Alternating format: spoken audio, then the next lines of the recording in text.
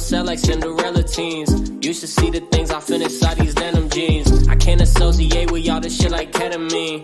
Been on one, been on two, been on everything. Bitch, I'm with my gang, with my squad, what the fuck you want? So be rolling gas, I can't hang, bitch, I'm fucking gone. I got people down from the jump, better know your bonds. I got people just tuning in, and the love is strong. Damn, they gon' want a piece when you got it like that. Like Jake said, we gon' spend it, get it right back. Stack that internet money to the site crash. They on IG tryna get a like back. See, they don't talk that talk, they just type fast. Yeah, we real life, cool, it's really like that. I might roll an eighth inside a blunt, that's a nightcap. Like where my lighter at, boy, I got a flight to catch. Through these ups and these downs, swear to God, ain't a dead thing changed. Don't forget where that sauce came from, best remember my name. You take L's ain't once in a while, gotta charge to the game. You gotta charge it to the game. Yeah, yeah. Through these ups and these downs, swear to God, ain't a dead thing changed. Don't forget where that sauce came from, best remember my name. Ooh. I'm just trying to make my bread and feed the fam. These fuckboys need to grow up like Peter Pan. Sometimes I get so high, I never land. Ain't no need to overthink it, I already understand. They be plotting on my downfall and need another plan. But we welcome all that hating, I'm like, thank you, come again. Made a stack off the game and gave 100 to my man. I don't owe no money to him, I just did it cause I can. Yeah, round shit, we ain't on no clown shit. You a product of the people that you stick around with. Don't get caught up in the evil that I can hardly hear y'all from my phone. We're live. Hey everybody, this is Kanal, Black Man Travels. Welcome back to our first ever new podcast series called The Lion's Den. And I have my special invited guest, Maya, who some of you guys already know. She actually have been attending some of our podcasts for the Black Man Travel segment and been chiming in, providing her input in regards to like what some of the topics that we talk about. But now we're actually gonna start a podcast series together, which is called The Lion's Den, and this is where I invite all the brothers to come on to the platform and have a real life conversation with Maya. Everything is pretty much wide open, so you don't have to be. It's completely unfiltered, uncensored. However, we will be respectful. If you got any issues, personal issues that you have, or any drawbacks that you feel like you want to put your personal feelings out there, this is not the platform for it. We will be respectful to our guests. So, as I said, this is a new podcast series that's going to be featured every Saturday, featuring Maya and other special invited guests. We're going to talk about all things from travel, health, relationships, and other current events that's currently happening across our society. So with that being said, I'm not sure, Maya, are you still back there in the back? I'm here. Hey, welcome, Maya. How you doing? Hi, thank you. I was having some mic issues and some connectivity issues. I don't know if you could hear me, but you guys are really low to me. Yeah, we can hear you. Okay, good. And also, too, we have another special invited guest. I'm not sure if you want to participate on the conversation, Ash. Do you like to introduce yourself? Okay, I think she's in the back. I think she's on mute. Yeah, she is. Well, I guess we'll get back to her. But anyway, Maya, this is our first show together called The Lion's Den. What's your thoughts on it? You've been participating in the background, chiming in your thoughts, your experiences, and everything else. Now that we're going to be working together, what are your take on this whole entire new experience about creating this podcast called The Lion's Den, that where you will be, I don't want to say attacked by the lions, but, be prepared yourself because you are entering the Lion's Den. Well, this is my thing. We've been talking about it for some time, and I think the time is just now to get started with everything. And I mean, I really enjoy my discussions and my conversations with, you and the guys that you have with your own Black Man Travels community, which is growing, and I'm very happy for you about that. I like to hear you men's perspective on things. It helps enlighten me as a woman on things that I may not be self-aware of. It helps me get into the mind of men and kind of, have a different outlook on relationships and sex and money and the things that we, typically talk about. Yeah, definitely. And we do talk about a lot of various topics in the back. So this would be a great platform for us to really bring out a lot of the conversation that we have behind closed doors out to the front street, so people could actually chime in and share their overall experience. So this is gonna be fun, guys. Again, be respectful. This is not a passport bro discussion. So it's none of that. This is grown man having a real conversation with amazing, intelligent, beautiful women, and we're gonna have a real talk conversation. We may talk about traveling. We will talk about relationship and other interesting topic, but be respectful. That's all I'm saying. I got some guys in the back. First, I want to introduce my boy, big brother Roland, the traveler. How you doing, man? Good, Kanal. Thank you for inviting me to the panel and the discussion for tonight. I'm looking forward to it. Hi, Roland. Hey, how are you doing, Maya? Good. How are you? I'm doing well. How you doing, Cool. Ash? She's still muted, so I she's still her to muted. be out, and I'm about to pour me a glass because I told you I'm going to be sipping just like you are. Yeah, I'm definitely sipping on some wine again, man. So you know me, I drink the port wine. Oh, there's another person in the back. Melissa, that's a friend of yours, Maya? Yeah, so I guess everyone's joining in to listen in, and whoever wants to join the panel based on our discussion, they're more than welcome to. Okay, cool. So all right, so you know what? Let's just go ahead and start the conversation, man. The first conversation is, I'm not sure if you guys been following the whole Steve Harvey situation with his current wife, soon to be ex-wife.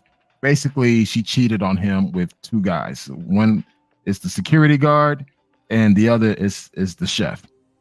So the question is monogamy realistic? Based on our today's society, can we truly have a monogamy relationship based on how things are currently running, our social morals and everything else? Is it still realistic to have in 2023 and beyond?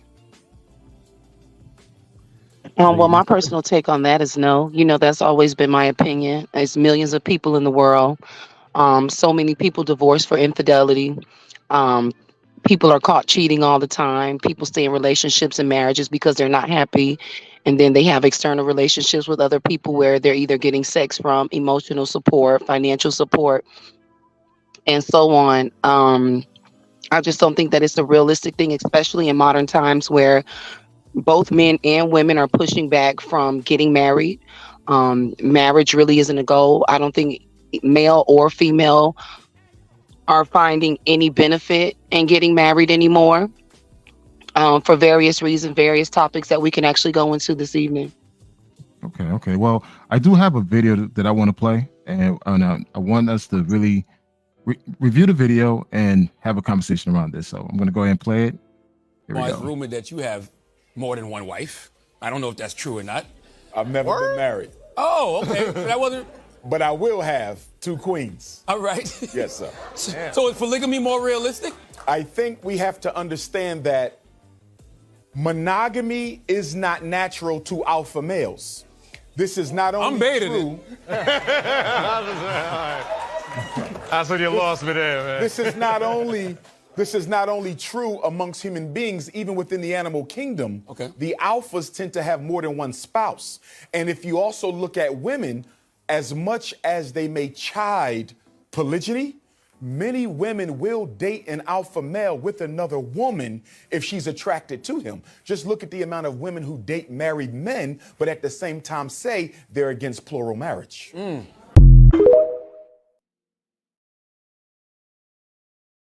Gonna move on to Roland and Buck Travel and everyone else. I definitely agree with that. Yeah, I mean, you see guys like in position of power, like married men who are CEOs, vice president, get hit on all the time by other women. So women like what other women like. So we're not designed. Humans are not designed to be monogamous. All right. And Maya, what are your thoughts on it? I agree with that. I'm glad that he's transparent with what he wants. He's admitted and openly saying that he's going to have two queens. So I'm hoping that both those women know that and they're in agreement and compliance with it, to avoid any future arguments or breakups. in addition to that, most men just don't do that. They're not transparent about being with two women. I've dated married men, and that's something that I'm not happy about because I mean he's cheating on his wife, and apparently if she finds out, she's going to be upset or heartbroken and feel cheated on. And that's something that I've never wanted to do, was to, be the quote unquote home wrecker, or break up somebody's home, so to speak. But Real quick, Maya, that was something that me and Kanal were talking about earlier. What was it about this particular man, knowing that he was married, that still attracted you to go against your moral compass? So you're saying right now, and date him, or did he deceive you and then tell you after the fact? well, no, we started off as friends. We just kind of met at a bar and we were talking and we were friends. And he just came out and told me that, he was married. And we just kind of agreed to see each other. He told me things where he was broken up in his home. I mean, I was a single woman. He was providing for me financially. A great friend. We had great conversations. He's directed me a lot in personal decisions and matters of my life.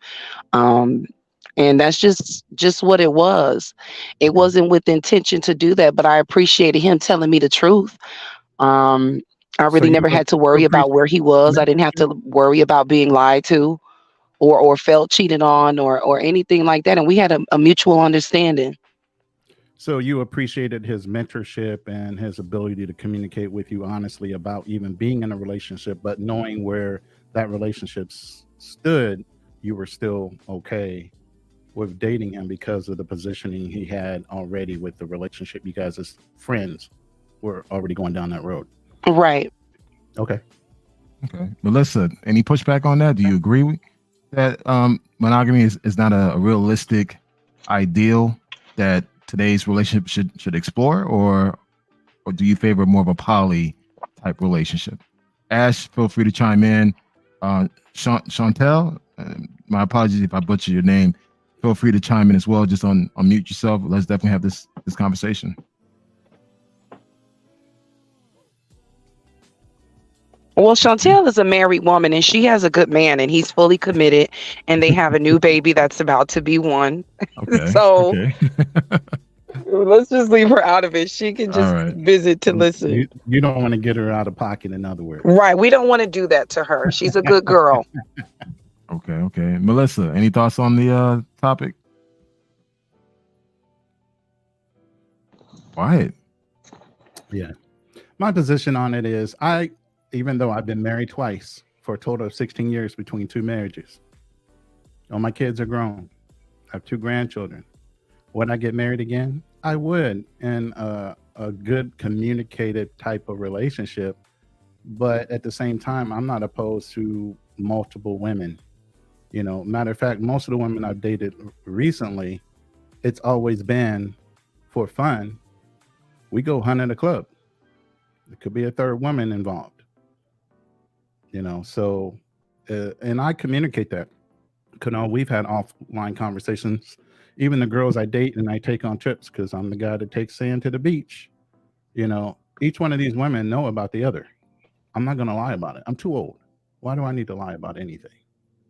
And I already know the ratio of men to women. They're at a distinct disadvantage, especially for good men. And if you know you're a good man, then you have the advantage, really. At the end of the day, it's just up to them to choose, and that's based on your honesty and what their attraction to you is. Are you bringing something for them, asset-wise, financial-wise, mentorship-wise? There's a lot of things that go into a relationship. You kind of pointed right there, Roland. Clear. Say that again? No, we kind of lost you there because you were kind of boarding. Oh. So we kind of lost you for a good 30 seconds. All right. So what I was saying was, it was basically up to the woman, as long as you're communicating as a man, like Maya was saying, he was a good mentor, a good friend. And then it rolled into something other than that because she appreciated the value he brought into her life. You know what I mean? So as long as you're open and communicating, which I have been, I've not had a problem at my age, even dating multiple women. And them all knowing about each other and knowing I'm still looking for a committed relationship. So Maya, are you trying to figure out which one you're going to commit to, or is this just like a polyamorous lifestyle that you're living? Wow. I would say I'm trying to find one, because I'm not the kind of guy who wants to be jumping around and doing a whole bunch of things. I'm pretty straightforward with what I want. So it's pretty much on them to figure out how they're going to compete to get me to commit to them versus me having to do that. The one that's showing me more attention, the one that's showing me the things that I value in a woman, is the one I'm giving the most attention to. Matter of fact, one chick had first right of refusal when I go on trips. She lost that. So now the other chick has first right of refusal.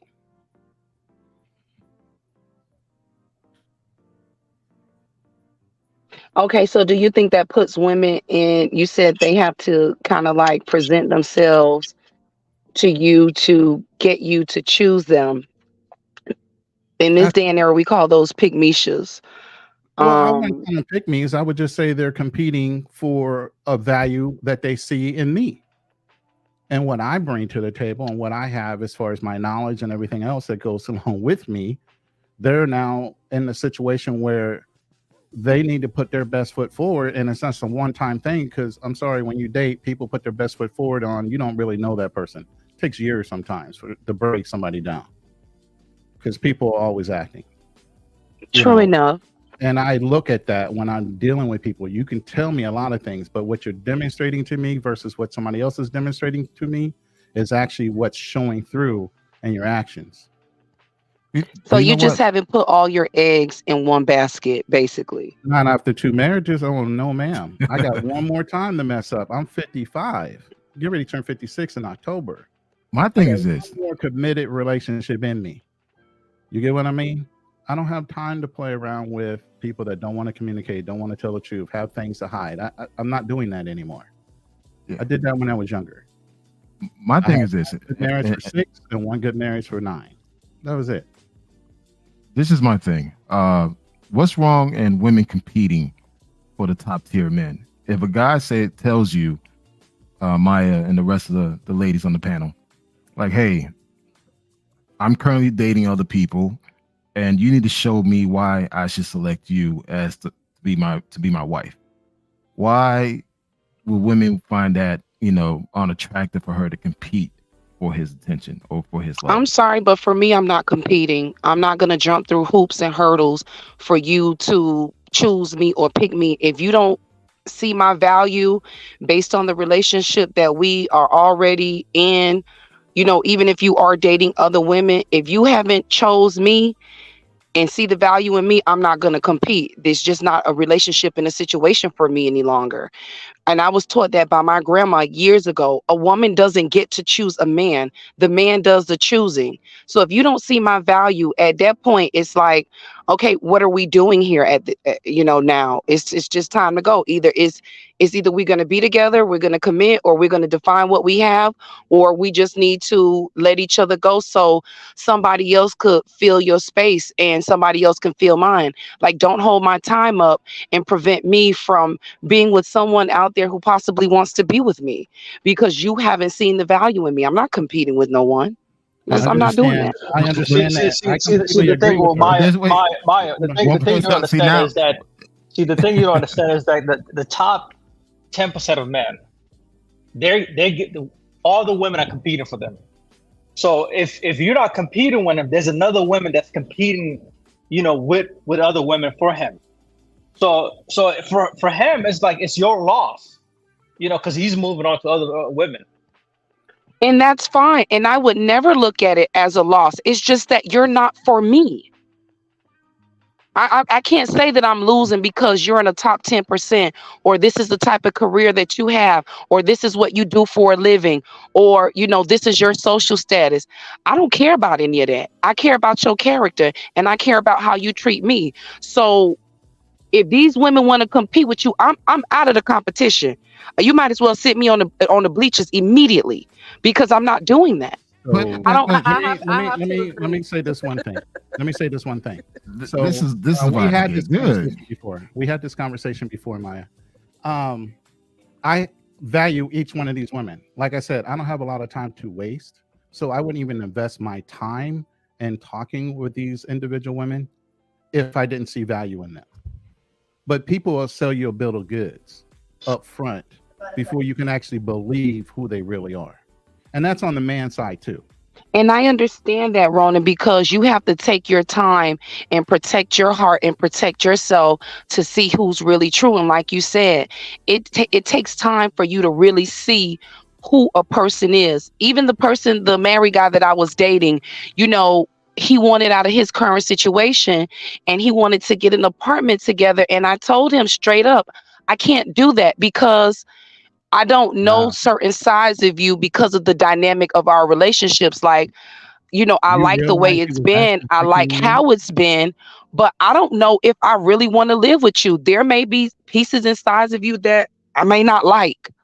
Exactly. So I can't promise you and guarantee you to say, okay, you leave from your relationship and then, you know, we take off into the sunset. No. Exactly. And that's why women, even though they're dating a man, how many friends do you have in your book right now or in your phone that you can call? If you're Well, I'm in my healing era right now, so this phone is dry, Ronan. Come on. Okay, it's your phone, but most women keep at least 4 or 5 dudes that are most likely simping, looking for the opportunity. They quote unquote call friends, but they know they can take advantage of those men in situations where they need a man's help, whether it be to fix something around the house, fix a car, tow their car, help them do something. That's but particular for all women. They all keep men in their phones. And if you ask them to get rid of all their friends that are male, or I would tell you this, tell all your friends that have male friends in their phone right now to call any one of their men and say they broke up with their man if they had a man and they're just horny. I guarantee you every one of those men will respond and say, I'll be over there in 5 minutes. Yeah, because men want sex, and that's easy. It's easy for women to get sex from men. Now, is it easy for women to get monogamy and commitment and security financially, physically, and emotionally from a man? No. But I think Ashley wanted to say something. I did. I apologize if I pronounce your name wrong. Ronan? Ronan is right. Yeah, Ronan. Yes, I was going to say, do these women that you're dating, do they know that they're competing with other women? Like, because I feel like it's all about how you go about the situation. Like, you don't want a woman to feel insecure because... No, I'm not insecure at all. No, they all know about each other. I don't lie. I don't need to lie. Like I said, I've been in 2 marriages for over 16 years. Okay, so I would never lie to a woman. Even in my marriages, I never lied. Okay, I see. I feel like when men do that, it's kind of... it comes off as manipulative a little bit, because it's kind of like, let me see what you can do, because I got these other chicks that can do this. You get what I'm saying? No, I would never compare or throw somebody's actions that I'm dealing with in another person's face that I'm dealing with. But I'm saying naturally as a woman, that's what I would think. And that's why I wouldn't even want to be on the roster, as Maya said. Like, you just going to take me out. My thing is, you can keep friends in your phone book for male companionship, which you do substitute your male friends as companions. So if a man is seriously wanting to date you and doesn't want any masculine energy around you but him, you can't deal with your friends on your phone, because well, he's going to have to foot the bill for me to get rid of all of them. He's going to have to make sure he maintains my car. He's going to have to make sure he provides for me financially. He's going to have to be my friend. Maya, what you just said, Maya, has a Rolodex of men. What you just said was they have to foot the bill. So the men in your Rolodex, your friends, or they footing the bill? I'm not. Okay, you just said, maybe let's take a step back, because maybe I'm misunderstanding what you said. Okay, you're talking about friends in the phone that's helping out in some type of way. Right. Those friends would be eliminated if I am in a committed relationship. And if I decide that I'm going to be committed, if I decide that the relationship that I'm going to have with whomever is going to be exclusive, those friends no longer exist. But But what if a I'm man is single saying, and I'm dating, then yeah, I but have what the a right to man do is that. saying, what a man is saying when he's committing to you, he's your resource. You don't need those other resources anymore. So I yeah, agree. you don't need any of those dudes in your phone because he now becomes your ultimate resource on everything you would possibly need if you guys are in an exclusive relationship. So why do you need those dudes in your phone? I mean, that's true. I think that for you, have you considered that you could be a little guarded because of your previous marriages not working out? I admit it. So Absolutely. I have because resources that I you have can't lost in generalize past and think that relationships. every woman has these men on the side or friends or whatever you want to call them. Like, Right. that's not fair. But here's the thing, the man loses his resources when he gets divorced, not a woman. I don't know about that today. No, it is a distinct disadvantage for men in marriage. They lose everything they worked so hard for years in divorces. So yes, my resources, my assets, my hard work, and how I got comfortable in my life are all subject to be lost when I actually get married. So yes, if I'm asking you to marry me or be committed to me, I'm risking my resources. What are you risking? Well, married men actually live longer. Just saying, statistically. Oh, I understand that. That's why I still want to be in a relationship. I agree with you there.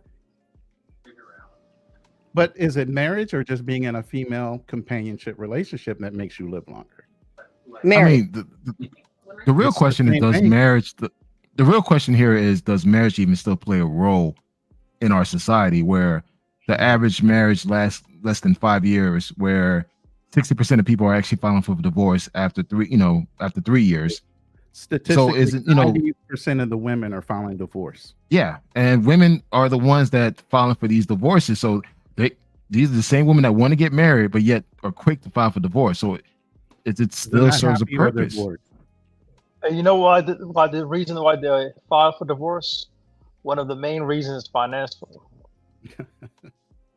Right, because But at that that's point, if you're not providing for me, protecting me, securing me, and there's no chemistry left, what we're not serving each other any purpose. It's just gonna be hell together. Like, you don't want me, I don't want you. It's just time to go. And sometimes people actually outgrow each other mentally. Money is not always the most important thing that brings people together. It's about your absolutely, character. It's about your morals. It's absolutely, about your principles. Are you an argumentative man? Are you attending to me emotionally? Are you absolutely. addressing how I feel? Am I being ignored? Those are other important things. So when all of those other needs aren't being met and ain't no money flowing around here, it's over. Okay, so a man has to go out, earn a living, make six figures, provide a comfortable living for you, and also be your therapist.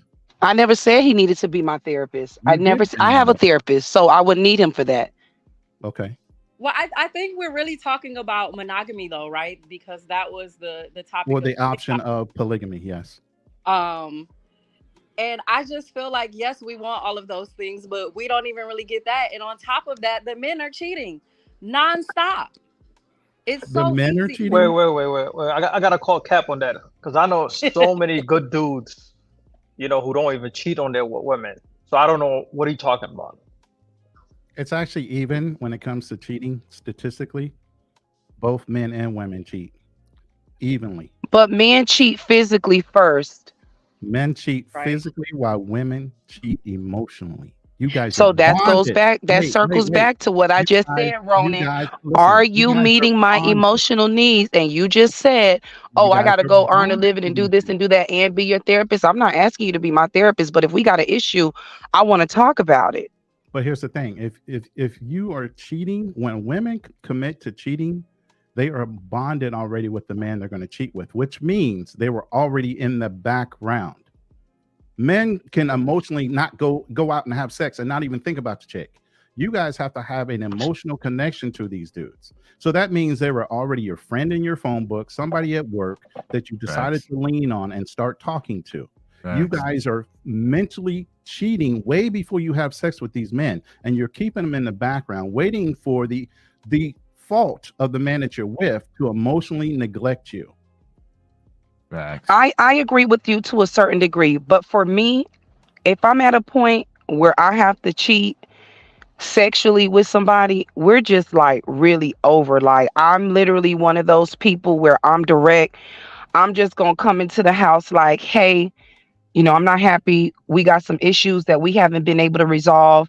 I think it's just time for us to go our separate ways. Right. Because I'm the That's type of honest. person that Right. whatever it is that I do, I'm gonna own up to it. I'm gonna be accountable for it. And I want to be able to look at myself in the mirror and face myself and be honest with myself first. So if I'm out sleeping with a You man and being intimate with him, it's going to be very difficult for me to come home to, my spouse or my significant other, boyfriend, whatever you want to call it at the time, and be intimate with him.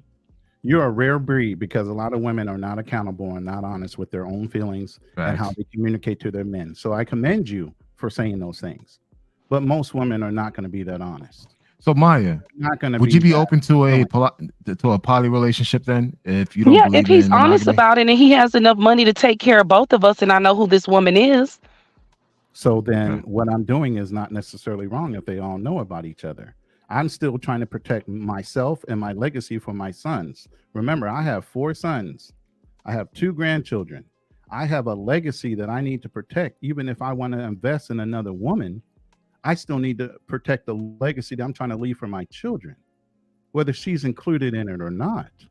That's my ultimate responsibility as a man, to leave a legacy for my offspring. But that's you, Ronan, and that's very far and few nowadays because men just don't want to do anything for women anymore. Oh Why my is that? goodness. Wait, hold up, Alex. Go ahead. Why is that?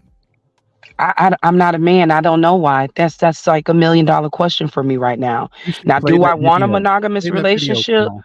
Of course I would want somebody who wants to commit to me and have eyes for me and feelings for me only. But looking out here right now, that just doesn't seem like that's something that's possible.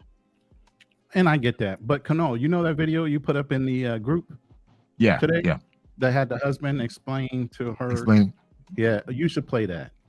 If you can, It's too long. But I actually have a shorter version of that. Here we go. I'm gonna go ahead and play this one. A second. All right, y'all. Here's a question. Why men don't approach women anymore? Glad you asked. Let's get into it, family. Happy Saturday, everybody. Number 1, the fear of rejection. Women today, as we know, have some unrealistic standards. Some women. Unless he has a 6-pack, 6-figure, and is 6 feet, you can't talk to him. Number 2, it's not just about the fear of rejection. For some men, it's the fear of being labeled a creep or a predator because the man that's approaching you isn't your type. So because he's interested in you, he a creep? Come on now. Number 3, online dating, which has made it so men don't have to get rejected in person. Number 4, social media. Now you can just run up in somebody's DM. You don't have to have communication skills. I think all this technology and everything has made our communication skills terrible, y'all. Terrible. And last, we've seen how women will reject men in unnecessarily rude ways. It's okay to not be interested, to try to embarrass them. Y'all, we gotta stop. So what do you think? Can I say something about the video? Yeah, definitely. Chime in. Okay, so for one, if I don't want to be approached, I don't want to be approached. That's the first thing. If I'm not open to dating, and I'm in that era right now where I'm not seeking anybody, I'm not open to dating. So if you're approaching me and I just say no, like, hey, I'm not interested, I don't believe that that's rude. Second of all, women, we have to be extremely safe with people approaching us because you don't know if somebody's approaching you to sexually assault you. 2, you don't know if they're approaching you to rob you. 3, you don't know if you're going to get sex trafficked. And those are 3 main things that are occurring right now with women disappearing and being murdered. I don't think that's rude to say, hey, I'm not interested, sorry. And, they continue. Well, I think you're pretty. Well, give me your number. Even if you say, well, I got a man. Well, can I be your friend? Can I call you? Then I got to go into this whole dialogue to say, well, if you were my man and I gave out my number, how would you feel? No, it's just no. And why would somebody have to feel embarrassed or rejected because someone says no? It's just a simple no. And I don't feel like I need to explain myself about that.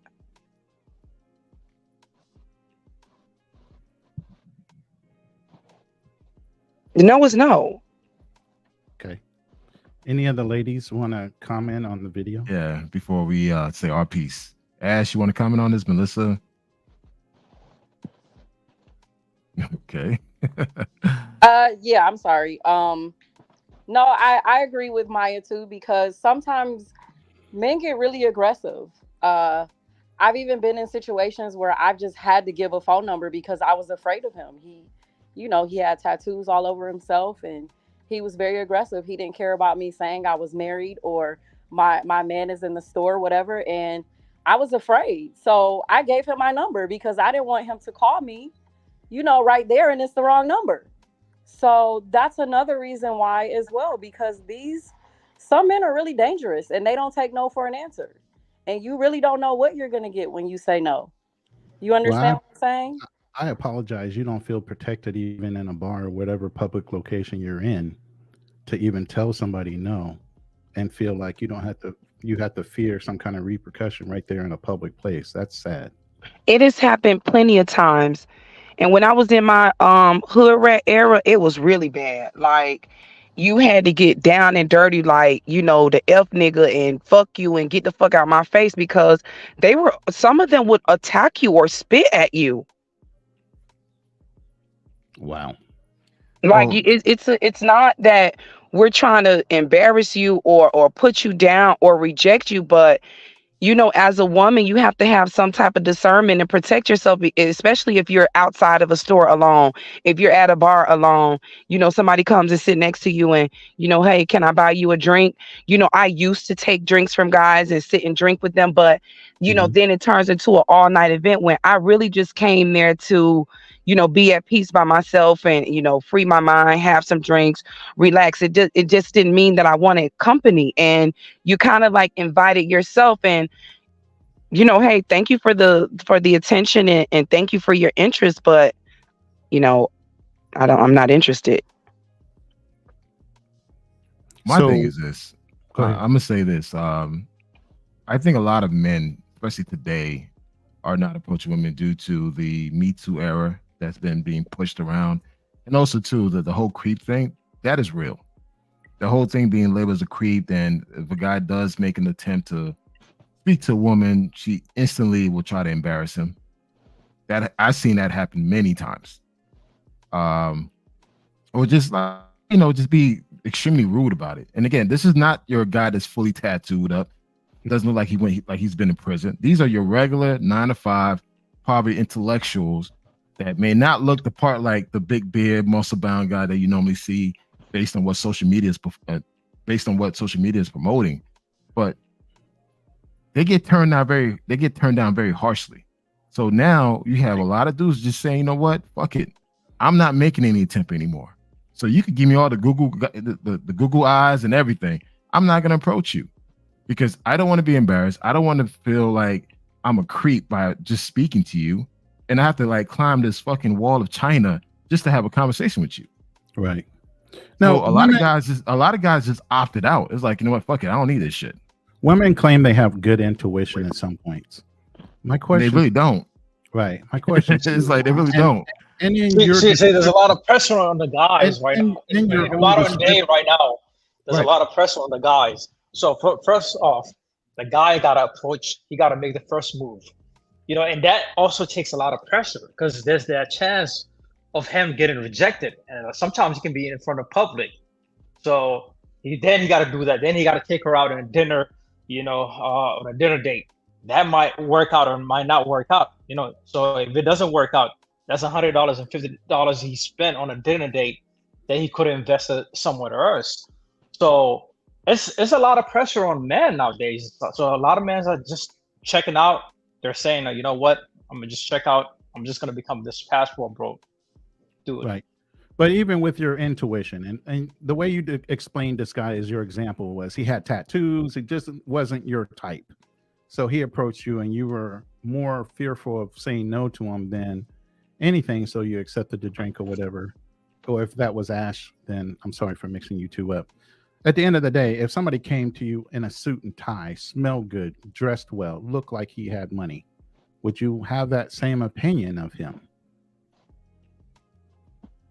Great question. So if someone wearing a suit, Ash, meaning he's a good guy, intuition, a good guy, clean cut, no tattoos, 9-to-5 guy, professional or business owner, would you feel the same way of that fear factor if he approached you? Same thing, same question.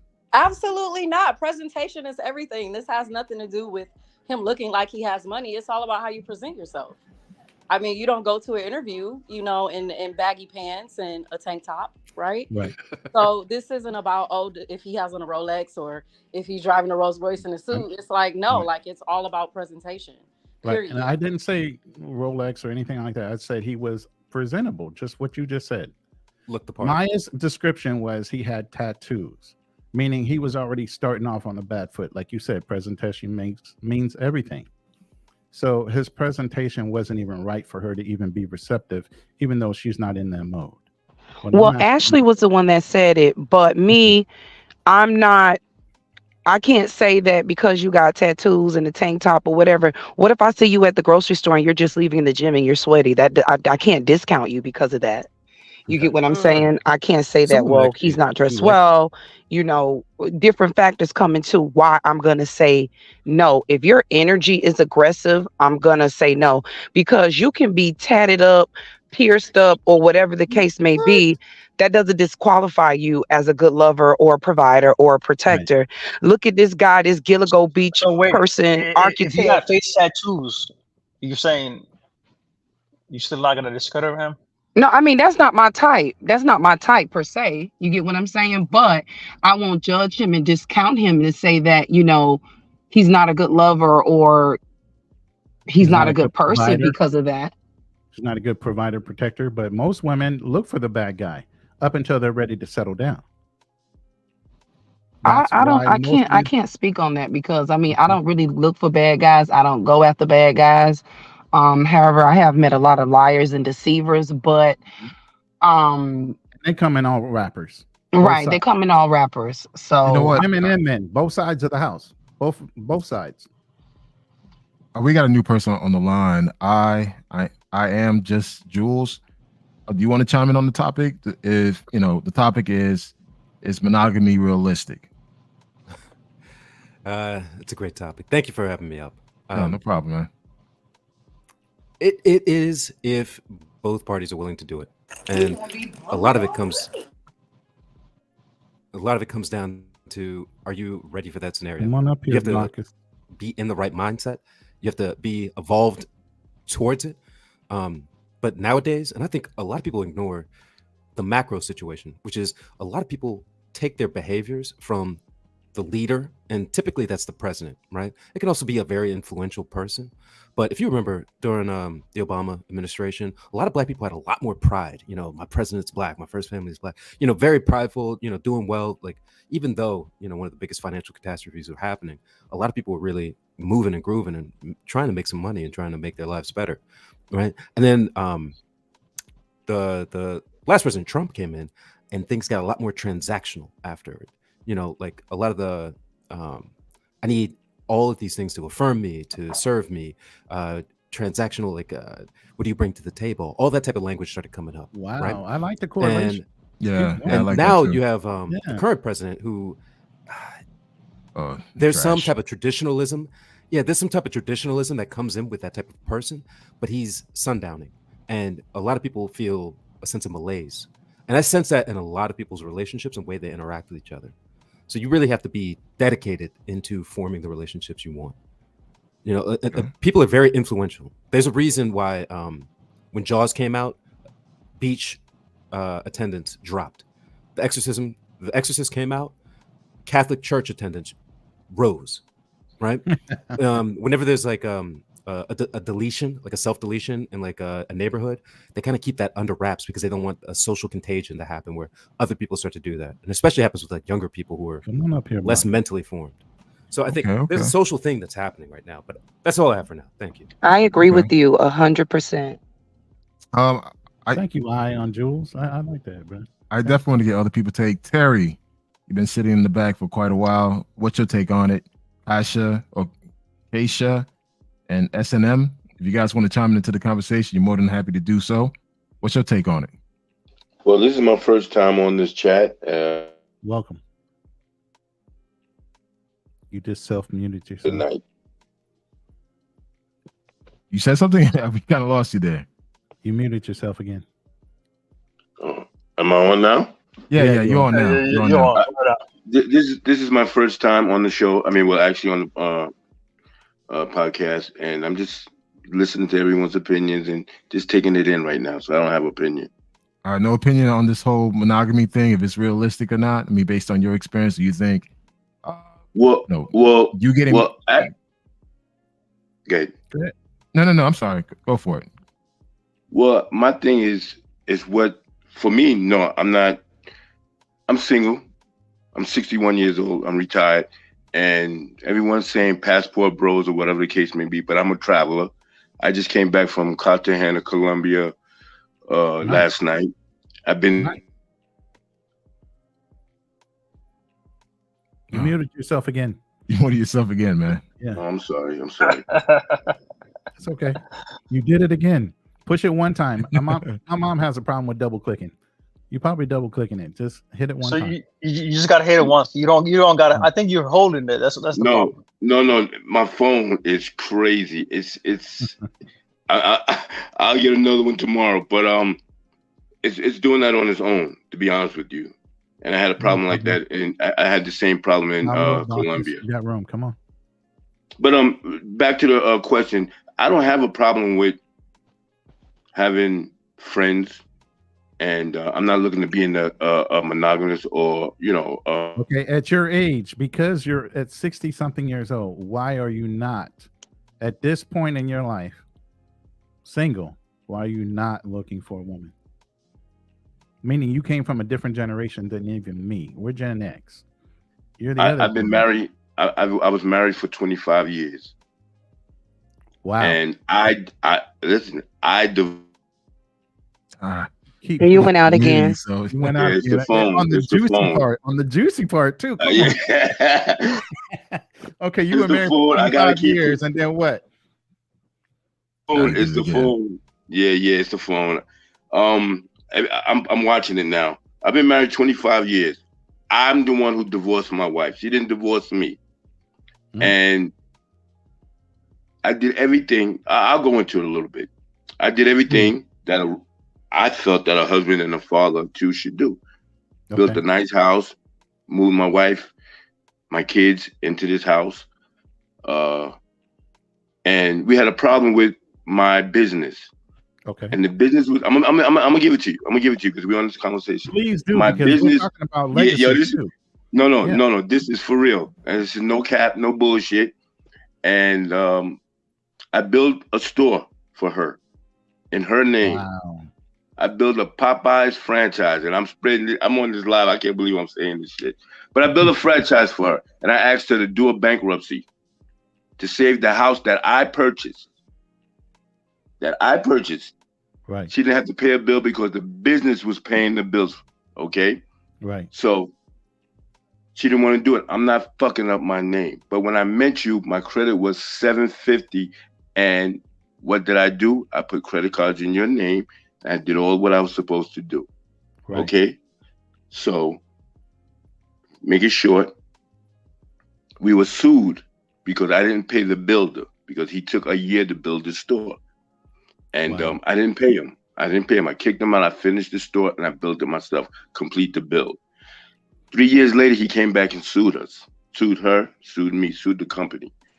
He won he won $265,000. They put a list pending on our house. You put a lien against what did I do? I said, listen, we could get around this, but you have to file bankruptcy. I had other houses in my name. I had other houses, like 5 other houses in my name. We wanted the tax write-off. No bullshit. This is properties too. Yes. And she was ready to fuck it all just for one situation. Well, it was her mother and other people in her ear, from my understanding. And that's what happens.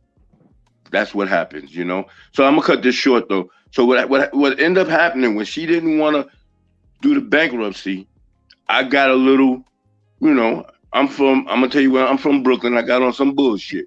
You gonna do this fucking bankruptcy or blah blah blah blah blah. So she did the bankruptcy. We had to pay $210 a month for the bankruptcy.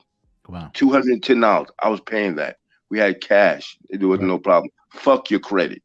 You understand? Don't worry about your credit. We have cash. That was so I had to force her to do that. So I said to myself, right after that, I said, when this 3-year bankruptcy is over with, I'm going to divorce her. And she resented you for the whole 3 years, I can guarantee you. No, well, yeah, probably so. But oh shit. Damn. Yo, man, I'm telling you, Hey, you know what? In the meantime, we got Pablo and Adrian Mitchell, man. Welcome to the chat, man. I know you guys. Hey, Pablo, what's up? Hey, how you doing? Good. I mean, that is a terrible story, and I hate to hear that. And it sounds like this was a selfish woman, and she was hard-headed. She didn't trust his guidance. Did you hear the pain of that? Because he had to put the effort in to do that, to set her up. I feel for him, honestly. And like I said, this was a hard-headed woman who didn't trust his guidance for whatever reason. She didn't take, what he asked her to do. Right. And she pretty much fumbled the ball. Mm-hmm. Okay. But like I said, you're rare. Most women will do exactly what she did. Pablo. I'm sorry. I'm a money woman and I love money and I like living well. Fuck my credit. I mean, if you're telling me fuck the credit and I know we got cash, fuck the credit. Let's do this. You're rare. Let's do what we got to do, baby. A lot of women out there are not like that. Yeah. I definitely want to get Adrian and Pablo take on this whole monogamy thing. Pablo, right. Adrian, I'm going to give you guys a platform. Is monogamy realistic in today's society, especially within the United States? Bacchus, get your ass up here, bro. We're not going to ask no more. Who you want to go first? Yeah, Pablo go first. Pablo go first, then we'll follow up with you, Adrian.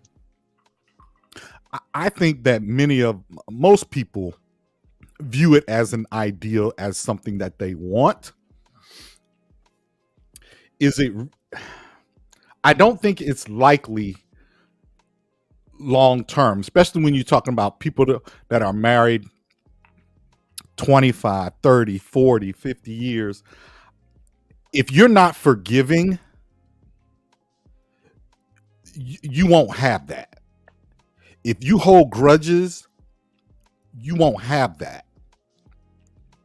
So, I wish that people would be more forgiving and more understanding of the humanness of their partners and the human frailties of their partners, of their spouses. I don't like partners. It sounds like some rainbow stuff. But if they do that, then I think we have a lot more families intact. If people weren't so egocentric. Right.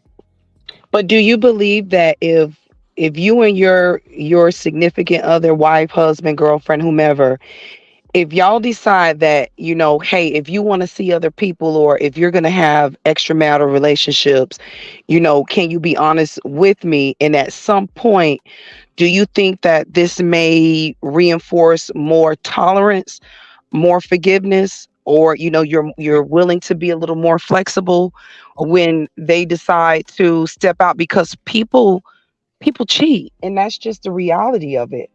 Yeah. I mean, so what if I'm not honest? What if instead of not being honest, I'm not saying I'm outright lying, but what if I don't tell you and you catch me? Are you going to head for the door immediately? Or are you, if I say, hey, there's no feelings behind, particularly with men, because you got to understand, most men who have cheated on their wives do not want to leave their wives. They are not in love with the other woman. Exactly. I understand that, right? That's clear. Most men cheat physically. I get that. But when you do that, I don't believe that men understand the repercussions and how it makes a woman feel like am I not pleasing you? Or, why would you do that to me? Or what is it that she has that I don't? And I mean, you do have to entertain this woman to a certain degree to get sex from her, unless it's just simply transactional. Correct. So, okay, let's say I admit that I had this affair. I say, listen, can we work through whatever issues or problems that we have? If the other person, the woman, the wife, is unwilling to, forgive, or going to hold grudges and going to continue to, try to quote unquote get back, or they cannot let it go because of their hurt, then yes, you're gonna have a broken marriage. But if you really look and say, okay, I don't want to break up my home simply because my ego is hurt. I don't want to snatch my children away from their father because my feelings are hurt. Those are life altering decisions. And I literally just had a friend go through this. His daughter told on his wife. Wow. About her cheating. Well, guess what? He was cheating too. So he had to humble himself. He had to humble himself. And he and I had a talk. And I said, well, don't make any decisions with your ego. Right. And they had a talk, and they ain't going nowhere. Exactly. There you go. Okay, but that's fine. So if you come and tell me, or I find out that, hey, you've been cheating on me and I forgive you, how many more times are you going to do this to me? That's the mindset Do you that I'm forgive in. him, or do you want to get back? No, I don't want to get back. If I'm gonna get back, I'm gonna just leave. Like, baby, I'm gone. Okay, I can't handle this. My ego fragile. My feelings hurt. I don't know if I could look at you the same. I don't know if I want this anymore. I'm out. Whatever. But different certain situations. Do you know the the cheating can be excused? Like you said, family, kids, I don't want my house broken up. I may have to just deal with this, and we're going to have to work through this. But again, how many times are you going to do this to me? And when you're cheating, and let's be realistic. Me and Kanan had this conversation the other night. Let's be realistic. You and I are intimate together. More than likely, we're not using protection. We don't use condoms. So you mean to tell me, as a married man, and you're fully committed to me, and you and I both have unprotected sex, you gonna go from some wet pussy to some condom pussy? Wow. I doubt it. So that means you're going to be sleeping with her unprotected as well. So what are the chances of you bringing me back something? Because I don't know who this woman is, and I don't know what she's doing. So y'all both are taking the risk, not the wife. The wife doesn't even know. She's ignorant to the fact. That's what I'm saying. So this is where the polygamy comes in at. Who is this woman that you're with? Who?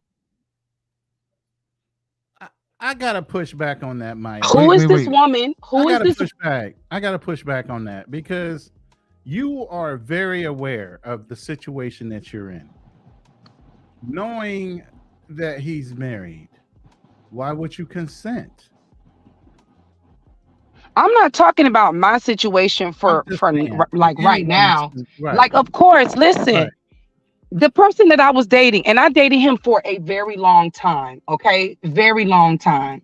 That doesn't make it any better. Him and I agreed that I was going to be exclusive with him, okay? Whether he was married or not, that was my personal choice. I'm not a serial dater. It don't take 2 and 3 men to please me or give me what I need. You get what I'm saying? So you're married, you're in a relationship, you say you're not happy at home, you and I are friends, we're emotionally supporting each other, we're mentally supporting each other. And I mean, of course, I'm getting a benefit out of it too. You're helping me take care of myself and my daughter. You know, you're present around her, you're present around me. You know, you're helping me reach, you know, personal and financial goals as well. So I don't have a problem with that. Okay. Now, what broke him and I up is that the finances stopped. So why do Probably you? because the wife is noticing the finances. And I'm pretty sure, because there's been times in the gap where he wasn't doing anything for me, and I'm pretty sure she probably was questioning, where are you, what you doing? You know, he's had to pull away from me at times. You know, don't get me wrong, he'll get back on schedule, which was cool, you know, but at the same time, him and I had an agreement that I wasn't going to see other men. Now at the climax of the relationship, when it just wasn't going anywhere and it wasn't working anymore, and I started seeing someone else, and I was very honest and transparent with him, like, hey, this isn't working, I'm seeing someone else that I'm you know, getting more from, they're more available to me. I mean, he literally lost his shit. And I was like, well, I don't understand why you're getting so upset, because you're fucking married.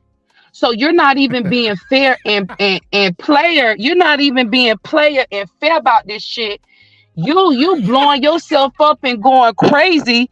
Like, you want me to starve and be alone? Like, I got somebody that's available to me now. Hold up. Hypergamy. That's what it is right there. She just proved it. I want Adrian to chime in. Adrian, your take on the topic. What you think? No monogamy. No thing.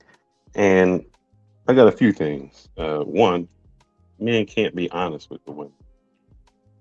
And the reason is, even if they know, if he admits it, like the young lady said, the woman is always going to think that something is wrong. So you just can't be honest. No matter if they want you to be honest, it's not there. An example is, I always say this to my wife. You look at a pie, and if a slice of the pie is missing, no matter how little, all you keep thinking about is the slice of pie that's missing. You have everything you want, vacations, car, and all you want to concentrate on is the missing pie.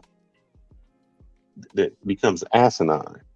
And just so you know, she's listening. And the young lady who said that she has a hard time with the men coming up to her and talking, I don't know how that's an issue. My wife is attractive. She said that she always gets people coming up to her.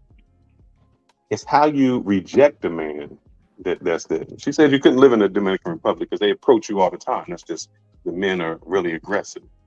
I'm not sure how you are rejecting a man, because there's a way to reject a man to still make him feel that he's been successful.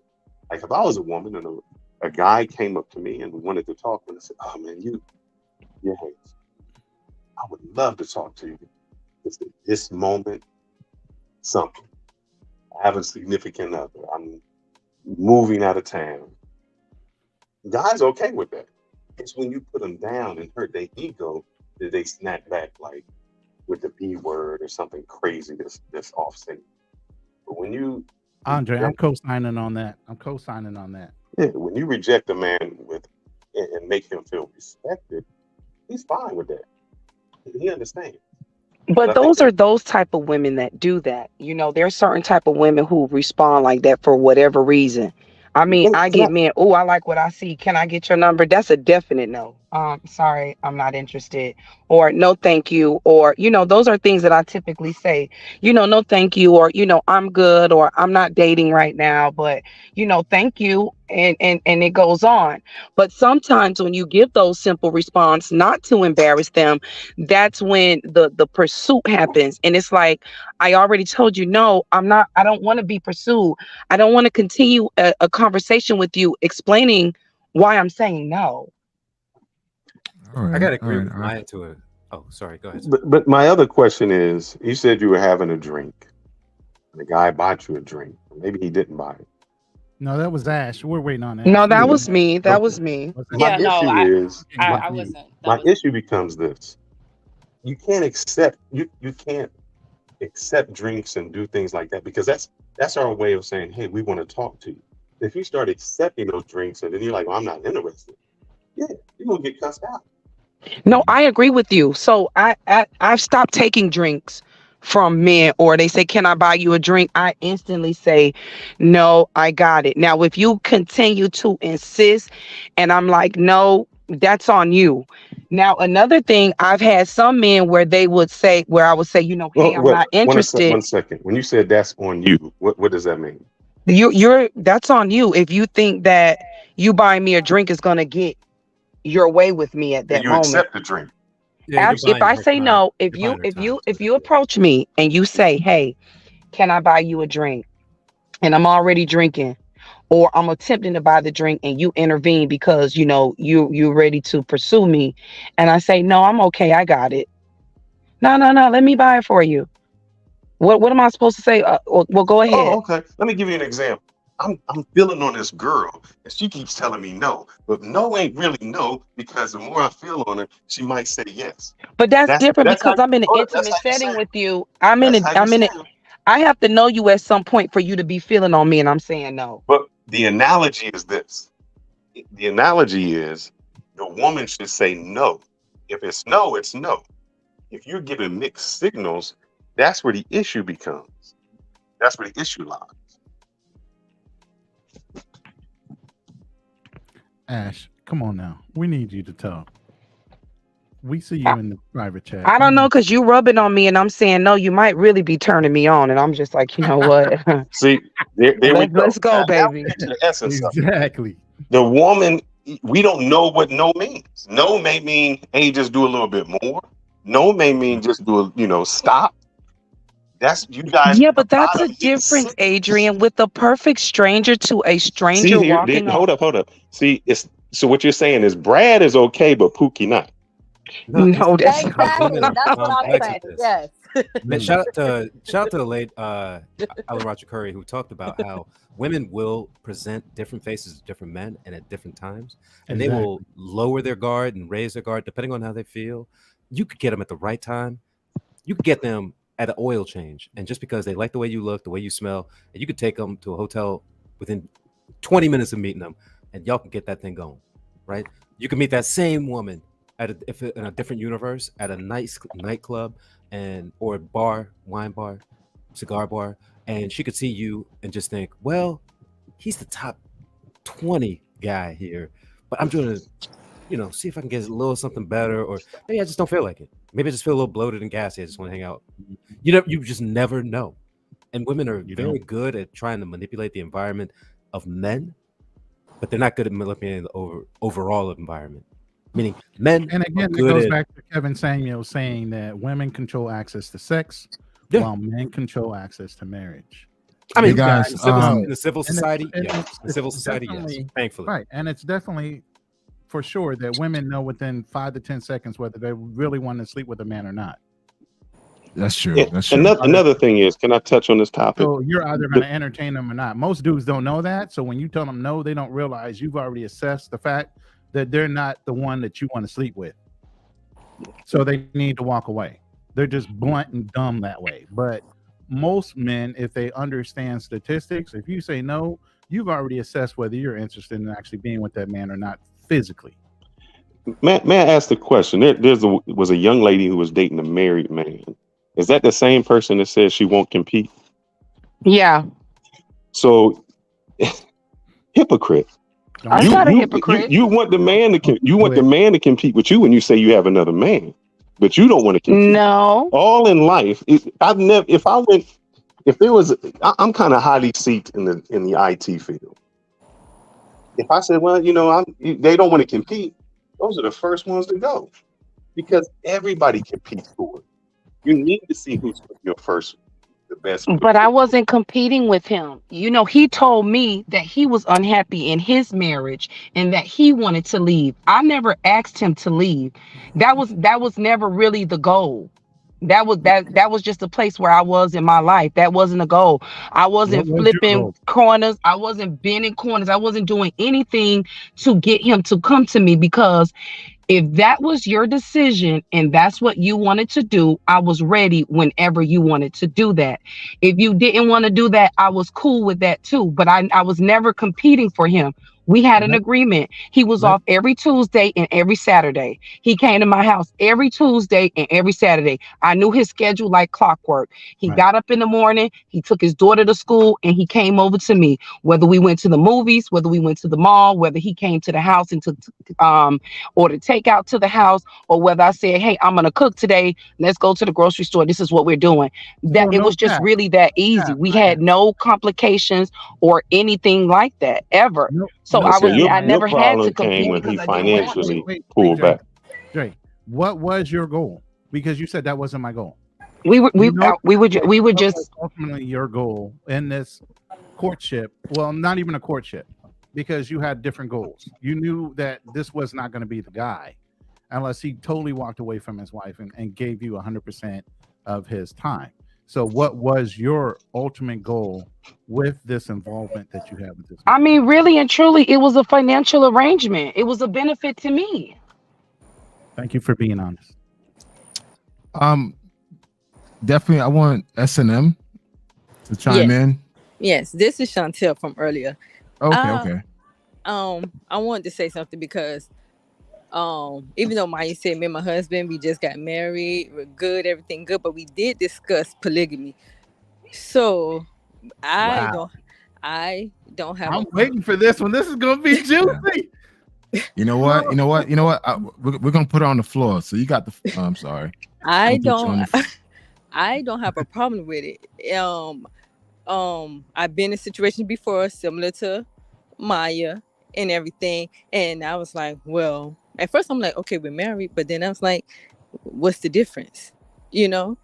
But now, as I'm thinking about it more, I just was like, it's gonna be our girlfriend or wife or whatever you want to call it, not just Right. yours. That's ours. We both have to agree. Yeah, no, but see, some people don't want that situation. Some people just want. We Oh, both have to agree. That's yeah, the rule. sure. Yeah. Hey, Alex, let her speak. She has the floor. No, I'm Please sorry, tell I'm us. sorry. Please Yes, tell us please. this whole situation. No, so you know, like I said, I said we both, that's going to be our girlfriend or wife or whatever the case may be, and I don't have a problem with it. So, and we both agree. It's just that I feel like I'm not going to be in competition with anybody. I feel like if all of us get along, everybody's good. I don't see a problem with it. I did have issues. I won't say issues. Like I said, I dealt with people in the past who had someone, a significant other, and it was years I was dealing with it. And I didn't like it. I didn't approve of it, but I was in it. At that moment, whatever was going on, that's what was happening. I didn't approve of it and I didn't like it. And I said, if I was in a relationship, I wouldn't do that. I won't want nobody to do it with me. But now, it's not the age now we're in. Yes, polygamy is being more talked about, but it's been around for ages. It's just being more talked about now. Everybody's doing it. Because like they say, you're in it and you just don't know it. That's my point where I'm talking about. If the only way I would date another married man is if she knows about me and I know about her, and that it just has to be fair. Yeah, and I agree with that. My thing is, like I was saying, when everybody knows. Hold on, I just lost my train of thought. I'm sorry. When everybody knows, it make it easy because there's no deceit and there's no distrust. I know where you are. I know who you're with. I don't want to call your phone and you're not answering me because you're balls deep in someone and I don't know where you are. No, I know what I was going to say. I'm sorry, Maya. Sorry to cut Go you off. ahead. I know No, what I go was gonna ahead. say. So someone said it earlier because my phone kept going in and out. Someone said it earlier. Men can be honest, but women don't know how to handle the truth. That's for one, so they're going to continue to lie. Number two, since some men, they want to tell the truth, It's just that I feel like it depends on the person you're with. You got to know if you want to live that lifestyle, you have to pick the individual that will agree with everything you want. Some people are in situations now who are not happy, just dealing with it because of, let's say, economically, financially, whatever, just so they won't look bad to, outsiders. They're not being faithful in the relationship. So it's like people don't know they're in it. They found out they're cheating. They blame the female. I don't know all the time why females blame the female. I don't understand that. And I'm a female. I still won't understand. But I think men should just be honest. Don't be scared to tell the truth. And if the women don't agree, why won't you find somebody else? If y'all say it ain't about love, why won't you just find someone else who will agree with this lifestyle?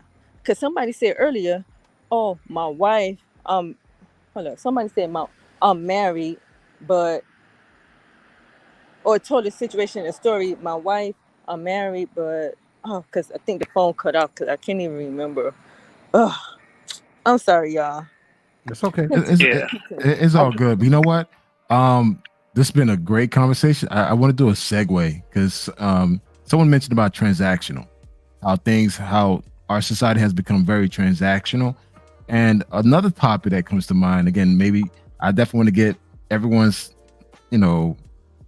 thoughts on this, is I'm going to play this video. And I want to make sure that, because now we are moving to more of a transactional society where people need to be paid for their time or for their information.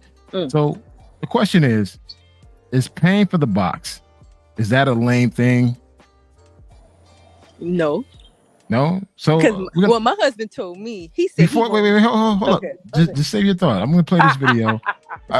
Again, women first. We've now become a very transaction society where basically, is it better just to pay directly to get the box, or should I take you on multiple dates to get it? So I'm going to play this video. We're going to chime in, have a conversation around this. Definitely want to get Pablo, Adrian thoughts on it as well. It's just an interesting take. So I'm going to play this video. 1 second. Is it lame for about this, man? About sex, should I say? Hell no, nigga. For what? What you mean? That's the best shit in the fucking. Let me tell you something, bro. Let me give y'all a youngin some game. Listen, man. I want you to think about this. When you meet a woman, right? Y'all go on y'all first date. All right. You picking her up. I'm counting everything. I'm gonna give it straight down the line to you. You picking her up, that gas money. When you go to a spot, you paying for parking. Cause you ain't gonna have that walking too fucking far. That's $25, $30. You $50 in the hole already. Wherever y'all going, you paying your way and her way. That could be an easy hundun. When you get in that bitch and you sit down, you gotta eat.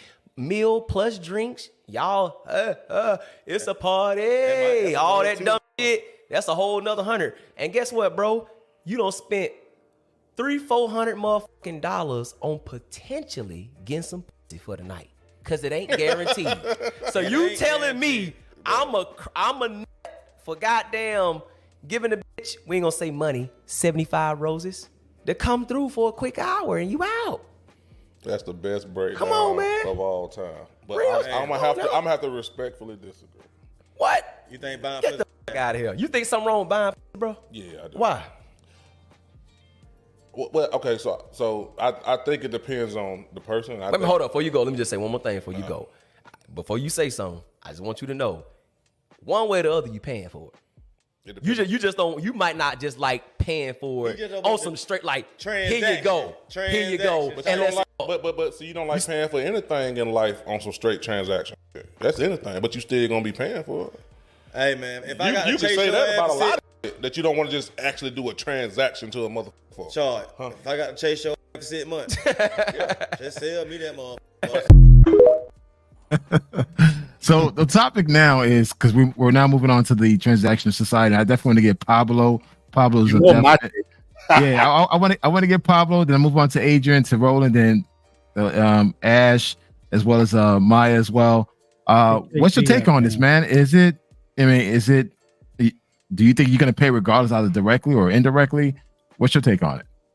So you know this is a topic close to my heart. Well, lower than my heart. Lower than my heart, below the waistline. Look, some of the most powerful men in the world pay for it. Why? Because they ain't got time. They got more money than time. Facts. You know, listen, you think Donald Trump is worried about his rap game? Or I can tell you for a fact, I went to college in North Carolina. I knew a lot of people that knew Michael Jordan when he was, you know, in college and in his early days in the NBA. They said Michael ain't know nothing about no women. He don't know how to talk to women. Well, he don't have to. He don't have to. When you get to a certain level in life and you know what you want, but you don't have time to be, you know, on the phone like a teenage girl, go on and get to it. Go on and get to it. If that's what you want. Now, in the meantime, between time, when you wanna have a real relationship, then of course you need to take your time, get to know the person, you know, do your due diligence and all of that. But one doesn't really have anything to do with the other as far as I'm concerned. And I think societies outside of the United States, I think they're a lot more mature about this than we are, because it's regulated, it's legal, and nobody's tripping on it. And I kind of like it that way, because what it does is hoes get to hoe, and regular girls get to be regular girls. They don't have to try to compete. Pablo, even regular hoes. girls. Pablo, let me intervene. Even regular girls sell sex. There's no difference. It's just a natural energy that women have, and we desire that we want. We want something out of this. I don't know. I don't know any woman. Hypergamy. That is the I agree with you. Hypergamy. I don't know any woman. I don't know any woman who wants to just lay up and get dick down with nothing in return. Right. I get you. No, I'm with you. It's just, are you paying up front, or are you paying as you go? I don't mind either way. Either way. So now what's happening too is, instead of being hardcore prostitutes to say, hey, this is the type of timing I'm on, this is how much it is, this is what it is, a lot of women are softening it by financial arrangements and agreements, which, I mean, like I said, either way it goes, I'm not against it. And I'm not against, if you want it, buy it. Yeah. Can I reply to that? Yeah. KG, go for it, man. I disagree. Okay. First of all, I want to say, if you want to pay for it, you pay for it. That's great. But this is the issue that I've seen that happen with most men that pay for it. They start to get like a false sense of reality, and they start to they social skills suffer, because like you can hang out with guys that monger a lot. Like when you go overseas, there's always guys that come in, they monger a lot and all that. And they assume everything is about mongering. They always look like, yo, how much is this? How much is this? How much is this? And they're not really interacting. Like, yo, why is this guy so weird? When you hang out with them, when they hang out with normal people, like, why is this guy so weird? Because they got so used to just like, all right, I pay, she pretends to like me, blah, blah, blah. And then when they actually got to hang out with somebody, actually got to use their social skills, entertain somebody, they don't have it. And that's why they have to pay. And that's why they have to pay, because they're disconnected with who they are as a man. So mongering is comfortable for them, and that's their character, and that's their makeup, and that's how they interact with people. But let me ask you a question, KG. Can I reply that? But this is the thing, though. There's going to come a point where you want a real relationship, a real companionship. if you don't work on your social skills or work on yourself so you can bring something to the table, women are not going to take you serious. They're not going to want to deal with you. And that's why you hear like a lot of guys on panels like, oh, force mongering or incel, all this other junk. But really is, they haven't took the time to work on themselves and bring something to the table where a woman would be like, yeah, I can see my time investing time with him without any transaction. But KG, I got a question for you. Go ahead. So, what percentage of men who have paid for sex do you think fit in that category? Where they have no social skills at all, and they're just, that they're gonna be mongers, and that's all they're gonna be. What percentage of men is that? It's hard now. Like in this day and age, like back in the day, like it wasn't a big topic because people kept their stuff behind doors for the most part. But I would say a lot of dudes that's mongering, probably like 70 to 60% of them can't. I don't think they can function in a real relationship. I don't agree with that. I think the majority I'm of on men. Pablo's side. I'm on Pablo's Yeah, side. I think the majority of men who have procured the services of a working girl are regular guys who, for whatever reason, needed to get their needs met at that time in that particular place at that moment. Move the hell on. Hey guys, I gotta right. Oh, let me say something. I don't technically pay for play, but I do like the idea of the transactional state because the favor tilts back into the position of the person who has the leverage, right? I make good money, and I like to do certain things on my timeline. If I'm going on like a regular dating app, the Bunge, was it Bumble, Hinge, whatever? It's all in the women's hands. They just no until they find like that guy, right? And I'm not a sales 101. You got to get a whole bunch of no's before you get your yes. But at the end of the day, you're gonna pay for the date. You're gonna pay for something. If you flip it on, you're on seeking arrangements or something like that, right? Mm-hmm. The table's on your side because they are looking for you, and you can just say, "Look, I have certain requirements, and I want to have a good time with a person who has a real connection, and we can talk offline about our arrangement. And I do not want to do P for P." And I put that very plainly there. And you will get hits because they see you, they think, okay, you're acceptable. They see your lifestyle. I mean, invest in a couple of good things and you can get a good thing going. I took a nice 25-year-old graduate student. Well, she just graduated from graduate school. Took her to a show the other week. We went out to a wine bar. We had a good night. Right? I didn't hand her $500 at the end of the night. She enjoyed the seats. She enjoyed the atmosphere. She knew that I knew a lot of the people. Showed you appreciation. Yeah, she enjoyed the time with me because I know a lot of people in my area. Right? I build connections. I build friendships. I know a lot of ways to get around here, and that's a very different environment. In that, a lot of guys, if you're just a regular looking guy and you're making like, let's say you're a regular looking guy, 5'10", 180 pounds, but you make $300,000 a year, right? Why are you insulting all those dudes out loud, man? Come on, stop. you can't just say that in your profile. Yo, I make $250. I drive an Audi A8. You can't say that. It looks tacky. It's classless. But if you put it in an environment where people are looking for that type of person, then they are going to find you and they're going to try and ingratiate themselves to you. And okay, I want to wrong with that. Or I want to reply to that because you're saying, want to be a direct transaction either. You just have to figure out how to solve your problem. If it's access, if it's accompaniment, because I wanted to go to that show regardless, but it was nice going there with a pretty young lady. Exactly.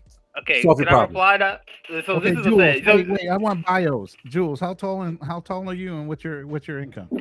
Just figure. I won't say. I'm in the top 1% of black men. I'm in the top 1% six figures plus, and you 1%, top 1%. You over 6 foot for black men. Go to don'tquityourdayjob.com. They'll have a pretty. No. I don't want your physical income. Okay, now KG, go ahead. How tall are you? I'm 5'10", 200 pounds. I'm 5'11". Okay. Whatever. But yeah, I would reply to this thing. Yeah, because you're saying you have a good social circle, right? You have good social skills. I'm assuming you go to the gym, right? I'm talking to what's his name? I am just Jules. Yeah, he's talking Jules. Yes. So, all right, so you're presentable. Yeah. Now, number one, going the whole dating app thing, I hate dating apps, so I don't really take that as a thing. Like going on secret arrangements, going on Tinder, I feel like that's a waste of time. But you said you got a good social circle, you're active in your community and all that. Why can't you just meet women during your daily dates? Like you go into an event, you see a woman that's attractive, you talk to her, you get the number. But COVID reset a lot of stuff for me, and I do see another woman semi-frequently, usually at conferences for our vertical, because I work within a specific data vertical, and it's I'll say it is Salesforce, right? Okay, and okay. They have conferences all over the country, all over the time, right? And a lot of times, my company pays for pretty much all the conferences, Absolutely everything, per yeah. diem, So, all that. yeah, so I have like, and I have a unique arrangement. But this one woman, she liked me. She does something in the finance sector, and she hooks me up with certain contracts that I can do on the other side, so I can have my main job and then several others contracts that she hooks me up with, and we get along. Mutual relationship, mutually agreeable. Come on, now. She doesn't want like a marriage. She doesn't want to be married. She doesn't want children. She's just kind of living on her edge. I can't describe it other than that. Nice lady, but I know that she wants a certain thing that I don't, but we Is get she an along. older woman? No, she's younger than me. Okay. But she's just resolute. And I know a lot more women who are just like that. They know what they want for right now. She might change her mind in 5 or 10 years, but this relationship might not last that long. And I'm fine with that. I'm just trying to enjoy the situation. And I enjoy that we are able to be mutually beneficial. I've introduced her to people I know through my network, because I have a more international network, but she has one that's more in the finance sphere. So it's mutually beneficial. Okay. You know what? Yeah. Let me chime I in. feel like he didn't answer the question though. Like, so you mentioned one woman. So if you're going to all these conferences and you're interacting with people, why do you need to depend on like seeking arrangements or Tinder? You should there's beautiful women everywhere. I don't want to But juggle. why is that? But why is that an issue if what he chooses to do with his time or how he chooses to date, he's doing what's within his pleasure and comfort level. That doesn't discount him or discredit him that he's not able to meet someone or that he can't. It's just a personal choice. Okay, Mike, it's not a problem that he's doing that. He's doing that. The thing is, a lot of guys, especially online now, they always complaining about Tinder, the odds are against you. Online dating, the odds are against you. They are. Why would you play a game that the odds are against you when you can just beat the people you want outside? That's how I do. I don't have. He eliminated the game by having a direct relationship with somebody that agrees with him, communicative wise, and understands what it is going to be what it is. When y'all see each remember, other, we're coming out of site. 3 years. Y'all see each other on site. When it's not, it's not. It's just what it is. Well, I want to say this. I want Adrian to chime in. Then I'd like to get Maya and Ash take on as well, because I'm curious to know if a guy were to proposition you to say, "Hey, listen, I'll pay you this for you to give me some type of experience," would you take it? But and before you're physically attracted to them, let's make it clear they are physically attracted to these guys that are doing this, so it's a benefit visually and emotionally to them. But Because before for me, Ronan. Wait, hold up. I want to get Adrian take on it before we jump on to the ladies. One, the gentleman isn't talking about a pay for play, so that's not what he was referring to. So that kind of negates that conversation. Two, the video that you showed, I make money, and it is a sucker that is spending $300 or $400 on the first date. Anybody who makes money always know about return on investment. So I'm going to make sure that I get a return on my investment. Whatever that is, I'm investing in a female, I'm investing in business. I'm not just going to put money out there and not get anything in return. Here's where I have an issue with pay for play. There are gentlemen who are in sales or they don't have any game. Kanoa, on your other show, you brought up something. You said, and you and I are in that similar age range. You can cold talk to a girl. There was no Tinder when we grew up. You had to have game.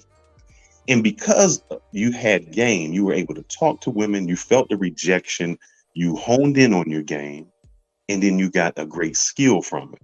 Now, once you develop that skill, if you say, hey, I'm just in a time crunch, I just, I don't want to do it. Pay for play is fine. The problem is the young generation have not developed that skill. They don't have no game. They go straight for the pay for play, and then they don't understand how to talk to or go to a woman. They think all women are in that pay for play lane. That's the first thing. Can I ask a question? What is with black men and all this game talk? I don't hear this.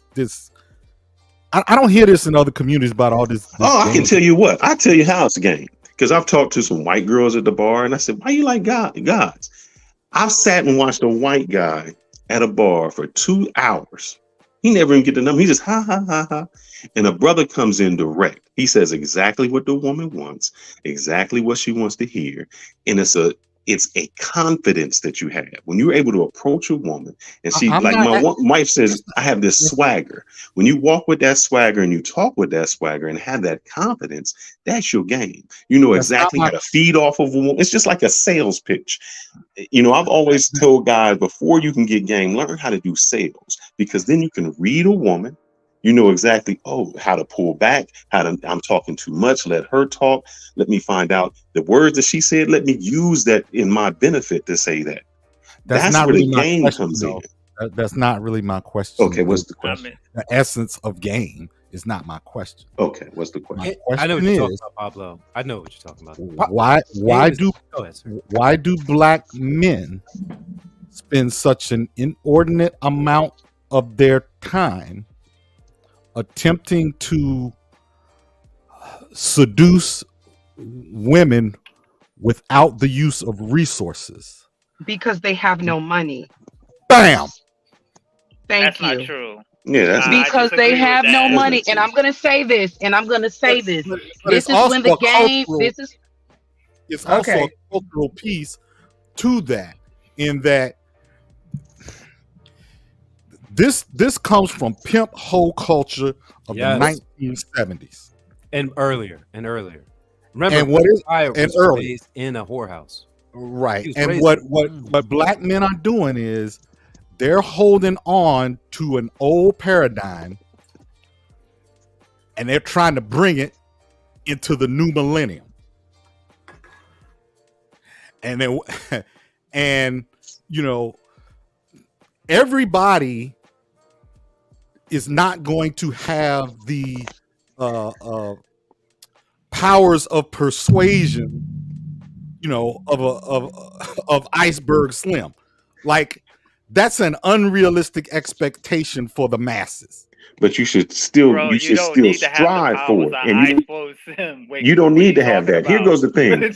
What did you just say? You said the men lack resources. Incorrect. There's a lot of incels who made a lot of money off of off the cryptocurrency, who have no game, cannot talk to women, and they have way more money than me. So it's not about that. It still has to go. When I say game, I'm talking about your swagger, your ability to be confident, your ability to approach, your ability to talk. Yeah, your charisma. That has nothing to do with resources. Your resources are an asset. Not needed and if you are leading, brother, and if you are leading with your resources, you messed up and effed up already. I've never led with my wallet, and the more money that I've made, the less money I spent. I tell a girl straight up, we got 3 choices. We can go get coffee, we can get an appetizer, or we can get dessert. Your choice. And they fine with it. I've never let them know what my resources are. I never let them know how much money I make, and I'm still able to get the top tier, because it's how you approach. You can have money and you can be an incel and have all the resources you want. If you don't have that charisma, you lost out. If I told you I didn't need any of that, game in the way that you describe it in Accra, Ghana, would you think I was lying? In a what? Hold up. You're in Accra, Ghana. Hold up. Here's the thing. You still have it. Can I ask you a question? If you in Accra, Ghana, and you walking around with sandals, some old shoes, some beat up pants, and looking dusty, because I can You show still you got a it? You still got it? man. Or because the reason you're saying you don't need the game is because a woman is already looking at you. She looked at your shoes, she looked at your watch, she looked at how you cut your hair. So she can tell by all of that the type of man you are. She's already judged you. What I'm saying is a lot of this hyper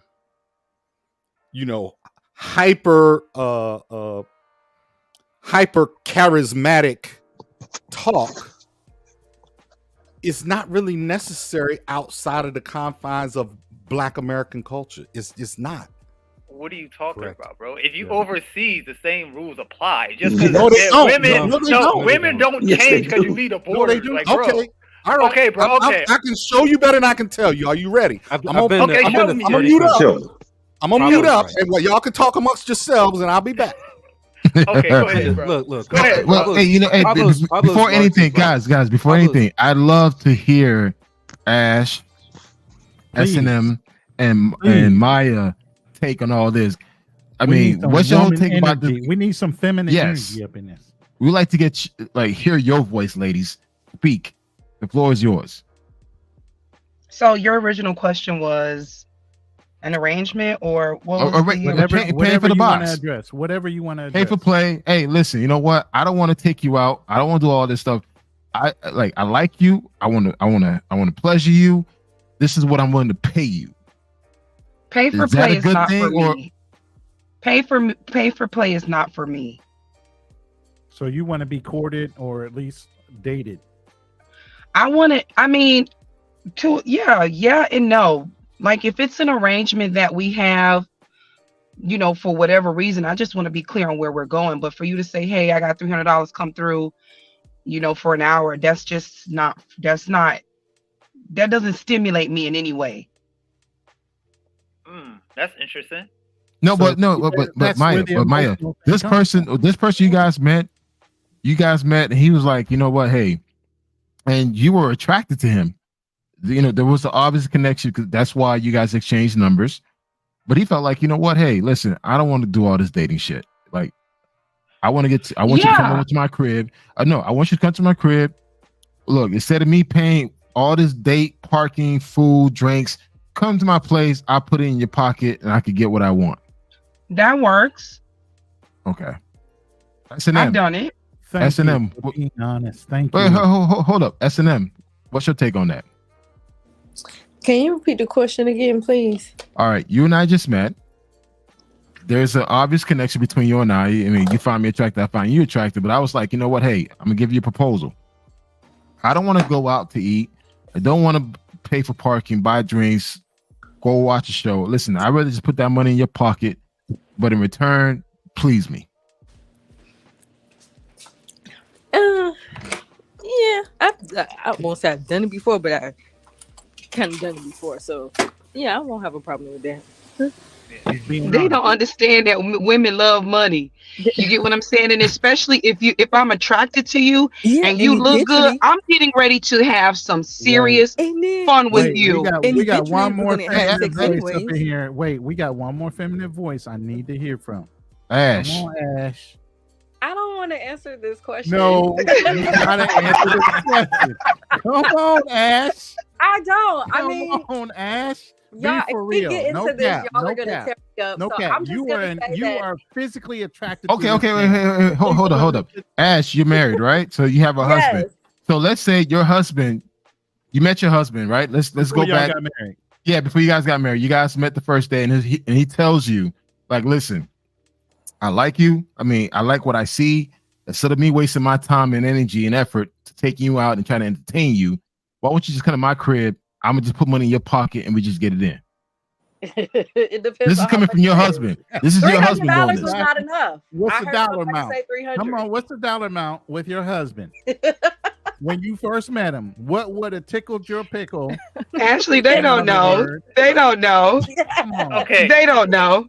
I'm gonna answer. I want to say for that shit. Story. We don't. But we can't talk about our prices. We're not gonna talk about our prices. Okay, they don't want to talk about their prices. Let me say, but this is the thing that y'all missing. Y'all prefacing it by saying attracted to. When you meet a woman, come on, y'all. In the first minute, she decides whether she wants to sleep with you or not. So if she likes you already, whether you was going to come to her and say, "Oh, you need $300," she's feeling you already. She's like, "Okay, I like you already. You gonna give me some money? Okay, I want to sleep with you already. Okay, I'll take the money and sleep with you." But if she's not attracted to you, you come to her, I'm gonna give you $1,000. And I don't know about this. I don't want to do this. It's not a difference. You would have done it either way. Yeah. That's what I'm saying. If you really feel in the man and you really like him, you're attracted to him, you see a future, it really doesn't matter. Exactly. Y'all control sex. Because you're really gonna That's do what it I for said. free. Like, Bro, exactly what I just said. That's what I'm saying. This whole play for play jump. Yo, get out of here, bro. Honest, Ash. Thank you. It's for just being it's a honest. plus. Thank It's you. a plus. Like, oh, I like you too. And you gonna put some money in my pocket? Okay. Exactly. This is what I be trying to say about play for play guys. They be like, "Oh, you gonna pay for it anyway." But then, like, look at this. The whole panel of women here. $40. Bacchus needs the Cash App Ash $40 for being real in this conversation. Okay. Let me just say this. Okay, bro. Let me just say this. Dudes always saying, "Oh, is you gonna play for it either way or another?" The women just here said they was gonna give it to you anyway because they liked you. That's true. Anyway. So with this whole negates like, oh, pay for play doesn't make a difference. That's why I be trying to get across the dudes. Like, if you work on yourself and you're attracted to women are gonna want to deal with you regardless. You don't need to spend $1 million on women. If you women want providers. Let's keep it honest. Women want providers. They want somebody to make them feel secure and safe. But guys is like, oh no, it's just I throw $1,000 at this chick and she gonna just drop her panties. No, it's not like that. They have standards. Boom. I agree. I can share this. Well, actually, I can share this experience with you guys. I was in Iowa. I was working for Dodge, Jeep, and Wrangler. So I was the marketing manager at the time. I went to Iowa for a project. Oh my God. I mean Iowa. And I remember I walked into a bar. I walked in. This woman, beautiful woman. She saw me. She looked at me. She knew instantly that she wanted to have sex with me when she saw me. Literally within 20 minutes of our conversation. We went back to her crib, had sex, and that's it.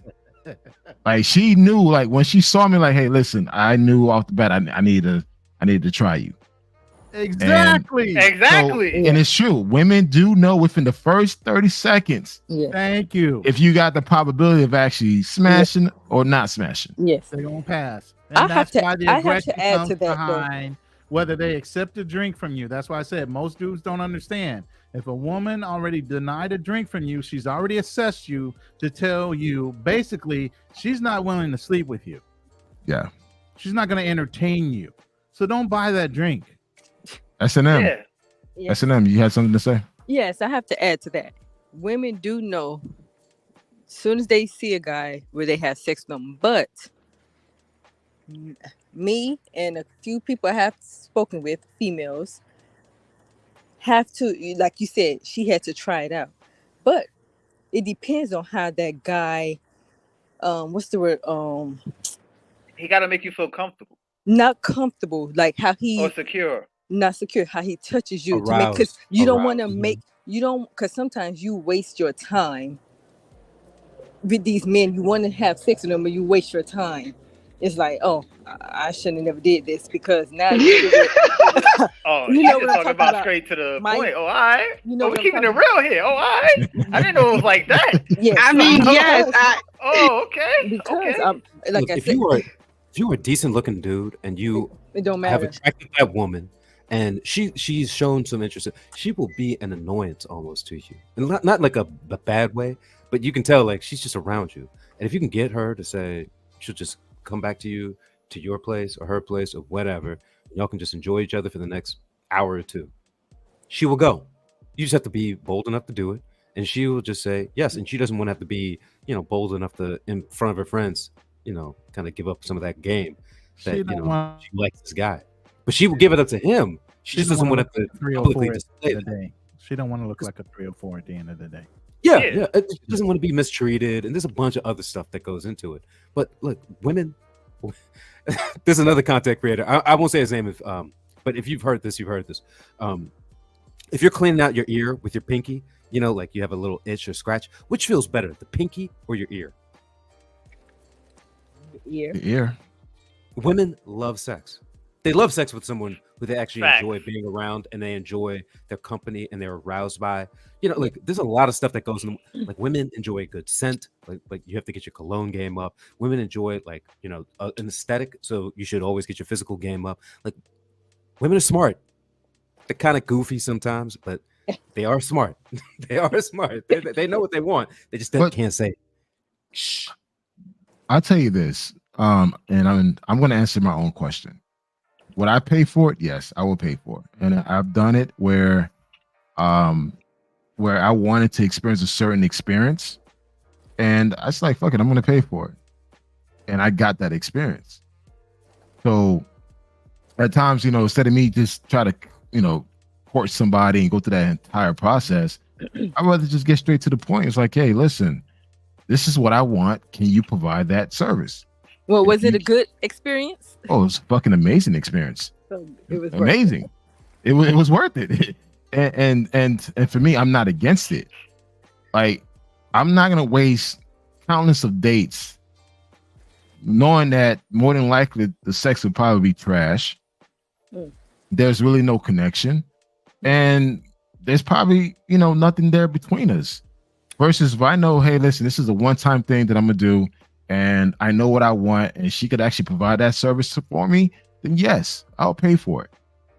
Well, what if you get stupid like me and get caught up? What if you go to link up, you know, with this whole situation, and you actually like the person and that person likes you? Then where do you go from there? You're like, whoa, this was amazing. Like, I want to see you some more. See, that's what I talked about with earlier. Women get emotionally attached to the men. That they For me, it was all sex. Men are It was all sex. And see but that you wouldn't want to have that experience again. If that's what she asked you. It's kind of hard to relive that experience. So, like, not necessarily because even if it is, it's still going to be detachable by a man. We're not going to be attached to it. We just enjoy the feeling and the sensation we have with that particular person, but it's still not personal at that point. Yeah, I mean, for me, it's like I could sleep with someone for 2-3 years and not be emotionally attached to her. Yes. It's like, hey, we have great sex, we have a great connection, and of course, you know, I'm gonna make sure I'm gonna look out for her. But would I be emotionally attached to her? No, I could definitely put that in my mind, emotionally and mentally put her in that, you know, in that category where, like, you know what, I'm not gonna catch feelings for it, and I could do that. Yeah, I think a lot of guys can do that. Women can do that too. That's what I was saying. BMT is that the majority of men, they're not attached to you know, to working girls. they use them for a particular place and time. They're regular guys. They may have girlfriends. They might even have a wife. Who knows? But they're guys who live regular lives, who are successful, who have a personality, who can talk, the whole kit. But they just want to get to it. And men have to release and go back and focus on what we're really trying to do with our lives. Right, because men have 10 times the amount of testosterone of a woman. So imagine this, ladies. Whatever sex drive you have, multiply it by 10. That's the drive that a man has Minimum. to copulate. Could consume it could consume your whole mind if you don't do something with it and move it aside so you can focus on whatever else it is you have to do.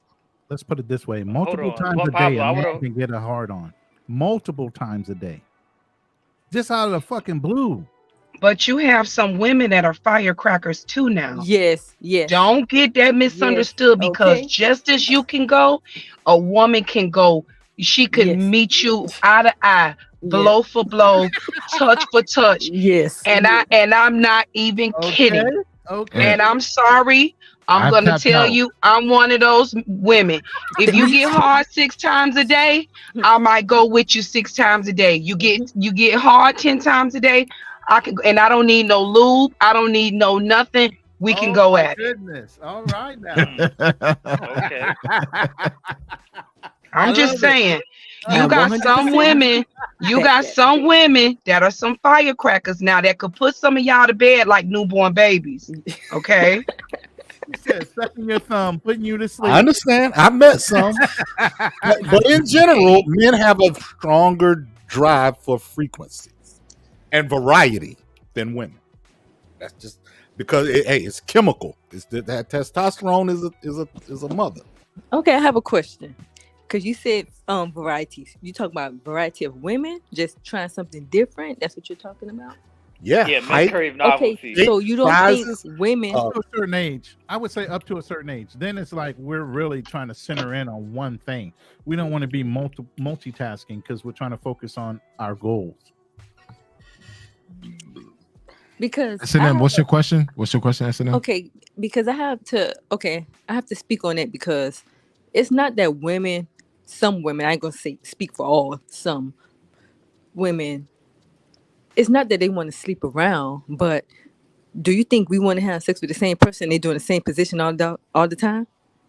Like, you don't think? No, I we know don't, that's not true. I know that's not true. we don't want variety, but we do. Some of y'all men do the same thing all the time, and it's like, and you think you're doing something. Bored. Yeah, I agree with her. I agree with her. She's because a lot of women complain to me about that. Like, dudes need to step up their game. Yes, and it's like y'all really think y'all, But and do it's you like, communicate that to your man, the one that you're attached to? I don't like doing that. I It's need you hard for to them. know what to do. What you doing? Yes. I don't feel like dialoguing would, you, though. guiding you. I mean, I don't mind Why because I'm a not? very boisterous person in the Yeah, that's the bedroom. problem. Most Yes. women want you guys to be like telepathic. We're supposed to interpret what Yeah, you how you really supposed want. to Hold on. instead of Let you me doing that. somebody else reply. please somebody else all the time. Let me Right. see. You don't know that. Ronan, If you don't Ronan. tell us, we're not going to read your mind and be able. Come on, we're not Prince. Ronan, the But thing what if is, you like guys have all most the women can't be testosterone honest and with wanna have guys. sex, but It's you because don't their wanna do ego what is it takes too to please? fragile. Hold on, you two are talking at the same time. Hold on. Okay, go ahead. S&M. Go ahead, Ash. Amaya, whoever was No, talking. I was just saying that I forgot who mentioned, but you were saying that men have more testosterone and double the sex drive.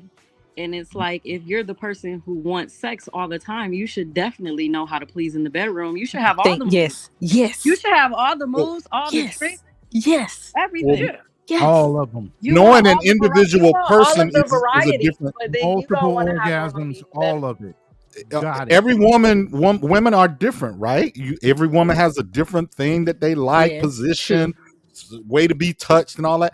Okay, well, how is a man supposed to always know what you like? But you Unless have some men, you got some men, Pablo, you that's have my some kind. with unless have you tell him, guide him. You can grab his hand and put it somewhere you want it. You can, turn your body in a position where you want it.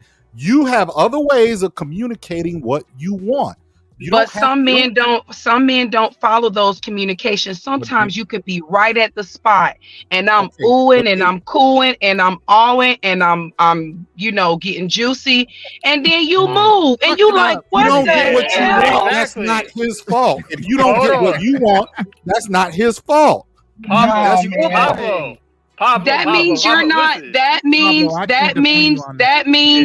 means you're not listening to my body, because I'm cooing and oohing, and I'm getting juicy, and you're gonna move around.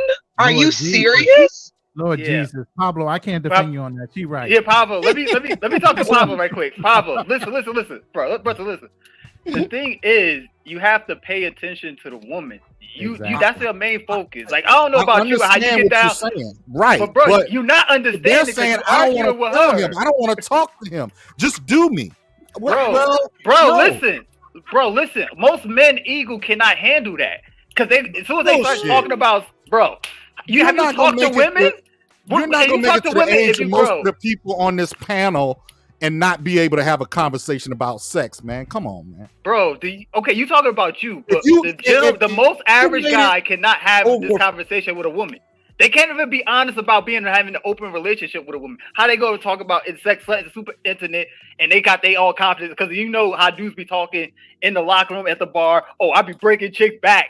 So once a chick come to him, be like, oh, yo, you can you do a little thing? Like, oh, what? He goes to having doubt. Those dudes in the locker room talking about they breaking their chicks back, they not. I know, but the thing is, they are, because the chick is lying to them. The chick is actually lying. That's exactly what I'm saying. Maya, can you?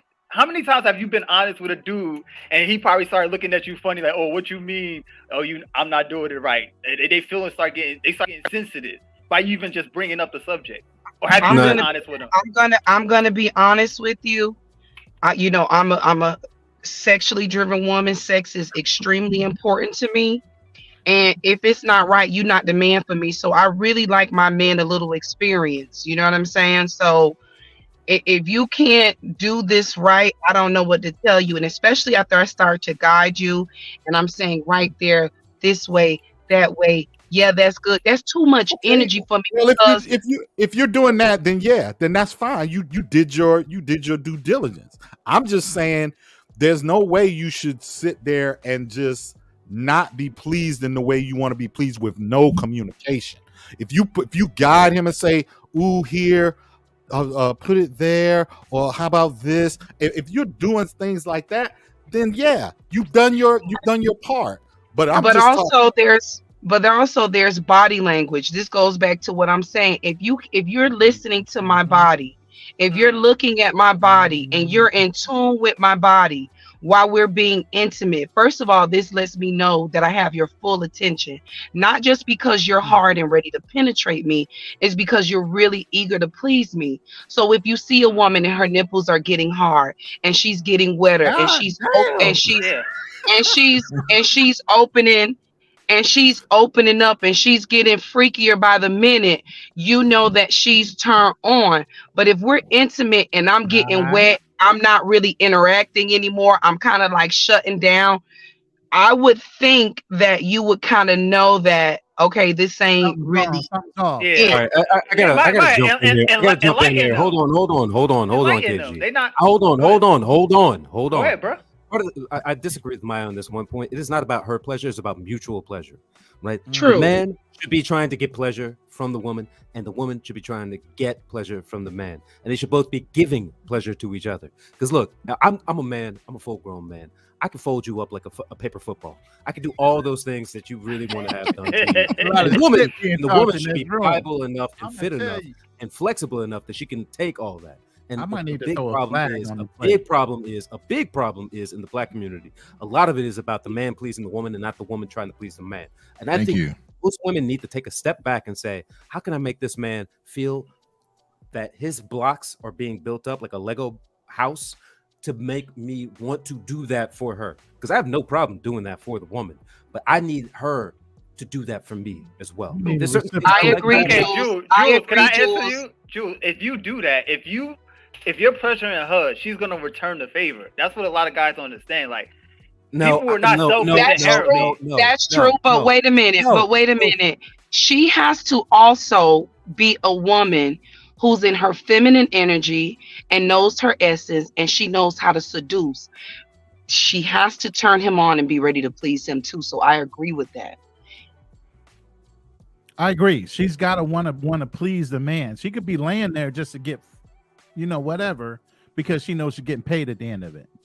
She's got to want to reciprocate some of that energy too. So there has to be some point where she's going to want to please him, not just take it.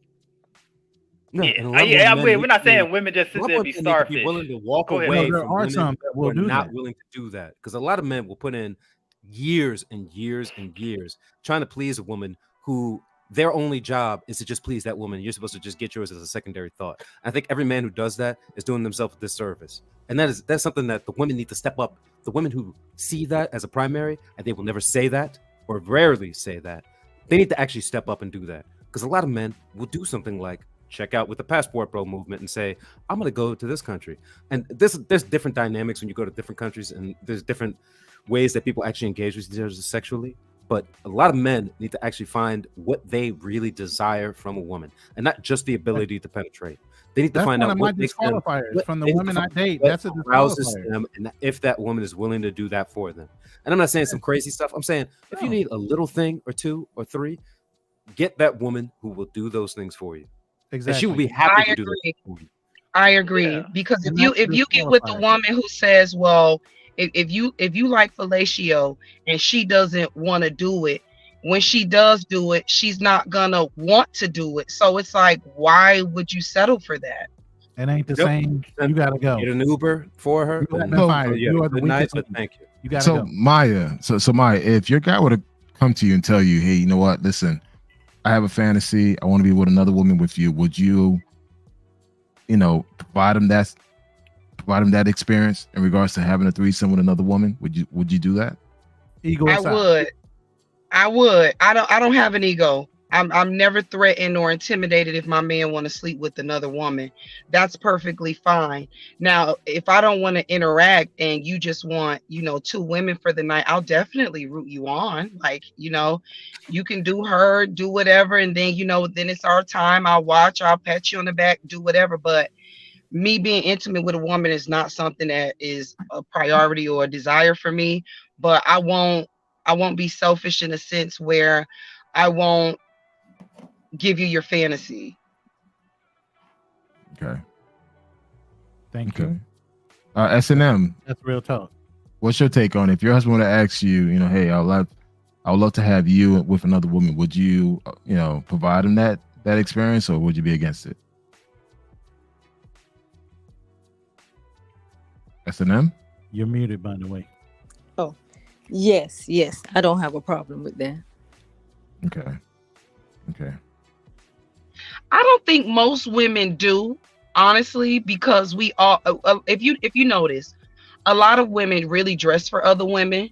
A lot of the women that does surgery, they do it in competition of other women. It's not really for the men. This whole like waist snatch, big Oh my booty God, she is BBL freaking thing. honest. I love it. This is all about who got the snatches waist, who's got the best work, who lips look the best, who has the best nails, who has the best lashes. They're doing it for each other. They're not necessarily doing it for men. So that's the whole thing. she Right preaching there. right now. You guys are in competition with each other, but you're not willing to compete for a man. That's freaking crazy to me. It is. I'm not one of those women, but that's just my personal observation. You guys will compete against each other for looks, your body, everything. So you don't want to please a man in any way, but in the bedroom, he's supposed to know every way how to please you. But you won't even put on the dress that he likes. No, that's not. No, Wait, no, what? not me. No. Talking about? I'm not talking about you personally.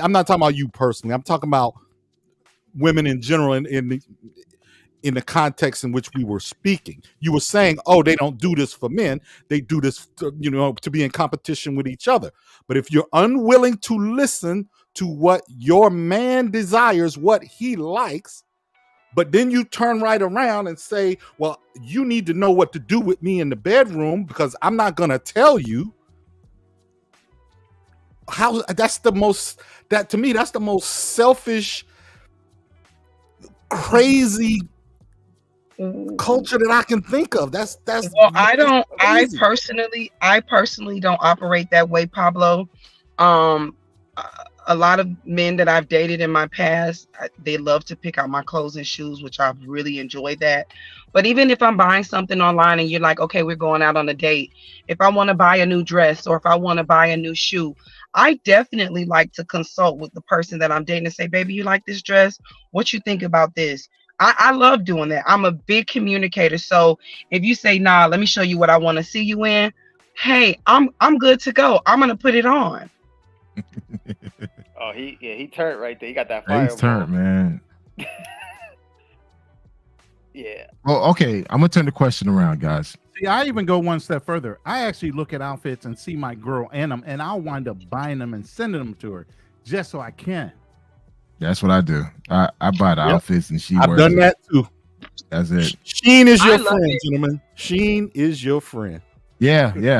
I've done that many Yes, times sir. where I buy the outfit and I'll bring it to her. Hey, tonight you wearing this. I look and at guess it what? and I see her in it. I'm like, oh my God, yeah, she would fit that outfit just so right.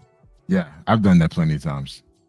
But women, we love that. We love when you buy us things like that and treat us. It's exciting, and we're excited to wear it too, just because you picked it out. Like, this is nice. It's a women love when a man takes charge. Like when a man shows assertiveness, confidence. Like women love stuff like that. Like that's why I think a lot of guys they kind of miss that part. Like I feel like a lot of guys are entitled. They feel like they're entitled to a woman's attention nowadays. for some reason. I don't know why, but a lot of guys act entitled, and I'm like, bro, you're not entitled to anything. But yeah, Kunal, you know you want to ask a question. No. For me is I just love the experience of it, man. But I definitely have another topic I want to jump on. You know, we've been going live for 2 hours now, and thank you for everyone for listening. But I have one more topic I want to get in. Again, this may kind of ruffle some feathers. This is just the beginning, though. This is good. Hey, definitely. You know, Maya.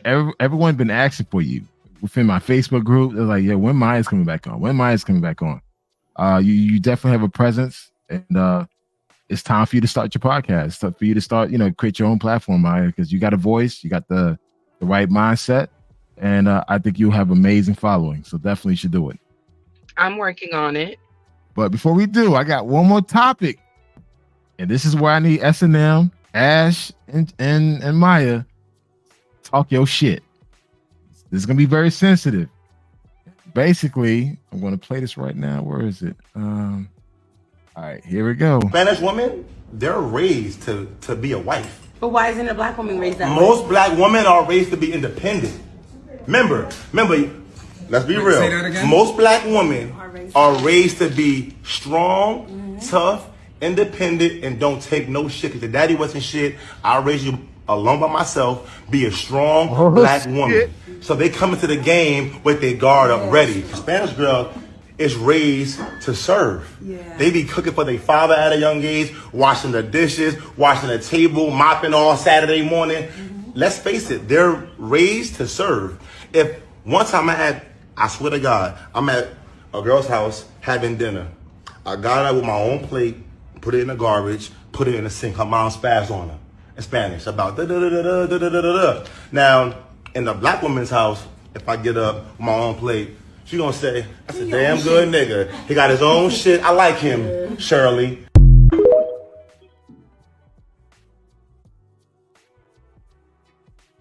Here we go. Yeah, here we go. Right, So right. this is round three. This is round three. And again, I know no crickets. Again, this is gonna ruffle some feathers.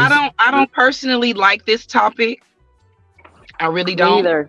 I'm really gonna be honest with you. Okay. I don't like it, and I'm gonna say this. I didn't have the best relationship with my mother, but I will tell you this: I'm very domesticated. No matter what was happening in our house, no matter if it was upside down, that's a generalized topic. Okay, that doesn't apply to all black women because my mom worked. My mom and my stepfather worked together, and it was never a time that my mother did not cook for him or our house was never clean. I mean, if she came home from work and they came home from work and that house was a mess, we were getting woke up to clean up. So I wasn't a woman that was not taught how to serve. So I don't agree with that topic at all. I was taught to clean. I was taught to cook, and I cook very well because I learned from my mother to the point where I've started my own food truck business because I have such a passion for it. I was cooking at 12 and 13 years old, and now my daughter is cooking at 13 years old. So I don't agree with that. I can't say that applies to all black women. No, and again, it's all general, but the real question is, and based on what he was talking about, and again, because I came across it on TikTok, is that are black women designed to be wives compared to other races of women? Because based on the optics, the current optics that we've seen, hey, be independent, be strong, and everything else, does that translate into building a family? But a lot of those women haven't faced the same issues as black women. So it's not the same. It's not the same. It's not the same. And especially if they live out of the United States, they don't have the financial pressures that we do. They don't have the cultural pressures that we do. So that's just like a hard. I'm gonna have to push back on that. What cultural pressures do you have above and beyond a third world country female? There's many different aspects to that. I don't really, like I said, I don't really want to talk about it. I don't have the energy for that. I just don't like it. I really don't. It's a turn off for me. I Triggered. have a I'm not trying to mental get you block. triggered. I'm not trying to get you triggered. So yeah. I'm not triggered, but I'm just having a mental block with that because it's like it's almost like beating a dead horse at this point, and I'm tired of hearing it. I kind of agree with Ash on this. We've done this has been I'm the passportiest of the passport bros. So what do you want them to say? They're gonna say, "Oh, of course, you're right." Well, You Bacchus gotta- just asked me. Bacchus said, "Are you cooking for the dudes you're smashing? If he deserves to be cooked for, yeah, I will cook for him. Yes. Yeah. Oh, damn. If he deserves to get cooked for, I But will cook for him. But you if wouldn't you be just smashing him though, if he didn't deserve it, why would you be smashing him if he's not deserving of it? maybe he's a good fuck and that's all he comes with. Whoa! Wow. Okay. So y'all can be disattached too. Yeah, we Yes. can. Period. We can. Yes. Yes. Yeah. Okay. Wait, Let's talk wait. about that. Well, So, why yeah, you yeah, can't? yeah. Well, why you can't forgive a brother if he just want to smash something? Then gotta let it ride. Y'all do Well, it. if that's the agreement that we have, then I that's ain't the no agreement. agreement. I slipped up. She had a fat behind. She was looking good, and I hit it. I'm sorry. I don't have a problem with that. I have a problem with the lie. Like, listen, this is my whole I didn't thing. lie. I didn't If lie. you, I mean, like, why do we constantly compare Black women to every Yes. other kind of woman? I Yeah. am tired Because of at that. the end of Yes. the day, Yes. we are trying to have a black nuclear family. That is the thing that was destroyed from the 50s on, was the black nuclear family. So at the end of the day, we both desire each other. At the end of the day, black men desire black women, black Yes. women desire black men. At the end of the day, that's the truth of it. but Ronan, when these white feminists decided to take charge and create Section 8 and create child support and food stamps, that's what pretty much eliminated the black man out of the household, because it's like, now I don't Right. need you because I'm going to get support from the government. Now, somebody that grew up in the 60s, I'm 55. I know this situation. And most black men, because there was such a depression going on and they couldn't work, they opted to leave the house so the woman could take advantage of those services. But the woman never re-invited the man back in when the system re-corrected itself and they could get a job. But that tells you they had other issues going on when that happened, because for whatever reason, she didn't re-invite him back into the home. She couldn't. Why? She couldn't, based on what I'm mandates. saying.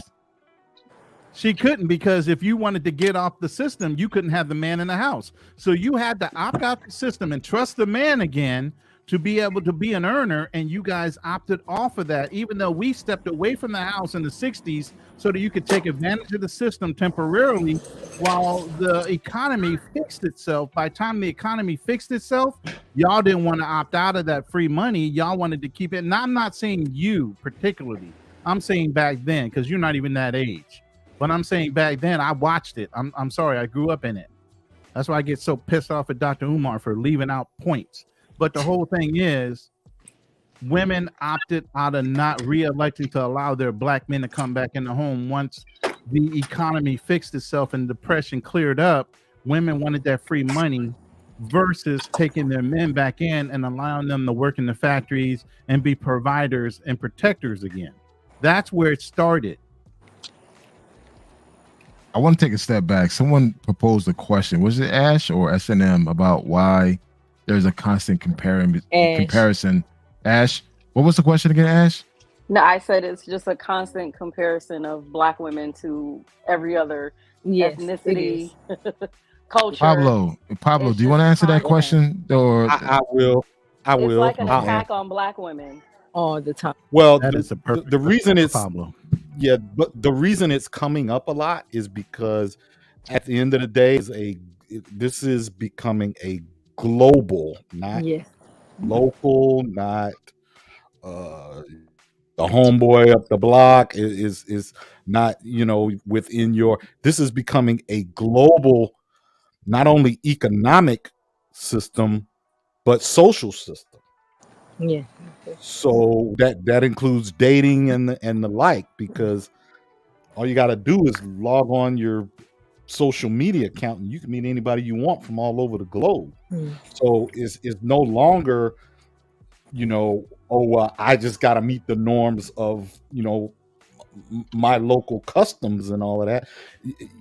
You got to be competitive with the rest of the planet, which goes back to the whole I don't want to compete thing. Well, we're competing whether we like it or not. It is what it is. Let me add to that real quick. I don't care to compete. Let me add to what Pablo just said. On a global economic situation, most countries do not have the amount of programs that are provided to American women to maintain their independency when it comes to child support, when it comes to food stamps, when it comes to educational assistance so you guys can get your degrees. Most countries, and the countries that we travel to on a regular, they don't have those social programs for their women. That's why they're so apt to want to marry or get in touch with an American man, because it comes with a shit ton of benefits that you guys take for granted that you have here. Men don't even have the same social services or social assistance when they go through hard times. They don't. But there are women. You guys, but have there that are security. women. You guys have that security. We do not. But there are women that are using those services and using those things to better themselves. Don't get me wrong. There's a lot of Black women that are at the gym, that are at the social services, taking up the programs where they're saying, we'll pay for you to go to school, or we'll give you this amount of money in food stamps, or we'll pay your electric bill. What I'm telling you is why other brothers are going overseas is because other women do not have those services in Thailand, Colombia, Brazil. They're looking for a good man that can provide for them and not give them as much grief because they have an umbrella. You guys have an umbrella that you can fall back on. Just like that's the problem. Wait. Just like the phone calls that y'all can make to your friends on your phone that are male, that can come and fix your phone, come and fix your car, come and do things around the house. That's not all female. Women overseas do not have that. That's not. Well, that's a person. This goes back to a personal choice. If you don't want a woman who's elevating herself, and you pretty much eliminated your own self because you said, well, they don't have those services, so we're gonna go over there. Yeah. Well, no, Okay, can I reply real quick? Go ahead, Ronan. Wait. Before you go too far with that, wait. Let me clarify. Before you go too far with that, And Ronan, they like American men because they have money. Wait. Kanal can attest. I date women in America. I have not dated any women overseas. I date women in America. I actually control and actually can have relationships with women here, and they're not ugly. They're fine as fuck. But that's the whole thing. I'm not the normal person. Mm-hmm. Y'all just got finished saying y'all wanted the money too. Now you don't want them to want the money? But they do want the money, and y'all are giving it to them, which is totally fine. But I guarantee you're doing it for less than what you would have to do here for me. Wow. Well, that's a good thing, right? Yeah. I mean, yeah. Okay, can I reply? Yo, if it don't make money, it don't make sense. Y'all don't woke me up now. Y'all don't woke me up. I told y'all I ain't want to have this conversation. Okay. I told y'all I didn't want to have this conversation now. I told you. You drew it in. I told y'all I didn't want to have this conversation. We want you wide awake. Okay. Let me say something right quick. Let me take that, because like I can see both sides of the coin, but this is the thing. Like Ronan, what you mentioned is they don't have the resources that's available to Black women, so they are more American in a women, Western American. women. Okay, American women. Okay, Yes, we'll say yes. American. Yeah, because I do was talking about American women. So a lot of these women that's not in the middle class and upper middle class, they pretty much have the same standards as American women because they're not worried about money. But a lot of the women that's in dire states, and that's what a lot of the passport bros interact with, are they looking for that green card. They're looking for a way out.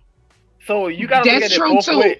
You gotta But look at they're it both ways. also, BMT, let me ask you a question. but they're also, but this is the thing. You think them women don't know when they see y'all Black American men that y'all coming and ready to spend $1? It's the same. Oh, It's we the same. absolutely know we're marks. We Yeah, absolutely Right, know and that. then I'll go to see. okay, We know so we are marks. so But what's the I'm going difference? in those countries knowing we are going in those countries knowing we are toting an American passport and we have a high 6-figure income. We are marks. We understand that. We know the level of playing field that we're dealing with. But So you don't understand that here? It's still acceptable to us because I'm gonna say this. I'm speaking from experience. Whenever I tell you this, for someone who makes over 150, makes over 150, your money just go a lot further when you get on that plane. So yes, we know. I mean, I know I'm a mark. Thank you. Instantly, once they see me, they assume that I'm this so and so person, whatever. Everyone is asking for money. I understand that. However, my dollar and my value goes a whole lot further when I get on that plane versus me staying here in the States here in Atlanta. Okay. Even if they're asking for 1,000 pesos, you know that really Like, translates to about like for me, $20. $100. Okay, like for me, $100 here in the States won't get me nothing, but $100 overseas will get me a lot. Well, and that's fine. Yes. And that's but eliminate Black women out of it. If that is your no. If that is your personal choice, if that is your personal choice because you want to stretch your dollar, then do that. It has nothing to do. Okay, but you also gotta pay. You gotta pay for a flight. You gotta pay for a flight. It's not a color You thing. gotta- It's a Western woman thing. It's not a color thing. It's not a a Western woman thank thing. you. But Thank you. I think So go ahead and finish what you're saying, but it's not a color thing. It's a Western woman thing. All Western women think like that. It's not just you guys. We're not getting down just on Black women. We love Black women. Like I said, at the end of the day, we want to be with a Black woman. It winds up being Afro-Latino versus being Afro-American, but it's still a Black woman. This is what you're not understanding. So I ain't even that. Take your ass to Africa. That's all Black. It's just like, okay. It's a mindset that you guys have had because your mothers have beat you in the head and body about being independent, strong Black women that you cannot break it to associate with us. That's what Kevin Samuels, that's what Kevin Samuels was trying to repeat. That's what he was trying to fix. My mama didn't raise me like that. My mama did not raise me like I that. said, you're very unique, Maya. You're very unique. Most women are not like that. Most women are very independent, very headstrong, and do not want to learn how to work with their brothers or their Black men. Can y'all hear Well, me? let me just make it. Yeah, you can say something, Go ahead, Chantel. Let me just Ashton. say this. Sorry. I'm gonna say it, and I'm gonna be loud and clear about it. I am not a strong Black woman. I don't want to carry my own groceries. I do not want to pay all no bills. If my car break down, I do not want to be calling AAA. I need to call you. I need to call you. You're very unique. I need to call you. Yes, you do.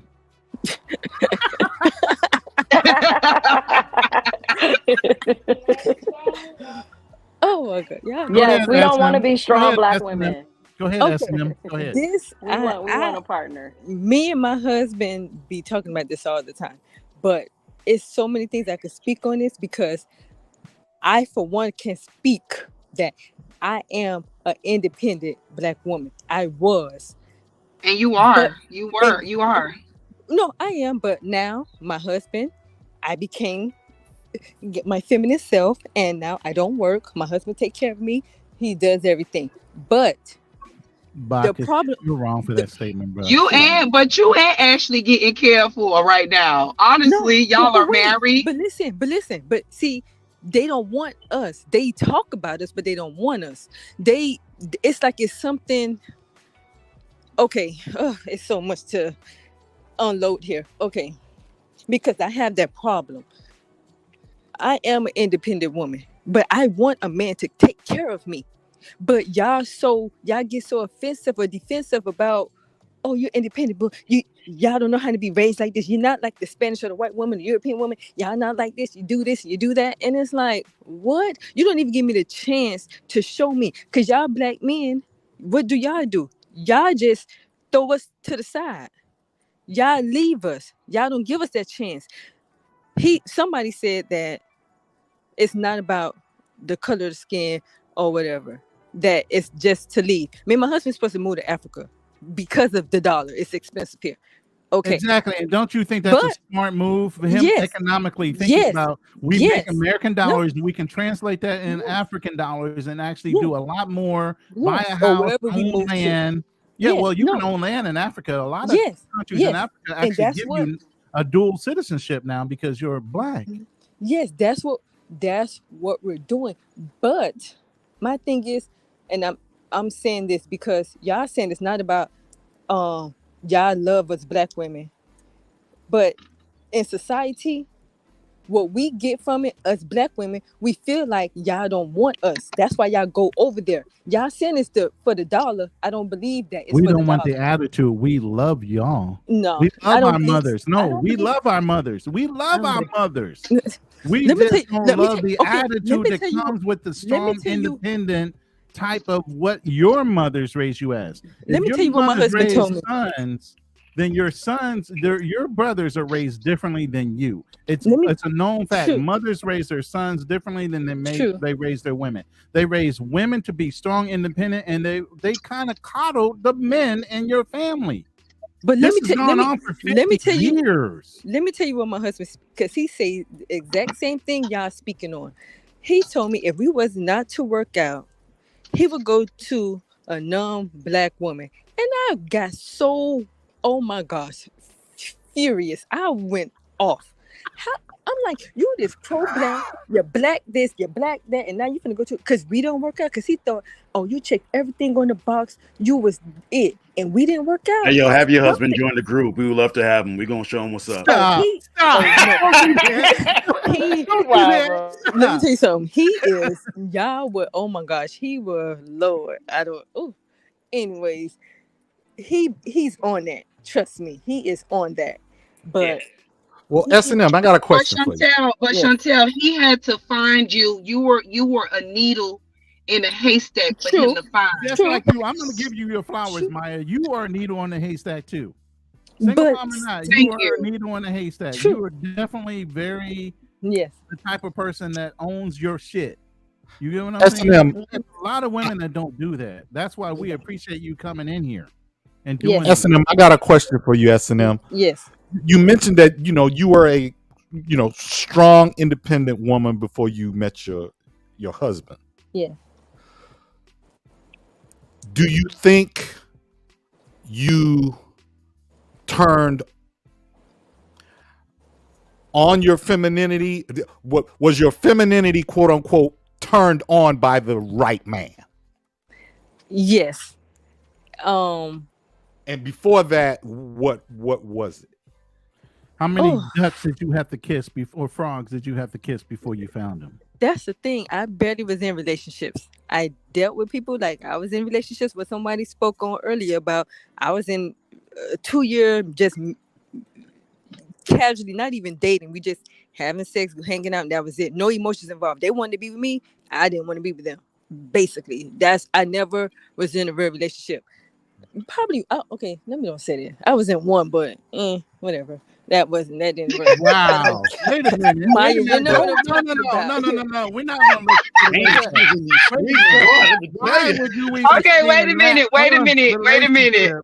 Why would you stay in that relationship if it wasn't all that? Well, it was traumatizing. That's why. But let me just tell you, this is my cousin, by the way. So I know. Let me say so it runs in the family. Okay, cool. When the family Maya, that? me and her alike, but she more crazy than me though. She a little more crazy. but Damn, it was. You gonna let her put your business out like that? That's fine. It's okay. I'm. Hey, listen. I own my shit. Yes. I'm passionate and I'm a diehard. Yes. And that's just what it is. It get crazy and it might get ugly, but I can guarantee you. We love you for it. But keep it up. It's gonna turn out so beautiful after all of that. The reason I asked the question is because all of us men on this panel have heard this from Black American women before, that, well, when I meet the right man, I'll Facts. be feminine. Facts. And femininity is listen. not a switch that is turned off and Speak on on it. based It's not, on what but okay. other Yes, it people are is. doing. Yes, it is. Speak Hey, on it, Marcus, brother. you better lay off of me talking Well, about I will strong be and cool. masculine. Well, then, right now, I'm going to be a pure Marcus, bitch. bring your Until I ass meet a up. good Man, woman, stop I'll be playing masculine. man. How Get about your that? ass up here, Marcus. You say I what, will get Marcus? hurt. I say right now, I'm going to be a pure bitch until I meet the right woman, and then I'll be masculine. How does that sound? Basically, I mean, my thing is, Yeah, that is so ass backwards, and I've heard this many a Pablo. times. And I've heard so- this many a times by and so women where women- they say, where they say like, well, if I meet the right person, I will do like wife. It's not even Like even wife. meeting. It's not even meeting the right person. I've dealt with men. They were good men. I just felt like they wasn't right for me. They was good men. It just wasn't for me because just whatever the situation was. Yeah, I'm not When talking I about met- compatibility, though. Yes, I'm not talking with about my compatibility. husband, what it was, I guess the way he I'm presented talking about himself. behavior. Yeah, the way he presented. I really wish your husband was around so he I could know. co-sign on He, what you're he's saying. sleeping right now. He's sleeping right now. It's too unfortunately. late. Y'all get Yeah. on too late. Y'all get on. I'll tell you this, Be ladies. on the phone. I wish he could be on with you and y'all could co-sign together. That would just be awesome. I will say this. I will say this. As a Listen, guy, like, this is my thing. I'm at a point now where I don't tolerate sassy attitude. I just can't tolerate it anymore. So even if she's being playful, I don't know if she's being playful or not. The sassiness, the attitude, I don't got time for it. I have a question. I'm too old. I'm so done with it. It's like, honestly, like I literally will have your number on block, like my finger on the block button real fast. I have a question because y'all see, I think that's why y'all don't like us black women because No. It's not attitudes are liking. sensitive. No. I disagree. I disagree. Okay, It's not that. It's not that. It's just. Here's the thing. I'm at a point now. It's like I'd rather deal with pleasant people, men and women. Okay, but do you? If a dude, Okay, no, true. But let me ask this question because this what I was telling my husband about that. Y'all say y'all want this type of woman, but do y'all look? Do they have to look good? Do they have to be a 10? I mean, you got to work out. You got to take care of your skin. You got to do something. Everybody, but you gotta be Real talk. We go down in looks to go up in Real talk. niceness. I will and take a confidence. 5. I don't care. I will take a 5 if she's everything to me. Let me tell you something. versus I someone that know. looks like a 10. I 'Cause know. we already know, even you, S&M, you know a woman that looks like a 10, she's a fucking heartache. Yes. She's yes. going to be a fucking Yes. problem. We But don't I really know want someone- that. We would rather have somebody we can deal with and have Yes. harmony and peace versus the fucking overall look. We don't give a damn about that. Because I know a couple of women. I won't say they're homebodies, but they're homebodies. They're not out there like that. Good women, but y'all men don't look at these type of women. Well, Do if they they're go in the out? home, we can't see them. Yeah, that's the I point. know Do they that go too, out? But they here and there sometimes. Then you married women need to find good men for them and introduce them to the good I be men that you trying. know. Trust me, I'm the good matchmaker. I be trying to can hook up imagine. everybody. Well, why you ain't never matched me? Cause girl, It's too my difficult. We can already goodness. tell that ain't gonna work. You need to call Kendra G.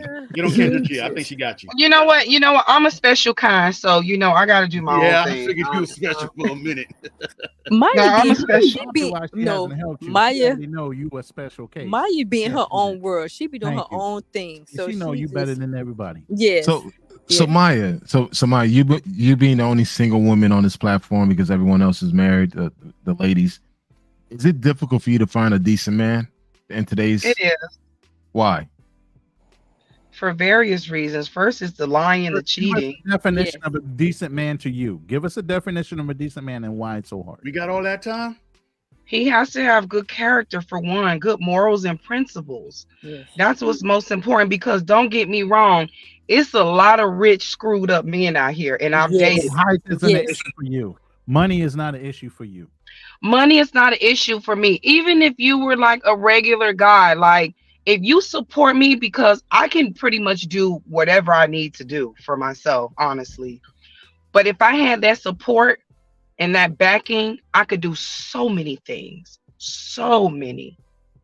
What is support? I keep these broad words aren't really saying anything. You support you how? If you got it all, we're very analytical. You need to be very like details. Support how? When I say support, if there's certain decisions that I need to make for our household or for us, I need your input on that.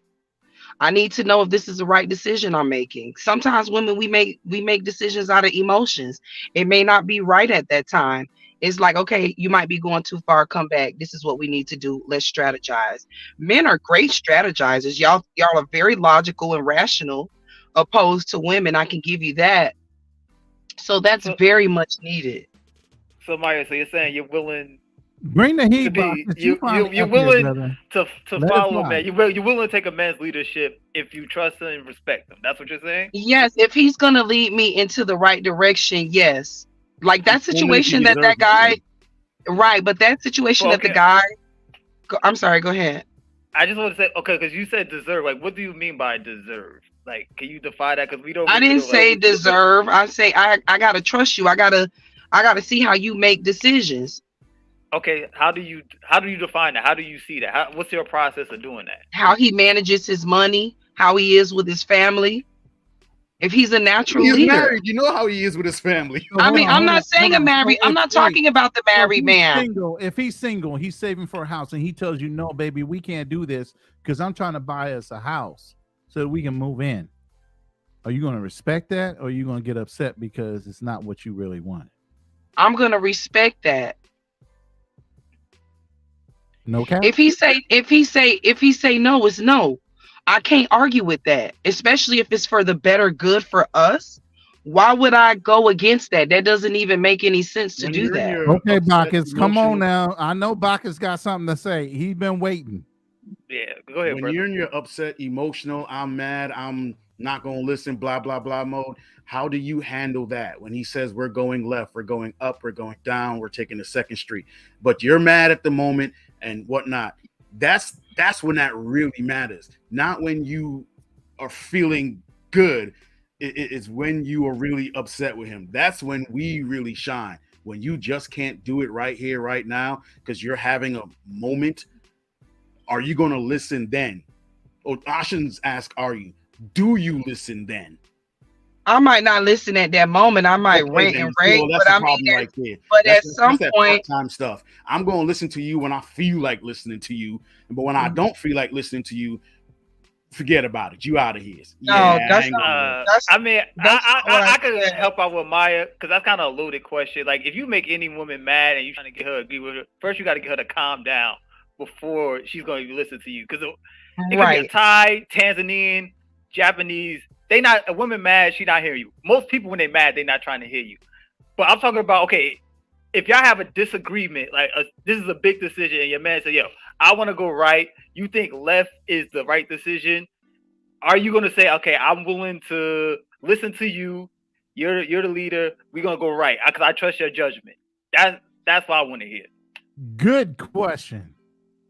No, she ain't. Yes, I agree to that. Like, even if I'm upset, at some time I'm gonna have to wind down and digress to say, okay, you and your feelings right now. Listen to well, if you don't got time for that, you're not the man for me. So there's no argument on that. If I need to make a split-second decision on what's happening or whatever, if you are mad at me and you don't want to listen, yo, forget about it in any other time. Straight up, straight down. Like, well, that's fine. Like well, if we are you are listening? someplace and you are upset and you are mad at me for whatever reason and stuff pop off and I say, come now, we're going this way, and you mad, you want to go that way? Shit. It's hard for me. It's really hard for me to really answer that because I'm not a woman that's always upset or easily angry, or I have great communication skills where I can tell you exactly what I'm feeling and exactly what I'm thinking without being out of order. You yourself said you understand men are very analytical. You understand men make great decisions in a sign of pressure where a woman might be necessarily emotional, what you're just saying. You might be in your emotional state, even though you keep in your feminine frame, but a man needs to make a decision. So you got to ride or die with that man that you're with. Well, he got to Because at make the it end of then the day- because hold on, I'm not hold able on. to. Because at the end of the day, if the man allows you to make it and it's actually a mistake, the first thing you do is going to point the finger at the man. Yeah, I agree with that. Yeah, they would. Yeah, Right. it's always your fault. It's always the guy's fault. That's why you always got to take leadership. You can't. That's why you can't let a woman. You always have to maintain your frame with a woman. Like even if she mad, she curses, carry out. You got to maintain your frame. Like yo, I'm the leader. Like yo, the president of the United States. People could be cursing him out. Like yo, we need to do this, but at the end of the day, he has to make the decision. You got to make the decision, and then the responsibility falls on you. So if she's mad and she's trying to like carry out, you got. But yo, it's a split second situation. I gotta take her out of her ignorance or whatever, her frustration, and make the right decision. And I gotta override that, and I gotta do that. That's how I I'm look going at to take the blame whether I win or lose. So I might as well take the blame by making my choice of the way I want to go, versus letting her make the choice and then her blaming me even though she chose. it. Yeah, exactly. I agree.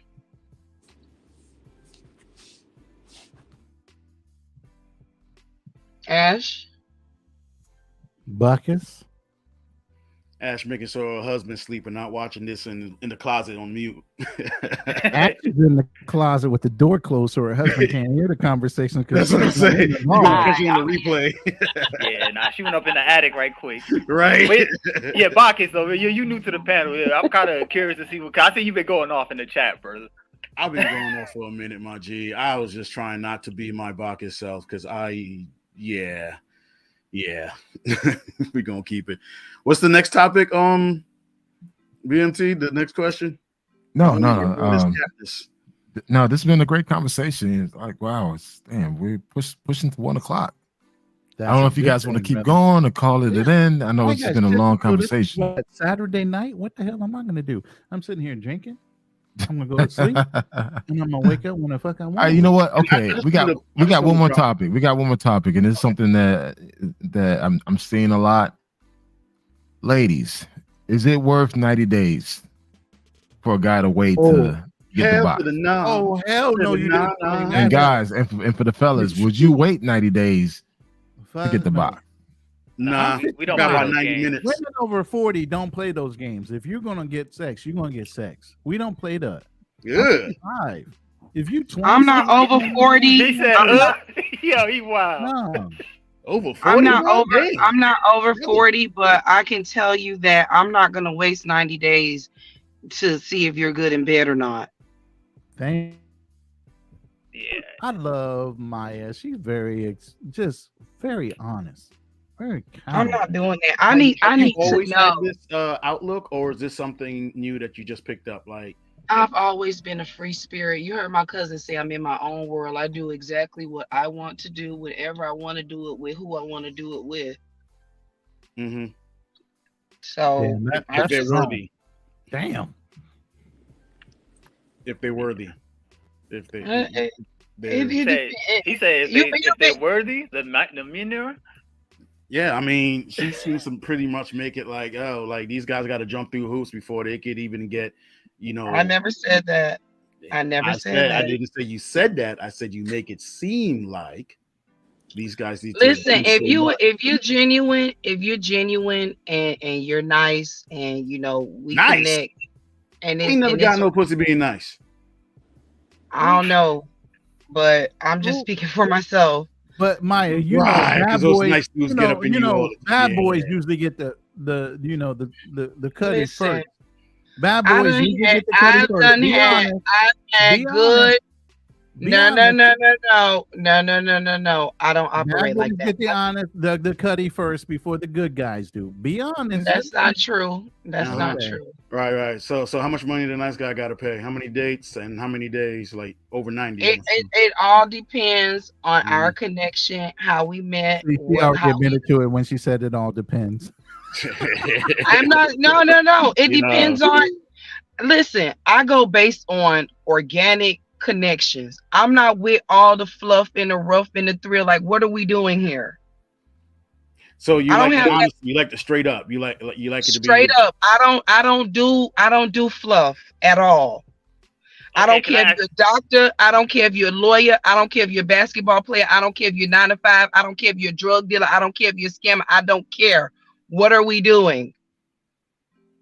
Damn, she mentioned a nice guy in that list, huh? But all right, cool. Guess A nice guy could be a doctor or a lawyer, or it doesn't matter. That's facts, Bacchus. Say a nice guy could be an attorney or a lawyer. Or Oh yeah, he just got to pay more. Yeah. Well, no, he ain't got to pay more. Listen, Yo, he wild, bro. and I'm gonna tell you this. I'm gonna tell you this. The men that got the money are the cheapest. I'm gonna tell you that right now. The men who are the men who got money are the cheapest. I'm gonna tell you that right now. But again, traditionally, that's how they keep their money, and that's fine. You can't fault them for that. Look, no, I'm not faulting them for that. I'm just stating. $40. You dig? I'm just stating my experience. Okay. So we already know, like the gentleman has said this before. You know, once a woman sees you, she knows within a while. You know, oh, I like him. I want to try that. Now you could open your mouth and say something stupid, and she could retract that statement and be like, "Nah, forget about it." But we also know a woman to look at a man and be like, "All right, he got to do a little bit more than the other dude because I don't know if he's just there yet." We all know this.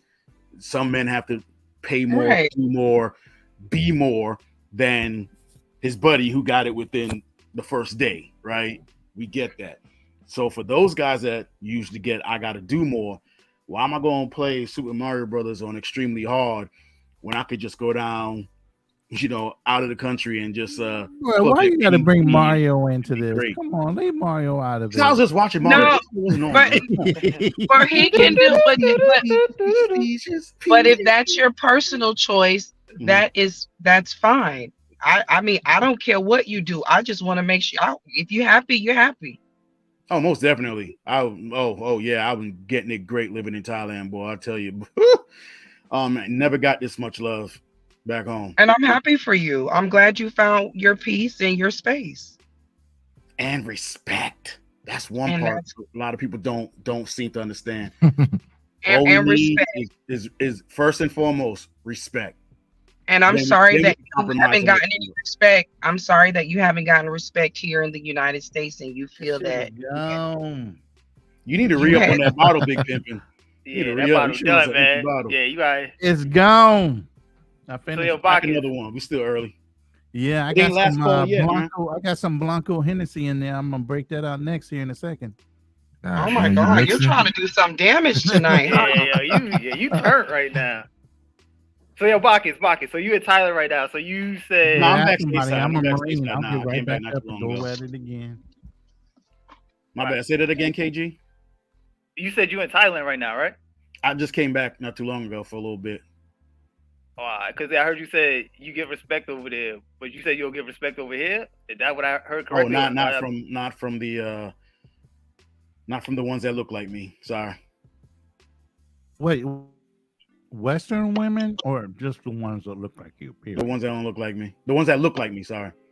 So, Bacchus, can I ask you a question? White Latino, you're getting respect from, but not. Can I ask you a question? Why do you feel that you haven't been respected by Black women here? And the reason that I'm going to ask you this is because a lot of these women that I hear that are disrespectful to Black men, especially Black women, that's being disrespectful, like, where are you meeting these women? What social setting are you in? Where are you meeting them? Where? Maya is a Black man travels therapist.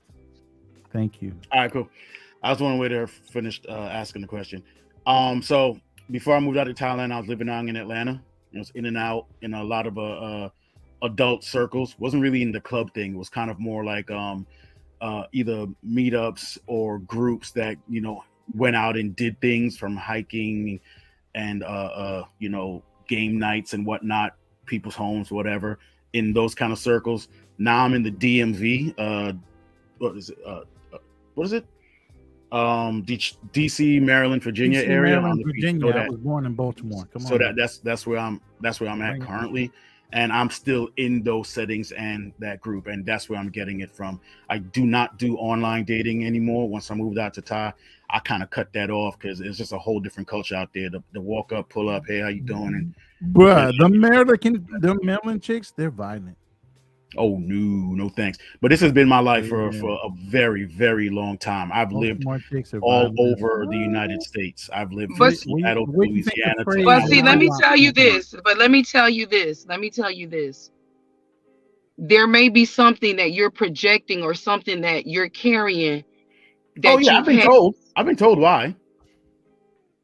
I look like I date white women. I talk white, and I'm not thug enough, or I don't know how to play spades or some shit. I'm just not that dude. I ain't tatted, I ain't tall. Oh, I'm short and I'm fat and I'm bald. So yeah, that does it too. Why do you talk like that? Well, I mean, let me ask you this question, because I believe you're one of Kanal's friends, right? Yes, ma'am. You're a photographer, right? Yes, ma'am. Okay, I believe you took some pictures of my daughter and Kanal when we first moved here.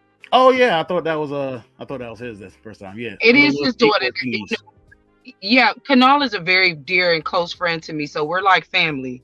Mm-hmm. But I mean, when I saw you, I was like, he looked good. Oh, no, nice. No, I think I'm gonna be honest. I think you look good. Ronan look good. Pablo look good. From the guys that I've seen.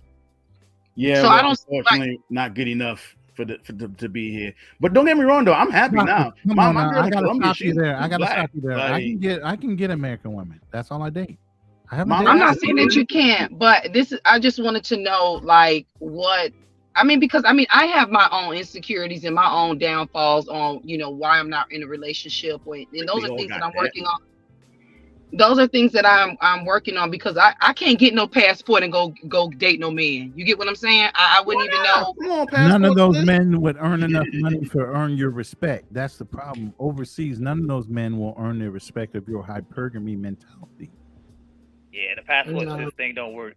Not at all. Yeah, So yeah, seen that work once yet, and I would love to see it, trust and believe, but not at all. I mean, where the women are getting screwed by the Jamaican men with plastic bags and on the boat and all of that stuff. That's the whole thing we talked about. Women have control to access to sex, not to marriage. So yeah, y'all can give it to the Jamaican dudes when you go over there and get on the little rafts on the river and do whatever. But y'all coming home alone. You're not coming home with a man, and especially not a man that's a high echelon man that you desire or they say they desire. What can I hook one of y'all up with my friend Erica?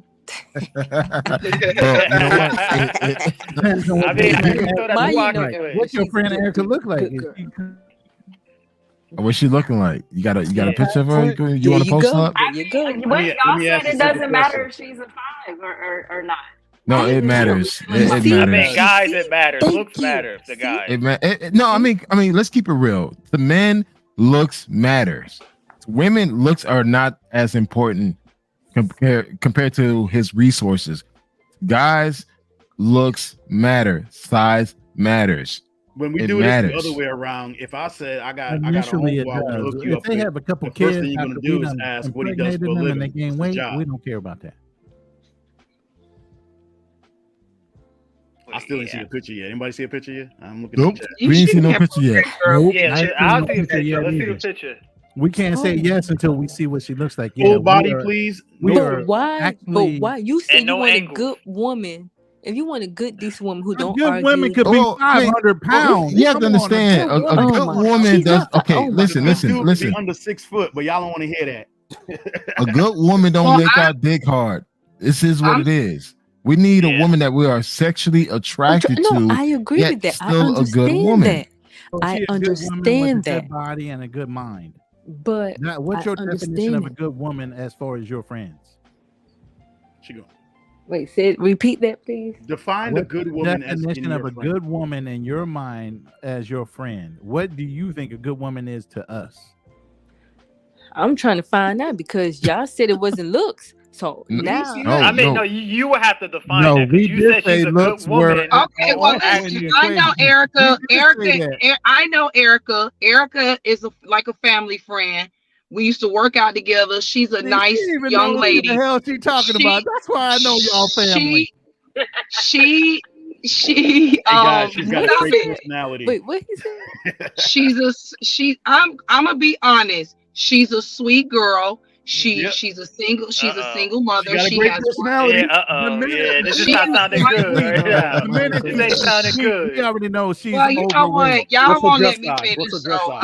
I'm Okay, Maya. Okay, everybody be quiet. I want to hear this. Let her We go. Let her already go. know she's overweight. just shut What's up. her Yeah, height don't and say what's nothing, her Maya. weight? Don't say Her anything. height. I mean, I'm just wait. Hold on. The fact that she led with she's a sweet girl, Yeah. it was that's a Yes. clear indication that she's a 4 or less.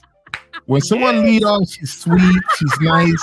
Okay, that means that Oh my gosh. there's really She's no so other loving, attributes that she could caring. actually use to So promote this basically- woman. So Well, let she me didn't tell you this. finish. Y'all didn't allow me to finish. You Yes. didn't allow me to finish. Please, Okay, All right, then go ahead and finish. Maya, please, by all means, go Maya, ahead and you finish have the floor. story that you're telling. You know what? Hold up. I'm finna gonna give mute Maya the floor. myself, man. Maya, I'm finna mute you got the myself. floor. You got the floor. Go. No, Go Maya, you for got it. the floor. Go ahead. Listen, she's a sweet girl. She has a great personality. She's a great mother. She has one child. She's very cute in the face. Yeah. Now, Oh, she's God. not. No, Let me listen. finish. Let me Listen. finish. Let me She's a finish. mother. She's disqualified. Let She's a me mother. finish. Oh my gosh. Let me finish. She's not fat, but She's not. she's a thick, full body woman. She Yes. has big butt, big breasts, Yes. small waist. Yes. She's not. thick and full body. This different Yeah, from yo. I know what Maya, thick I'm gonna keep is. it honest. Maya, I've been rocking with I you know all what. night. If she was fat, I would just say that. I have no Yes. problem with Okay. saying that. Yes. I mean, even right now, shit, I'm fat right now. I mean, and I'll openly admit that. I mean, I ain't really that fat, but I'm a little No, we thick. talking I'm about not my her. We wanna normal hear her. size. I like I'm fit not my. women. What the fuck you talking about? That's not a problem. Yeah, but Is that she all she you- okay. is that So all you she's got? overweight. she's not voluptuous. overweight. She's Lord, not that voluptuous. word. Oh, Nah, God. Not the She- word voluptuous. Don't yeah. use that See, they word. thinking. That's not a good See, word. okay, voluptuous. Maya. I think the problem is how you describing her is how people describe unattractive women. Yeah, So, pretty She's much. not that's the thing. unattractive. She's not She is not unattractive. unattractive. But She has you're really. talking to She has a guys, cute though. Go ahead. smile. Guess She what? has Guess a what? cute No. smile. She Don't got We some have really. okay. smile. We're gonna give you 1 That's a minute. We're gonna give you 1 minute to upload a picture of her right now. Yeah. Don't upload that girl picture I'm without not. her permission. Yo, I'm not. we got a No, I'm disconnect not. here. I am not. We completely have a disconnect here. If I was to tell you about a man like, yo, I got my homeboy Jeff I want to hook you up with, and I started saying some of those things, you would start really, yo, Jeff is really good guy. You know, he makes He pays his taxes on time. Right. He donates to charity. Right, he donates blood. You know, He's a millionaire. You know, Yeah, but so what? Food bank. You know, it don't mean nothing to you. But most of y'all black men don't be in shape anyway. Thank you. I was just about to say that. Y'all be having these bellies. Y'all be having these bellies. Y'all don't be that fine now. So I gotta downgrade a lot. I have downgraded a lot. Wow. But since they have money, it's okay. Thank you. Oh wow. Okay. Oh, okay. So you said. Listen, I'm sorry. I'm gonna be honest. I'm candid. I'm real about my shit. Money talking, bullshit walk. I don't give a damn about your fat ass belly because we could go work it out. Wait a minute, Maya. We could go. So how do you explain Steve Harvey's wife sleeping with not only his bodyguard, which used to be a pimp, but also the physical trainer? Oh yeah, I don't. Okay, well, I watched that And earlier. he's a millionaire, and he's not ugly. But guess And what? in Money her don't mind- discriminate. Money don't discriminate you from being So you cheated think on. Wait, this is the guy. Now, can we get back to the point about he's the guy her of describing pimps this of all guy, this pimps. woman? He's a Yeah, pimp I'm of so all curious. I pimps. want to hear like the real deal. Because if we start asking the questions that men like, or like, okay, don't describe like that. We appreciate everything you said, but we've been asking. We want to know her dress size. We want to know how many kids by how many dudes. We want to know. She got one kid. She has one kid. By her By husband. what kind of Chantel, baby how daddy old is Erica's son? He damn near grown now, right? He just But what graduated. kind of baby daddy He is just graduated. Yo, have him join the group. We gonna Is he holler an at him. We gonna put him on. ex-con? No. Why Hey, not? we got to deal with the baby daddy too. So what kind of baby No, daddy is it's he? nothing like that. We know decent people over here. Not ratchet ghetto people, if that's what you want to hear. That's family defending What's her dress family. size? I ain't hear that yet. I don't know her. I don't know her what's dress the height size. and weight? Okay, height. This is height and weight. This is make it simple. What, I Erica don't- got to be what, 5'6"? I don't know. Okay, well I know because we used to work out together. She got to be like what, 5'6"? Don't I use don't. her real name. Don't use. Yeah, her don't real use her name. real name. Oh, this is sorry. this or that. Yeah, so Sorry. okay, so she's about 5'6", and how much? Guess how much you think she'll weigh? Just guess. We know you don't have the exact measurement. I don't know. Maybe 5'6". She might be. I don't know because like right now, I'm 170. I don't know Yeah, because no. yeah. No. No, I'm not. No, I'm not. Seen her. Because right She now, haven't seen her. right now, I'm 175, and that sounds really heavy, but I don't look like I'm 175. If you looked at me, you tall wouldn't are be you? able to. How tall are you? How tall are you? Come on, Maya. You in her How tall are business you? now. You in her business. Come on, Maya. How tall are you? At This is the first time I see 175, Maya how tall are you? rattled. Y'all can't hear me? One, No. two, three. Silence. Legs bobbling. Your Crickets. phone Job is dog. going out. That was a she got knockout. dog. 5'11", 5'10", 11 or something. Yo, I can't got remember. a 5'8" chick. She probably weighs about 170, but she's built. So I understand. I like thick women, but that's a preference. A lot of dudes might not like that. Hey, I like my But spinners, man. I gotta be able to pick you up with one arm and spin you around without pulling out. You dig? I done the cheerleader thing. Believe me. Oh yeah, we love them. Love them. Oh like yeah, that. flip them around, do all of that. I used Toss to it up, do flip that. it up, Come rub on. it down. sir. Come on. I like we to be waiting able when I get in an on Maya to argument come with her, I back. just We throw her waiting on on my shoulders Maya. and walk out. We I'm waiting on out. Maya. You know, I'm Come on, Gucci with that. S&M. You want to tell hear what your me cousin now? looks like? Yeah. Maya, Yeah, yeah, yeah, we can hear you Maya, now. how tall are Okay. you? How tall are you? I am exactly 5'6.5". That's not Okay. bad. At And she 175. wear your That's not clothes. bad. You could have a good shape at 175 at 5'7", 5'6". Believe me, I know. Can she wear my clothes? No, because her titties and butt bigger than mine. Oh, well, that's a plus to some brothers. Nah, I'm good. You gotta. Yeah, we still need to know how she look. Get it. It could be. Okay, give us a We celebrity. still need a picture to make the ultimate decision. We need a picture. Yeah. Nah, We not gonna do that. You need to invite her to this live because Just we're block not out the gonna ask face. you- All we need is like, just put a black box over the face and just Okay, so Yeah, do the wait. body. We need a Okay, full body side. let me say this. Maya haven't seen her in a while, so she don't Where know she how live she at? What looks now. state does she live in? First of all, We are in Miami, Florida. Oh God. Is she in Miami as well? I can't afford it. I'm sorry. He said I can't afford it. Is she in Miami? Well, at least he's honest that he can't afford her. So that's Is he got to in live Miami? with it. broke by Is broke she in community, Miami? I okay? don't give a fuck about that. Is she in Miami? But I'm from Miami, so what you saying? I date chicks long distance. What the fuck? That's what I'm trying to ask you. Oh, Is he she in he Miami? I got chicks in New York. I got chicks in Washington, Seattle. Way. What the hell? he prospecting. He What trying to she get the look like? info. My man, Ronan prospecting. already got Ronan got 3 women competing for him, so he don't Stop. need another one. I got more than that. I'm just telling you 3. Oh, my bad. I mean, honestly, you should always have. I get approached 5 to 6 times a day that I have to eliminate. He beating them Off of off the with a stick. BS. He got a gut, he got money, and a stick. He's beating them off. And that's cool too. I get approached just off of my fucking profile picture. I have to eliminate women every fucking day. And that's the truth. I'm not fucking lying. The struggle. The struggle is real. Yeah. To find a real Don't fucking slam it. Close it. Song. Yeah. Mute yourself, girl. But this is the thing. We just have to. You have to work on yourself. I need a picture. You have to work. You have to work on your flaws. I need a picture, black. I'm not talking about her at this point. Like this shit. Well, y'all ain't gonna stop until y'all see her. So I'm gonna it's call you just Wonder like, Woman because you deflect like a mug, boy. I'm telling you, you can get them bracelets on and just knocking them out, man. It's all good. Bacchus, please, baby, Yes, go ma'am. back to Thailand, baby. You don't want this pressure. Girl, I'm ready, man. Shit, you had no idea, you bro. I'm go- telling you. She said pressure. Go. Oh, I love it. Uh-oh. I love it. You don't want this pressure, Bacchus. You are absolutely right. I do not. I'm not gonna be that black attitudey woman to you, okay? No. I'm not. Yeah. But you're just gonna have to fall off me a little bit. You know, you sticking me a little bit, you know? Oh, I don't deserve it. I can't stick you. I'm not. Like I said, I'm part of the broke community. I'm short, I'm fat, I'm old, I'm gray. I got a gut. dusty. I got a He little. said But don't say that because that's how. Don't say that. Dusty crew. No, that's what I am. I know what I am. I understand my position. Don't say that.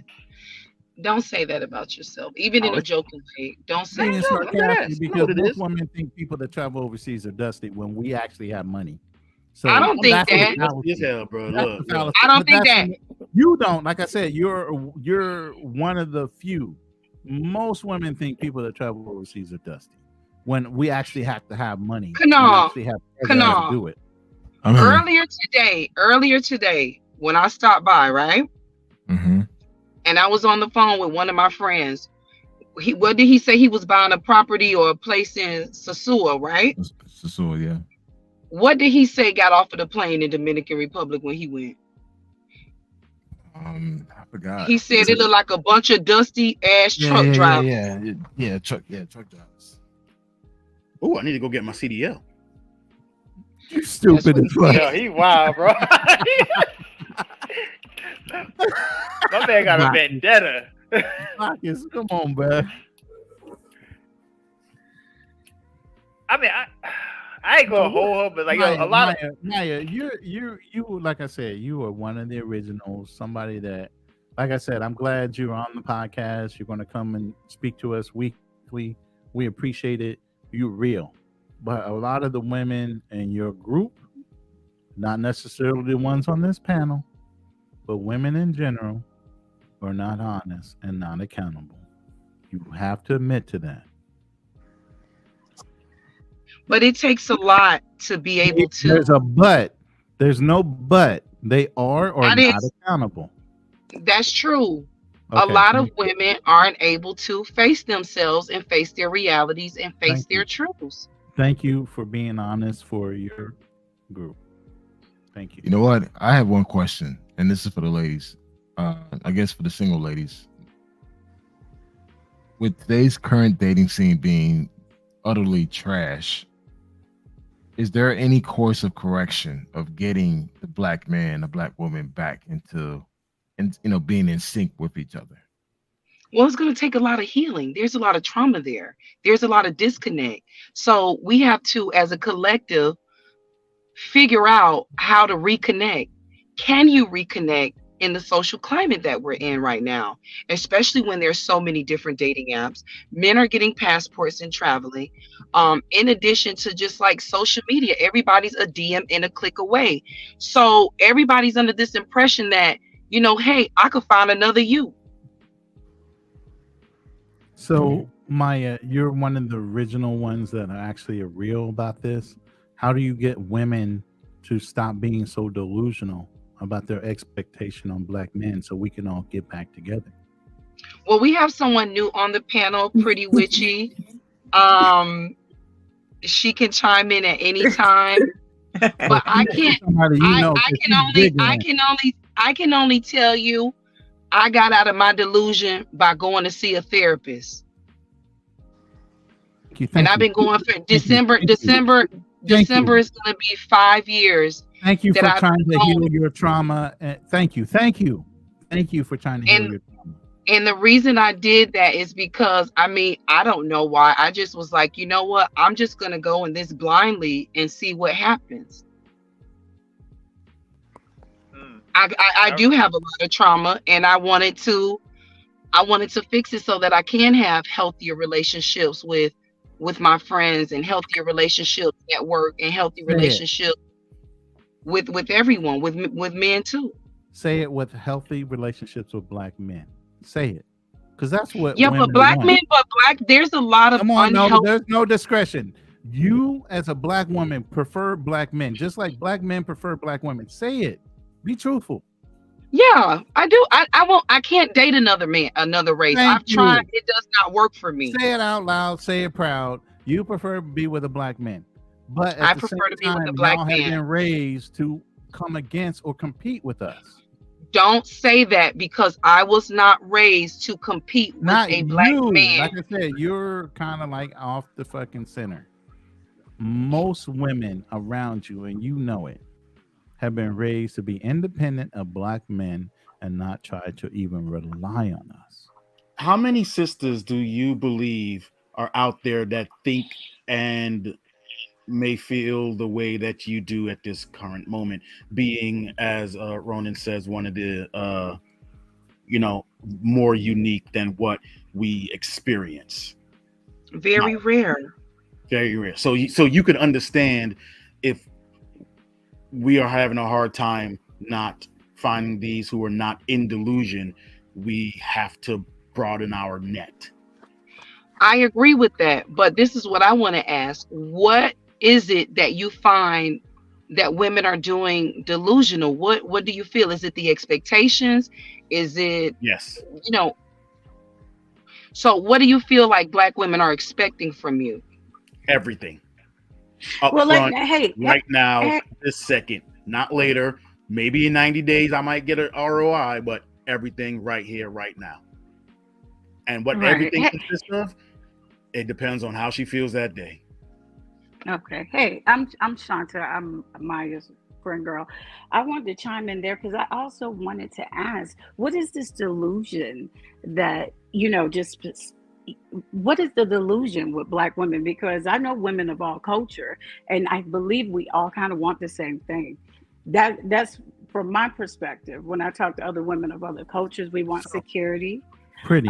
We want. How many white se- women do you say we don't like our we don't like our white men? How many Asian women do you know that say we don't like our Asian men? And they How ain't many shit. Hispanic women that say Hispanic men ain't shit? It's only our culture. that No, fight it's not, against because each I other. have several. It's not. It I got a actually friend that's is. from. I have a friend that's from Zimbabwe who She's says black. that about. She's black. That's what I'm saying. I have a friend. I have a friend from Dominican Republic. She does not date Dominican men. She does not. She doesn't. That's only smart because of her, because Dominican men don't make the kind of money that American men do. So she's actually correct. Yeah, Well, I'm talking this is- American westernized women. American westernized women, not a black, not a white, not an Asian. We are the only culture, black women, black men, that compete against ourselves, where white women might necessarily have feminism, but they look for their white men. Asian women might have feminism, but they look for Asian men, and so on. We are the only culture, black people, that compete against ourselves, that think we are as each other versus trying to come together. So explain Right. Well, that to me. I believe I do agree with you on that. I think we talk about it too publicly about, not liking our men, not wanting to be involved with our men. But in every culture, you find women who are in dislike of their men. So that's completely normal, but because not women are as much as in Not this. as many. No, I Not as agree. many. We're very, but black women are, Higher black people. percentage in the Period. black culture We're versus any other culture. Higher percentage. Right. I mean, there is a lack of respect there in our culture. There is a lack of respect, but I don't think black women alone are delusional. I think women have just gotten tired of believing the lies. And I'm so pro black man all day. But I'm dating a gentleman right now. He's a professional. We've been on several dates, we've enjoyed each other, but there's still like secrets with him, My but he thing is, doesn't do want. you realize as a black woman, you enhance us? You guys make it Absolutely, I agree. better.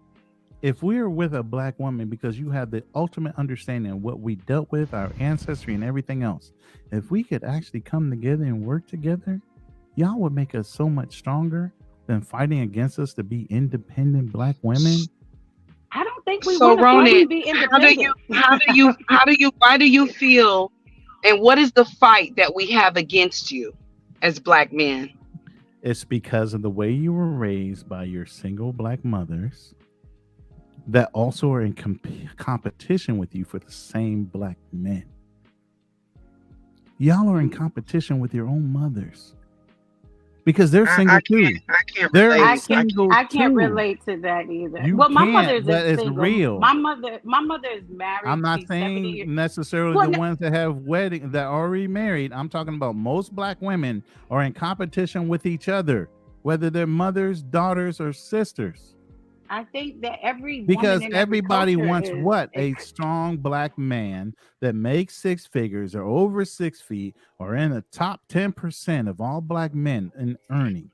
Loves his mama, loves Jesus, Where also do a thug, 6 y'all get degrees, that you. from? he did 20 Where years do in you, let me prison. ask y'all something. Where Those are honestly, statistically listen, factual. where do you guys get that from? Every Look at every black woman does not. I demographics. typically Look at date a guy. blackdemographics.com. It's factual. It's not a It's fallacy. where you're talking to a black woman. I I don't understand that, prefer but have you tall looked at the men. I don't. statistics, not feelings? I Have you find it looked at the funny that statistics? these ladies act like, okay, I'm the different one. That means there's nothing like that out They there are at the all. exception to It the ain't. rule, and I give Maya that. She is the exception to the rule. She I don't is believe that. There's no such accepting. thing as a no wall to Wait, me, wait. man. She is accepting of being accountable at least. A lot of black women aren't even accountable. I just don't like that. Nobody they seem to understand, like, oh, when you go out in the streets and this is not happening. These black women are just all these perfect little angels that we are just bashing. We're not saying I'm going to tell you this. My mom is we're 70. not Let saying me say this, Maya. I have a 78-year-old mother. You know, I literally got on her. At 78 years old, I'm 55. I said, Mom, you raised me how to be good to a woman. You raised me how to treat a woman. You taught me how to cook, clean. So do the things that a woman don't have to do for me. Why didn't you teach me how vindictive a woman could be? You know what she said to me? I wanted you to figure that shit out for yourself. What the fuck? Your own mother don't want to protect you. Wait, your own woman, your own mother won't protect you from the sister code. But do she you left date me black out of women? that shit. But Huh? do you date black? Do you date black women? I Are you date currently only dating a black women, woman? and Okay, do you only I date only black date women? black women or Afro Latino women. I only date black women. I love black women. Believe me. Canolo will tell you, every woman I've ever showed him, she's black. Afro we got black girls Latino, in Thailand too, whether bro. she be Full afro and Cuban, everything. whether she be Dominican, she's black. And the last 2 wives I had were black.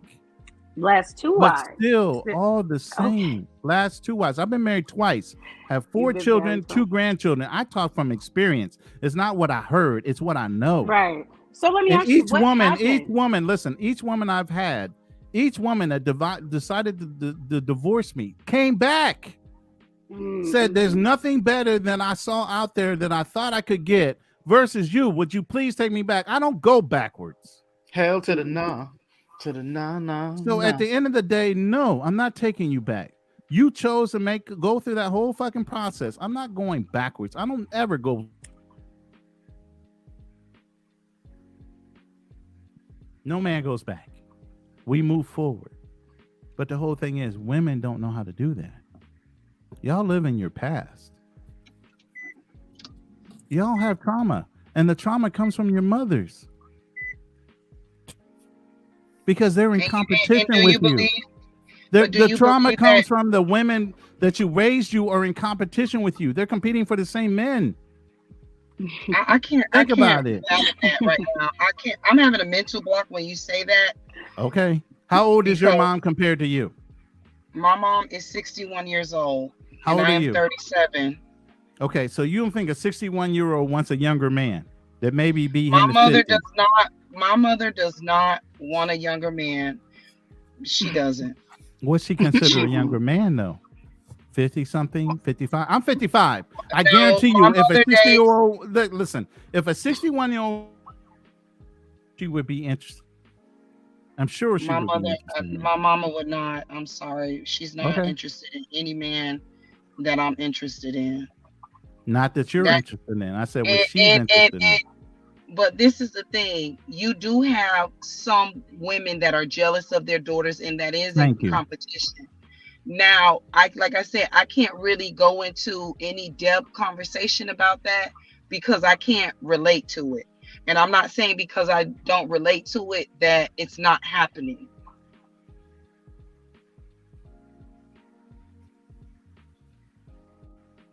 Okay. So I just Anybody can't. else want to add to that? I mean, it's just Maya I just talking. Ask. I would Ready? like to add that this is just not, this conversation just never goes anywhere. I see these conversations all over social media. I loved KS, I really did. But these conversations aren't going anywhere because they seem very combative from both sides of the fence. We're So not how do moving we forward. fix it? How do we I fix don't it? think that, honestly, from my opinion, just my perspective, I think we're just so damaged as a culture, period, and jaded, that I think people need to date who makes them happy. I prefer black I agree. men.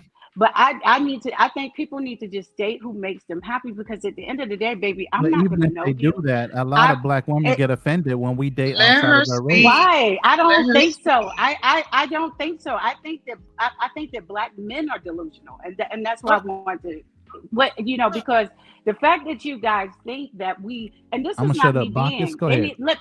Let Yeah, let I me want to say this. interject I'm after not. she Let finishes. her speak. Let her speak. Let her See, speak. this is why I'm telling you, black men are delusional when it comes to that, because there are a lot of black women who get offended or used to get offended when they see black guys with white women or other women. But there are another group of women out there that can care less, because they also have the opportunity to date outside their race, and they don't really look at it like that. I feel like you should go as far as you can go. Go be great. If you want to date a Spanish, Latina, Korean, if those women are attracted to you and that woman can make you happy, then go be great and be happy, because I don't even know you. I mean, That's I all may well not and even good, be but do you know attracted the to you. statistics of actual other races wanting to date black women? It's very low. I see. I can't see, for me. How are And black I men have this delusional? And listen, because we don't care as much as y'all think we do. Because there are You some actually black women do. that no, we No, we don't. don't. Can I say something? No, we don't. No, we Maya, you're don't. Some different. of Like I us said, have Maya, so you're many different. options you wouldn't Most believe. women You do. wouldn't That's why they're so believe. upset at passport bros and everybody else that travels Hold overseas. up. But I'm a passport woman. I love to travel. I get out. I love You a it. passport, sis? I love I it. don't go out of. I don't Okay. go out the country. I don't go out of the country to have sex, because I have men here That's that not I all can we date. do. So That's I'm not what not we do. desperate enough to go out the We're country not to have passport sex. bros. Oh, you only desperate? Oh, wow, damn. Hold on. Everybody. Hold on. Let me just say this, because I think a lot of people, you made a good point, and I think a lot of people missed it, is the age of social media. The age of social media, there's a lot of hurt people on the internet, and they say a lot of wild stuff. Now, I'm gonna be honest, I'm a black man, and I feel like both sides have trauma that needs to KG, be you're addressed. black? I didn't know that. Nah, but you wild, I'm bro. fucking shocked. Are you serious? wild. You're black? Bro, you wild. But I'm saying it's a lot of hurt people on both sides, and I feel like we talk past each other instead of talking with each other. Because soon as somebody say the wrong thing, like they get excited. Oh, black men are delusional. Oh, nah, it's these black women that's delusional. Oh, you said we delusional? Right. And I feel like we can never have a very conducive conversation where people I listen was to just each curious other. to know what makes black men delusional. I've been asking that. Well, I'm going to tell you if I could say it without being interrupted, but I understand it's You a have the passionate floor. conversation. Okay. I'll let you speak. Kanal, let give me- her 'cause the I- center stage. Kanal, give her the center stage. Okay, please. because I gotta get back to work in a minute. This is why I think black men are delusional.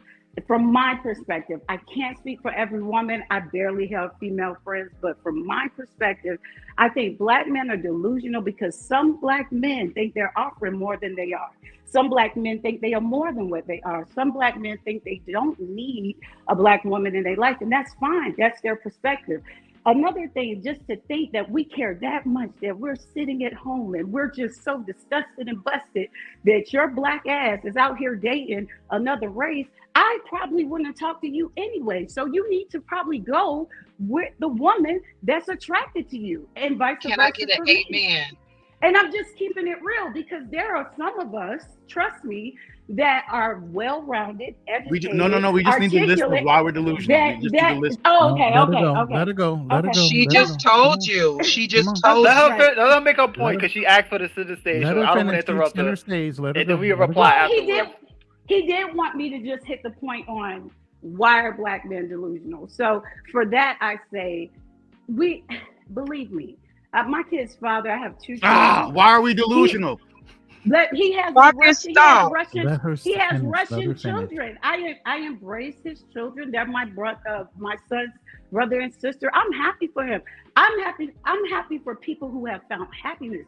It's hard enough to find people to trust. It's hard enough to find people to build with who are on the same accord. If you find happiness, I mean, I would rather it be a man and a woman, but as long as you are happy, I'm happy for you. I mean, that's just me. That's just how I feel. But I just feel like black men just think, and I'm not saying there are not bitter women out there that are angry at some of these athletes that go after white women or Spanish women or whatever. But these women probably couldn't even talk to those guys anyway. So I just don't even get why they be bad in the first place. So Pretty Richie. Yeah. Pretty. Do you realize 1 in 4 black women will be married? 3 out of 4 black women will not ever get married. That's a problem. But not all women. That's not a problem. That's Because not a of the problem. way, listen, because of the way your mothers raised you to be so independent, y'all are so combative that 1 out of 4 black women will get married when most black men desire to marry black women. Right. That make sense. Well, listen, I won't disagree with you. Listen, I'll be the first to say one of the worst things that I probably ever heard growing up as a young woman who grew up with her father is that, you're an independent black woman. That's the worst thing. I have a 20-year-old daughter who's in nursing school right now. She's a beautiful girl. What I tell her is that you go to school, you get you a degree, you go travel, but when we don't care about the degree at all. You have white women that go to school to get that same degree that will wind up being married before they graduate, while black women will stay single until they get the degree. That's the point that I'm trying to make, because it go takes ahead. a woman to tell a woman that. If your mother is teaching you, girl, get your own money, have your own degree, have your good credit. I told my daughter that, listen, this is what you're doing in the meanwhile. Then you're going to meet you a man. My baby even said once she gets married and have a baby, she's no longer working anymore. For some women, that is the ultimate goal. Some women really don't want that. Some women don't want to get married. The reason I'm so passionate about this is I have 4 sons. 3 of those sons have not dated because of the debauchery that their generation are dealing with when it comes to women. I agree. I want to say something They here. can't find a good woman, and any man like Black Man Travels that has sons understand what their sons are dealing with to even find a good black woman nowadays. And I agree, because even with my daughter, ridiculous. I'll say this about my daughter. I'm concerned that she won't have a good mate, because these young men are walking around here. You can't even go to church. Disagree. They're homosexuals. I don't want No, my I daughter disagree. to I disagree. I disagree. I disagree. They have no father. No, they are no. lazy. Let her speak. Let her speak. Let her speak. They're walking around with their pants down. They're disrespectful. My daughter is beautiful. She is well spoken, and the type of young men that she comes across. I don't know, but see, that question always comes up, and I will agree with you. The mothers raise those young men without the when father. do the fathers get some type of? I got something to When say. do you guys take accountability? Go ahead, Why Kamal. aren't you there in your child's life? I got something to say. First of all, a lot of good brothers are getting overlooked. I know personally tons of good black men who are currently single, wanting to get married, are getting passed on for dudes that ain't worth shit. So let's set up a dating and service. have multiple. No. That's one thing. That's one thing. Baby mamas. Two. Based on what I've seen in corporate America, other races of women are they make marriage a huge priority for them. I don't know what it is, but it's just like I see a lot of Asians, and again, I'm in the tech field, so there's a lot of Asians, Indians, whites married. It is priority. It's a part of or their engaged. culture. But black people, when I say black people, I'm Africans, Caribbean, African Americans. We don't do that. maybe more Black American, because the Caribbean By people design. tend to be married. They're into No, they marriage. don't. No. No. No, they're in no. America, I'm they are Caribbean. They don't get married. If they're in America, play they do house, not. like- if they're in like- another country, they Oh. might. We play So why don't house. why don't we do this? Why don't we come up with a solution? Because we don't talk about this problem for a long time. Why don't we all collectively get together, and you get your corporate friends and I get my beautiful single friends, and we go I get think- some young people and we put I a think the little problem dating is service together. underlying the problem. Like, why is that we as Black people do not make it a priority for us to actually build families versus other races of people make it a priority to build families? Because we That's can't the even have underlying a issue, conversation. which Not only we families, have but not strong solved. Strong families. Well, they're marrying money for money. Right. They're right. not marrying pookies for money. They're Right, marrying right. money for money. They're Yeah. strengthening. But Remember see- the when they used to have the old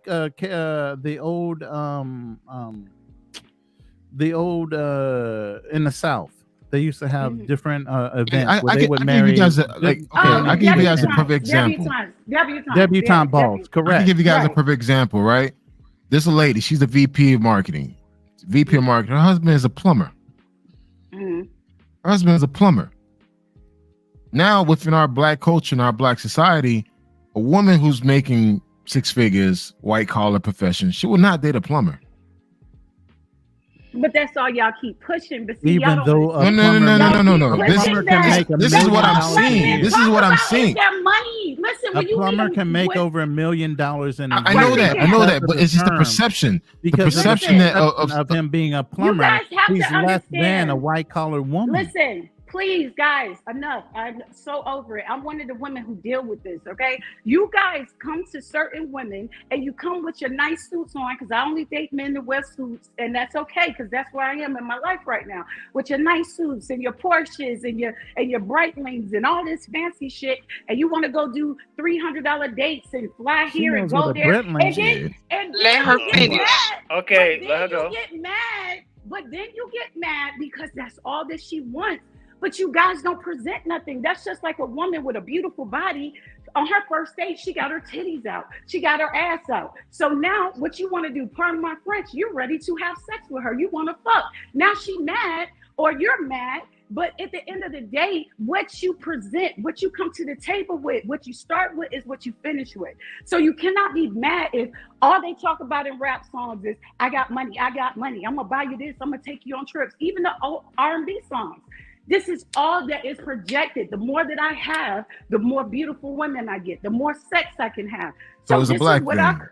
No, It's a I Black don't thing. know. It's a not a Black hypergamy thing. It's a No. hypergamy thing. It's a Black thing because it's a Black thing. I because think it is. it's a Black thing because you don't hear that in the Hispanic community. You don't hear that in the Indian community. You don't hear that in the Asian community. You don't hear that in the But white you don't community. hear them complaining, saying, "Oh, he's a plumber. You're overlooking her." Y'all cheer the white bitch on and say, "Hey, listen, go Because to the highest Mexican that you chick can will get." marry a But plumber. listen, but we don't care about the Mexicans because ain't nobody tripping on them. They know they'll marry anybody. Let's just be honest. But if I was a blonde-haired, blue-eyed white girl, But and I'm gonna tell you this. I'm gonna tell you this. Most Black I can go date the richest man in the room and only want him for his money. Society will say nothing. But let a Black girl do that or a Spanish girl do that, she a gold digger. Come on, y'all got double standards out here. No. Especially the Chinese girls. They don't mess with nobody unless he got money. We Period. don't care that you're a gold digger because we don't care how much money you make. We want somebody to give us No, peace. gold digger wanting We to don't go care get- about so- that. Let me tell you, we don't care that you want us for our money. We understand that. That's what hypergamy is all about. It's We don't hypergamy. care We about know that. that. Understand We it. know Yeah. that's what you These want other- at the end of the day. We don't care how much money you make, whatever.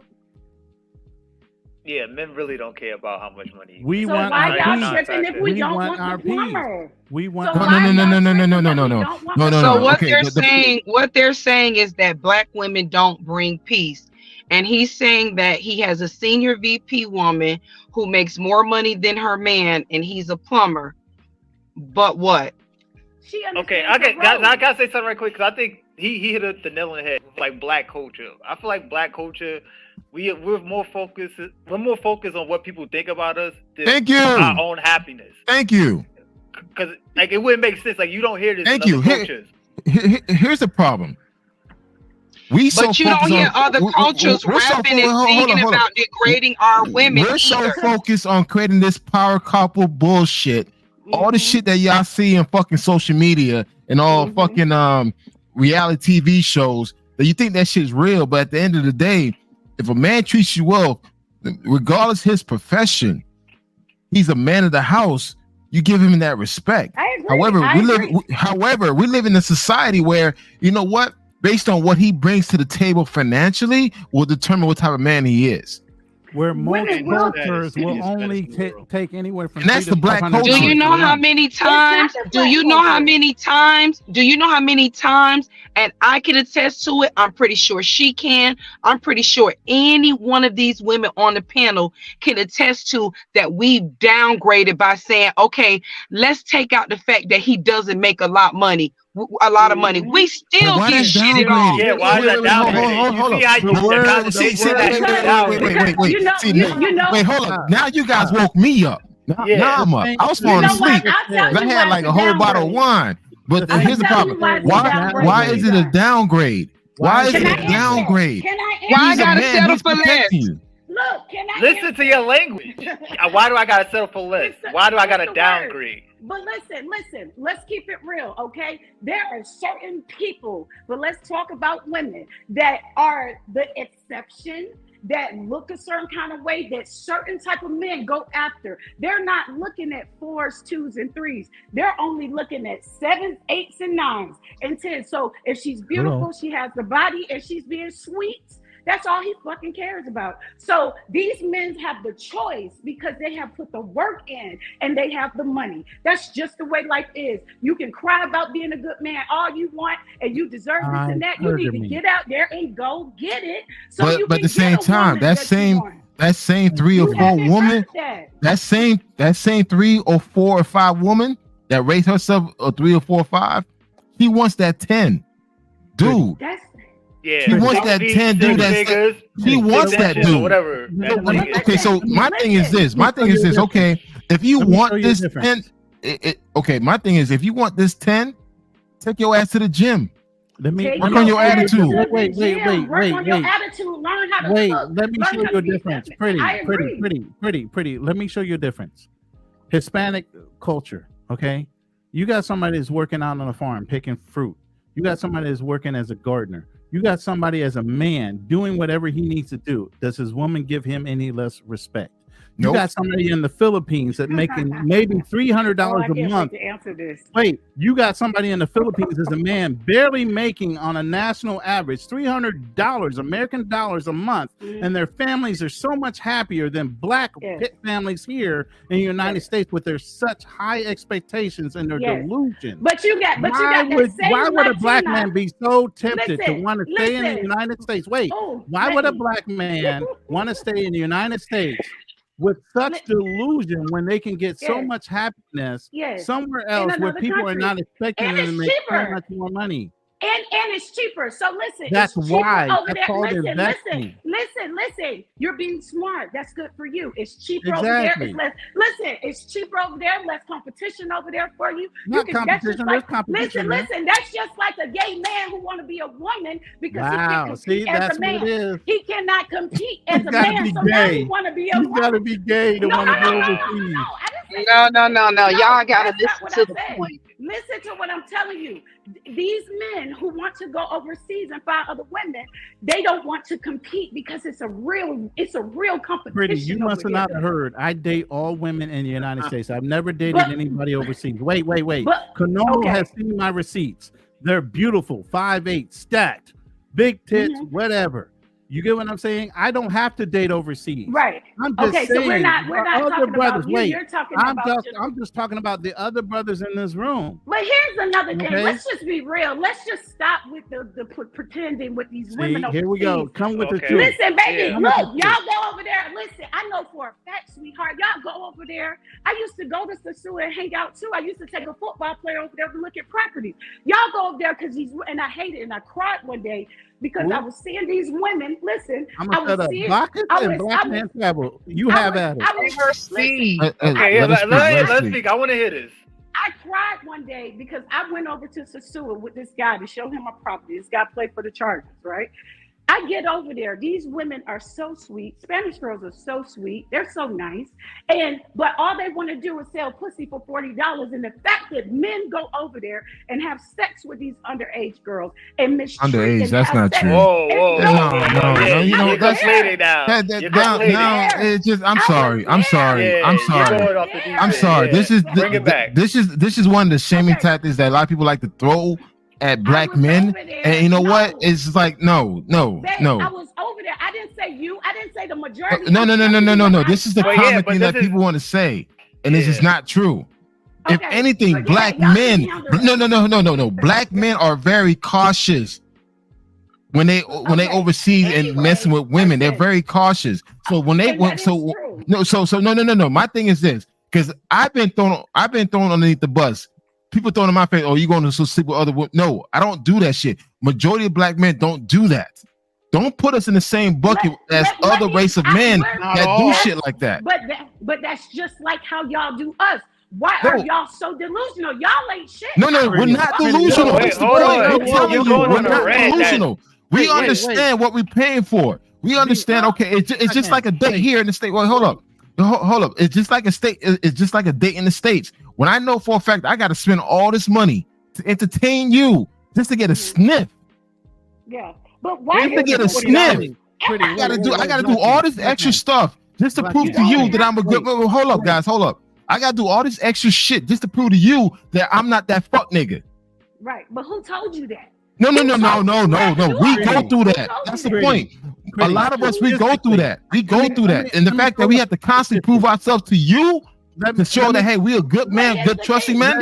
A lot of guys feel like, you know what, fuck it, we're done. They tired of it, but then y'all Let go me over there throw and out some statistics. No, wait. We're not talking about feelings. Let's talk about some statistics. Okay. Black men are the second most sought after men over the whole fucking world over white men. That's it. We are number 2 in the fucking world as being sought after as not only good men, but good fathers.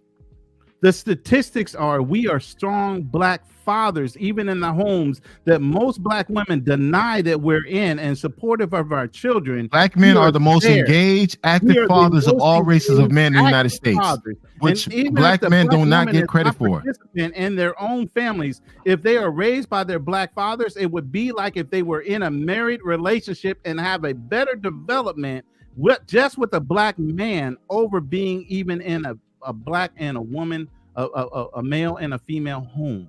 Those are the facts. Those are statistics. I'm not talking about disagree feelings. with you. I'm talking about I don't facts. disagree with you. So at the end of the day, black men are very good black men, and I'm not going to let you sit here and discredit us as being good fathers and good leaders of when did I men discredit you worldwide guys? at the overall the protection of you guys as being black women. Listen, That's I am wrong. the hugest advocate for black men. They're hugest. I advocate for black nuclear families because that's all I date.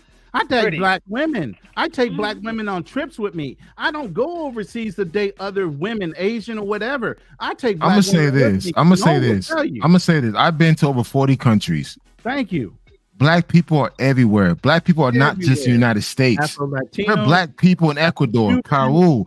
No, hold up. The majority of black people, Alex, calm down. The majority of black people outside of Africa is Brazil. Brazil has more black folks than the United States. Black folks are everywhere. So when people say that we're going out there looking for white women, no. Black people are everywhere. To look for white women. Listen, I say this, and this is just me being honest, man. And this is straight from the hip. I say, do what makes you happy. You get one shot out here, okay? I just found out a good friend of mine just died, and I didn't even know. Whatever makes you happy, whoever you want to date, just do that. Focus on you because it's in our culture, unfortunately, there is no fixing. There is no fixing us. We're so damaged. You got to find your people, I agree. your people, and just go be happy. I'm telling you, because you're gonna waste energy. We could have been. I You know what agree. we could have been talking about a business. We could have started. I'm in IT as well. We could have been talking about that. We could have been talking about building a dating site for people that think like us. but we're talking about the same thing, and we're not getting right. anywhere. So what's the point of this? You're right. Pretty. You're Let me right. say I something. don't Pretty. even think I want to this- say something. Pretty. Let me say something because like I've been here the whole time. I've been trying to extend the olive branch between the two, but you see, the communication always breaks down when people don't want to listen to each other. And how the conversation broke down earlier is that y'all started attacking black men. Like y'all started saying things like the common talking points for the social media of why black men are bad. But we can go and say the same stereotypical stuff that people say on social media about black women. And this is why we don't listen to each other. We're not coming to the table divide us as a equally. black nuclear family because we were the strongest in the 1960s. That's the whole point of why they brought up the whole thing with social services to break up the black family. Of course. Okay, and I watched y'all. black I don't men even walk. think- Wait. I watched black men walk out of good families because they wanted to be supportive of their wives in order to get the money and social services because during the Depression in the 60s, they could not get a job. But Look all at that Good comes from Times. Look white at the feminism. Jeffersons. There's See, all over the TV. but It look tells where the it- truth. You guys are but look- delusional when you think black No, men walked away no. on purpose. We did We not. gotta look at the source, honey. It came from them. It has nothing to do with us. But It you came guys from white support feminism. them. You guys support It's them. because the unfortunate. services are I there. agree. I agree. You guys but this support came them from because white the services feminism. are easy, low-hanging fruit. You would rather take the money from the government than to work it out with black men. Tell the truth. Maybe they did. I don't know. I wasn't back No, there. they didn't. Maybe they did it. I wasn't For back 50 there. I don't years, know. they did it. From the 1950s, when they first set up social services, until now, they have always relied on the government to pay them. Those kids belong to the government. They don't belong to their daddies. All right. Well, they Yeah, should have but did what my daddy did. He went and If your and made daddy sure. was in the house, good on you. But most daddies No, were not because no, he most wasn't. But daddies he went walked and away. he went and legitimized himself, and he put himself on child support to make sure that everything was in order. As And did I. And and I have four split sons and 50-50, two right. grandchildren. As did Yeah. I'm 55. I have 4 grown sons and 2 grandchildren that I was present in all their lives, and also 1 stepson. So I raised a single mother child and made sure he had a relationship with his own daddy in Right. despise of myself. And he was 8 years old when I first met him. But that's a unique situation because that's I'm not saying, happening no, in a lot it's of not. Actually not, It's though. not. It's If black actually women, not, listen, believe it or it's not. not. If black it's not women would allow happening the that black way. men to be present in their lives, you would be so shocked. But some at of these how many black men, would some wanna of be these present black in their men, sons and daughters' lives. some of these black men are not allowed to be present in the child's Whose fault life is that? Whose fault because- is that? It's a woman's fault. No, No, other it's not. person. It's No, woman's it's not. It's a fault. lie. Because It's the a woman lie, can though, go to y'all. the court. Stop. The woman can go to the court and actually demand that the father be present in that child's life because it is beneficial for that son or daughter to have their But what if father this there. is not a- The what if woman this is not- denies the fact that they don't want that child in his life and they use it as leverage in order to control a man that they're no longer with. That's not true. A lot of black women, and let me just say this without being interrupted. This is real. Okay. A lot I'm of gonna black shut up now. women, a lot of black women choose to raise their children alone because a lot of children are being abused in the house. So a lot And of it's women, not by black men, so you can't say Yeah, it is specifically by men black denying. men. It is Okay, by okay, black men. okay. Listen. Y'all, the Not point even y'all as No, making, listen. black y'all men. taking Black unique men- situations and using it to attack black men. Like, No. I'm just trying to Let me be No, candid. no. Let me. No. Not even It's in every statistically culture. correct. It's in, honey, it's in But every black culture. men do not attack their children statistically. It's Is in every not correct. culture. Yes, It's in every culture. It's in every culture where children are being abused by the biological father and the stepfather. Some women are just But not the afraid. mother, not the auntie, not the Oh, no, grandmother. that's- You that's forget about true. all that shit too. That's So true. you think it's That only is on the one truth. Yeah, side, like this right? is the thing. Like, yo, y'all are just literally just pulling out any reason to attack black men. Now, Exactly. before No, we don't. we No, were we going don't. over. Okay, look, I'm the last listen. one. Listen, I've been the one that's been Stop trying to extend the because olive I'm branch not all trying this to sound all day, aggressive. but I y'all apologize. keep coming with these random like. I apologize if I you- sound aggressive. I'm sorry. Yeah. I mean, I've been trying to be like, yo, I've been saying, yo, we're not listening to each other. And y'all keep coming pulling out, okay, we going overseas looking for young girls. Now we're abusing our children. No, honey, you're missing Like the listen point, to what you're saying, but it's No, unique you're situations. There's aunties, there's women do the same thing. And women will get away with it before a man do, because the court system doesn't More even black give. men have been But that's abused by women than women have been abused by their men. But guys, women y'all think abuse we are young black men all the time. You ever heard all of the a son time. husband? I agree. You ever heard of a son guys. husband? Yes, Women Listen, can I say something? We're just saying it from our perspective. I'm not. Can we're I not say attacking something? black men. Go I'm ahead, just a Maya. black I'm woman sorry. that was. Yeah. We don't attack black men. Okay, that's for one. Y'all are saying that y'all been attacked. I haven't done it personally. I have very candid conversations with Pretty, with Ash, with S&M. Again, I can't relate to it, but I will tell you this, and I'm going to be candid about my situation. My child's father is not allowed to be in her life because he's toxic and he's damaged and he's broken. Okay. That's why he's not allowed. And some of us as women, we have to protect our children based on the trauma and experiences that we have had. I've had an abusive, toxic relationship with my father. So do you think I'm going to allow another man to do the same thing that was done to me? Absolutely not. Why? Because I'm in an attempt, which I am, raising a healthy black young lady. And just as she spoke on that she's scared for her daughter because her daughter is elevating herself by going to college and educating herself. And she's also raising a healthy young lady as well. Right. Now Okay, I can okay. spin that. Go Wait, ahead, wait, go wait, ahead, wait. Renee. Let me speak. I can spin that. I have 4 grown sons, 1 stepson. That's all I had were males. 1 stepson is married from his high school sweetheart. I have 4 sons that are older than him that are not married or scared to date because of the way the women that were brought up and those single families that were raised by women are acting socially that they do not even want to associate with those women. So where do he? They would where are they rather be meeting listen. these? That's what I'm They gonna would say. What rather is he gonna listen. do? Let me finish. They would rather be incels than to date the type of women in their generation that are currently even in their own church. This is the problem we have. Y'all only look at the woman's side, but the young men that are out there that are actually good and looking for good women, there aren't any. Yes, it is. Look, I But just is tried it- to is see it just black y'all. women They're that not you're in the talking church. about? Y'all looking back They're the not way. in the church because you guys don't even discredit women from having babies out of wedlock in the church because the pastor wants to get paid by the women in the church. That's why black men have walked away from I can agree with religion. that. Yeah, I agree. So where are they going to find them? They can't find them in church because my sons are in church. So I'm talking from a male point of view as a father of men that are good men that are looking for good women, and they're having a fucking hard ass time doing it. And you think black women aren't having a moment? Y'all raised them, and you won't let us help. So yes, Well, I haven't raised a son. I haven't raised a son. I haven't raised a son. But I will tell you this: I haven't raised a son.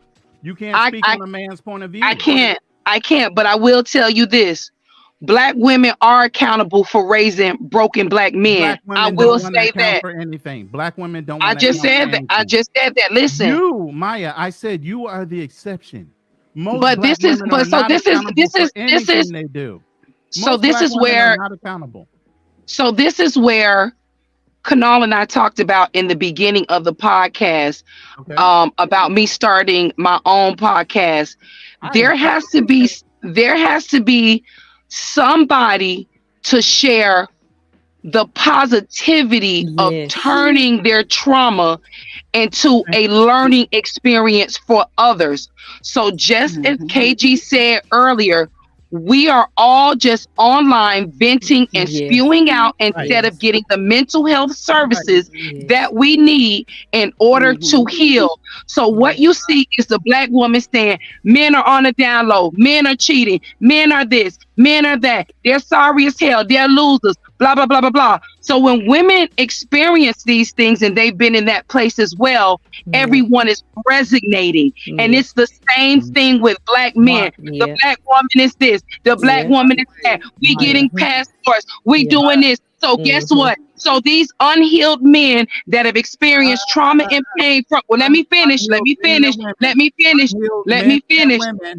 just say men. I said the same thing about women. There's a lot of unhealed women too. Now see, and this is another thing. So everybody's resonating with pain versus happiness and lightness. And then I'm gonna also say this too. We've all been brainwashed into religion and Christianity. So what everyone is doing is, I'm going to go to the altar and I'm going to go to the church and I'm just going to pray about it. But they don't do the work. The church doesn't allow you to do the work. They're getting a sermon. Most of these people go to school for theology. They're making millions of dollars. They have these mega churches on every corner, especially in Atlanta. They're buying mansions. They're buying private jets.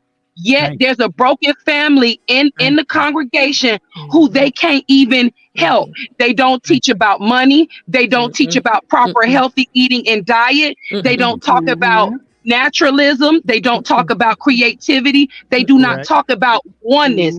So that's the problem with, these black women with, oh, my man got to be into Jesus and all of this kind of stuff and whatnot and all this other extra shit that I don't really gravitate to. I want to piggyback off of you, Maya, real quick. Everything Maya just said, oh my gosh, she hit everything. Instead of us coming together, we attacking each other, but we going off of what we experience. Instead of we listening to each other or what we experience, we trying to fight. Oh, y'all should do this. Y'all broken this, because when I tell y'all sound just like my husband. Oh my Lord, that's all. Why though? Why are we so combative against each other? No. Why are we so combative against each other? Because we're relating in pain. Because we're relating in pain. Because we're relating in pain. We're relating in trauma. That's what. And guess what? So and guess what? You know why it's easy? You know why it's easy to do? Do you know why it's easy to do? You know why it's easy to relate?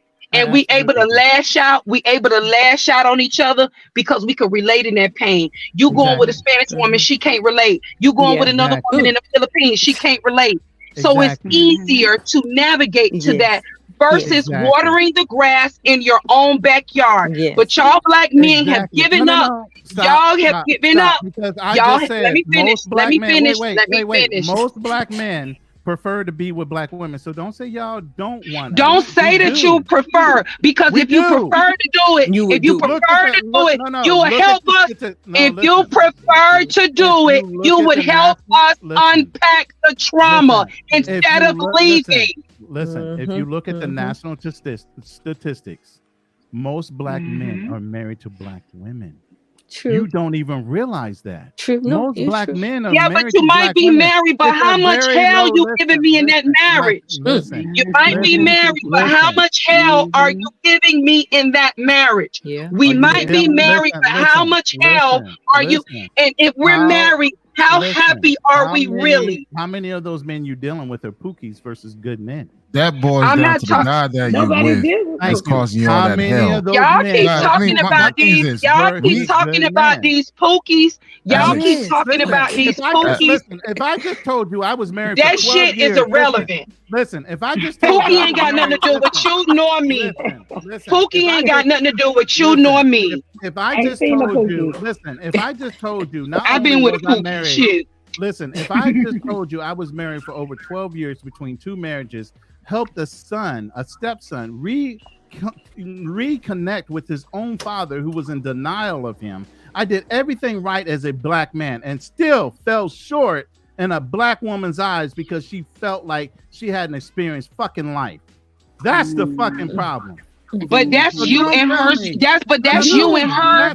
That's you and hers unique. Listen, because something has been ingrained in y'all to seek something better, even though you already had it, you still want to go look outside of something that's already good for you. That's the But problem. listen, Because you want to be so that's your personal experience. Yes. And you That can't does deny not. it. That's That facts. does Those not. are That's actual your. facts. Those That's are actual your facts. That's personal not experience. speculation. Listen, that's not speculation. Those are actual facts. Those are All black facts. women don't. All black women don't see it that way. We don't relate Really? that way. Really? No, we So don't. then why then 90% of women file for divorce over black men? Well, that's a big question. That's something Because that you you black guys men are have to never ask happy. yourselves. Wait, because you guys You know always why we're doubt not yourself as happy? far You as know your why we're not happiness. happy? You know why we're Why? not happy? Why? We happy when you don't communicate. We unhappy do when you lie and communicate. cheat. We happy when y'all have extramarital relationships and It's bring all our children home fault. to us. We're It's all upset our with you fault. when you bring STDs home. That's why. It's But all I our mean, fault. come on, Wait, 90%. When I gave you the statistic that And then most y'all want to black stay, men, and y'all black want to men and stay, black women and both y'all want to cheat at the stay, same rate. and y'all Both want to black women stay. and black men cheat at the same rate. So you can't use that as an argument. We cheat at the same rate. So that's not an argument. That's a mute point. Yeah, true. He's right on that. He's right. 90% of divorces are filed by women. 90% of divorces are filed by women. Even though you might say cheating is a factor, we cheat at the same rate, so that's not even a factor. So why even be married at that point? If I'm cheating and you cheating, we don't even have a union together anymore. Listen. The expectation of marriage is delusional because most women have an idea of what marriage is, but they really don't. Where men are only loyal and dedicated to the woman they are with, women think marriage is all about them being happy and tended to mentally. That's not our responsibility. You need to be happy on yourself. And if you're not, yes, you need to go through therapy. Yes, you have post-traumatic stress disorder from the way you were by the way you were raised by either your single mom or within your own family. There's a lot of fucking trauma that nobody wants to deal with, but you want to blame men for it because y'all aren't fucking happy while you're in a marriage when a man's not doing anything but doing his job by working and being protective and earning money to and see, that's for the you. thing. Okay, I'll say this. I'll say this. I have a friend of mine. He's going through some stuff. We just, we took a trip to Cuba. He's going through hell in his marriage. And I told him, dude, fucking divorce. His thing was, it's not that man, easy. we got properties together, we got, the kids. I'm like, but it's like, look, man, you only have one life to live. He'd rather literally live in unhappiness than to wait, hold up. You're in your mid 40s, where the average black man is dying in his 40s and 50s. Dude, let it go. Fuck the properties. You got your life. You can make the money back. So I decided to do my thing is this. And the thing is, his marriage is based on her not dealing with her past. Her father issues, her mother issues. There's a lot of issues that she's dealing with that she brought into the marriage that he had to deal with for 15 years. But why hasn't at some point they both go to counseling? No. Or she gets treated. He initiated. Look again. I sent my wife to therapy for the same thing. He initiated the therapy, but he wanted to be there for his sons. He's a very active, involved father. Thank you. He stuck around for his kids. He literally told me, I'm not happy. I don't want to do this anymore. I'm tired. But we're going to stay in it for our kids. But he'll stay for his kids. And guess what? I'm gonna tell you this, and you do more damage to the kids by staying than leaving. And I'm gonna tell you this. My stepmother and my stepfather was together since I was 1. They waited until I was 30 and my youngest sister turned 19 in order for them to divorce. I will never forget the day that my stepfather called me and say, hey, y'all might be upset with me, but I've had enough and I'm divorcing your mother. And you know what me and my sister, and let me finish. You know what we said to him? When we've been waiting on that.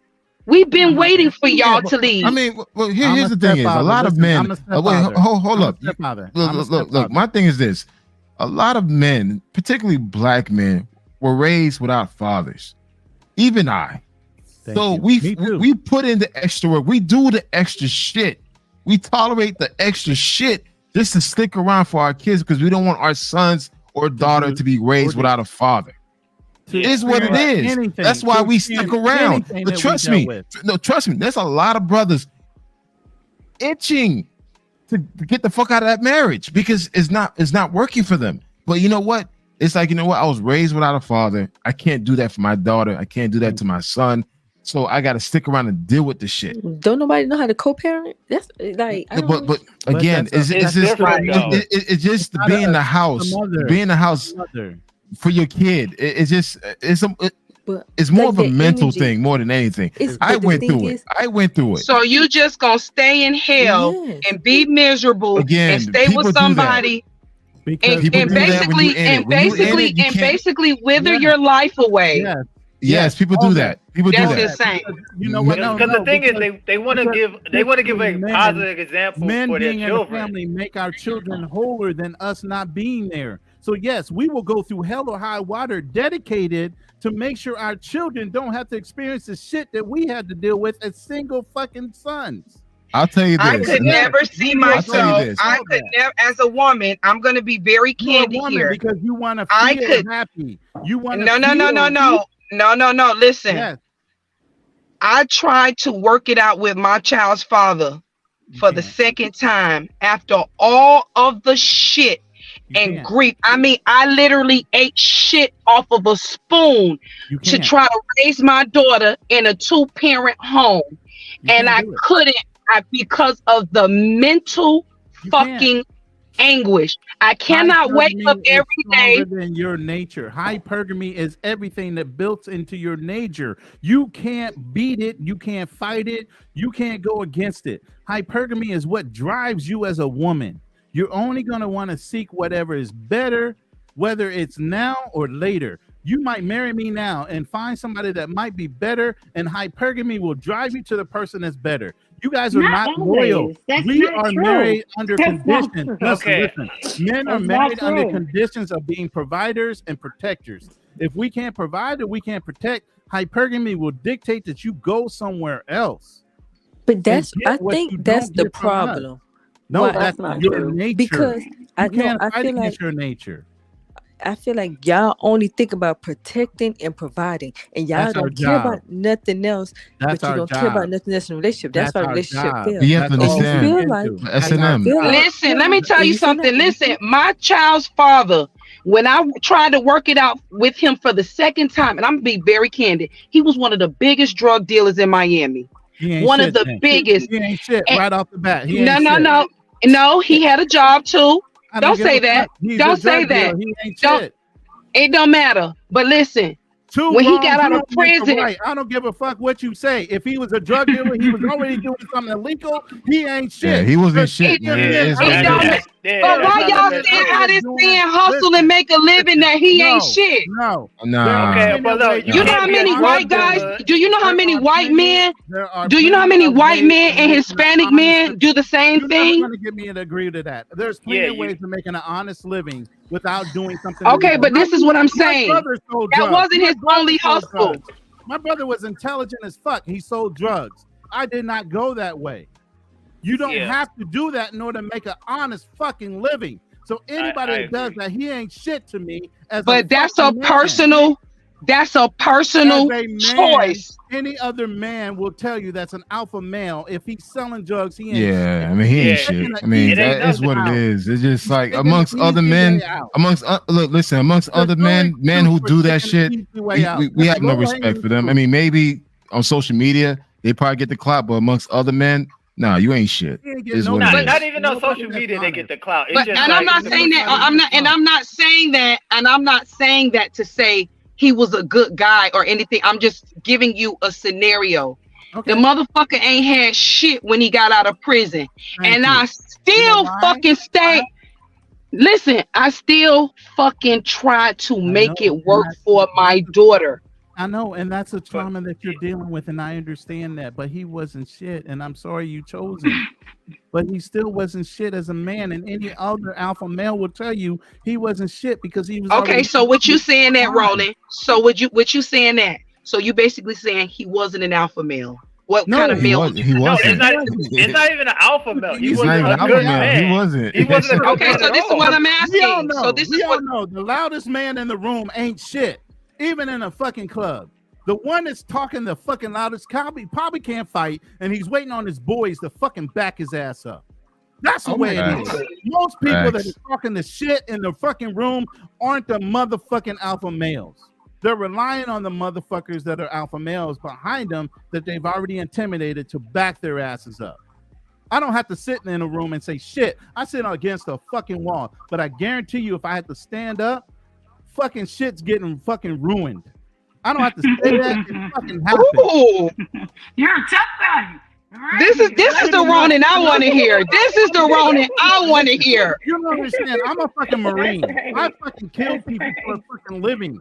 I was in the This conversation is so spicy. I'm just It is spicy. I get angry. I get angry at anything these in. dudes that are getting credit for being alpha males when they ain't fucking shit because they're the loudest one in the room. Most men know the loudest one in the room ain't fucking shit. I'm quiet as fuck, but I'm the one that can handle the shit at the end of the day. I'm not gonna run. I'm running to the fucking problem, not running a fucking way from the problem.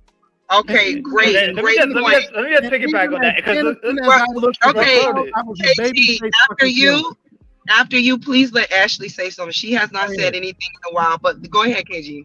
Yeah, I just want to make this quick point. Like the thing is, that's another thing in our community. We give people a pass for bad behavior, which is unacceptable. Most cultures, they don't give a pass for people doing stupid shit. Like there's no shame in the black community. There's no shame in the black community, is what it is.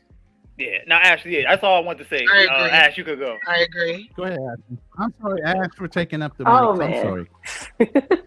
It's a lot to I unpack. love all of y'all. man. Believe me, I appreciate Maya, and she knows I'm not verbally attacking her, but No, I know. Passion, yeah, we all good. So I don't want you to be afraid. No, I know, but I said this is the Ronin I want to hear. Like I said, I'm a very candid person, so I'm willing to take the truth and listen. I'm a protective of women that I'm just friends with. You ain't fucking talking shit to nobody I know and thinking you're gonna walk away fucking clean. Believe me. Respect. We respect I just fucking do it. I don't talk about it. I fucking do it. That's a fucking man. He don't have to be a fucking mouth about it. He just does it. And if you're dating anybody that doesn't act like that, he's not a fucking man. Facts. Yeah, let Ash speak because I think she wanted to say something. All right, go ahead.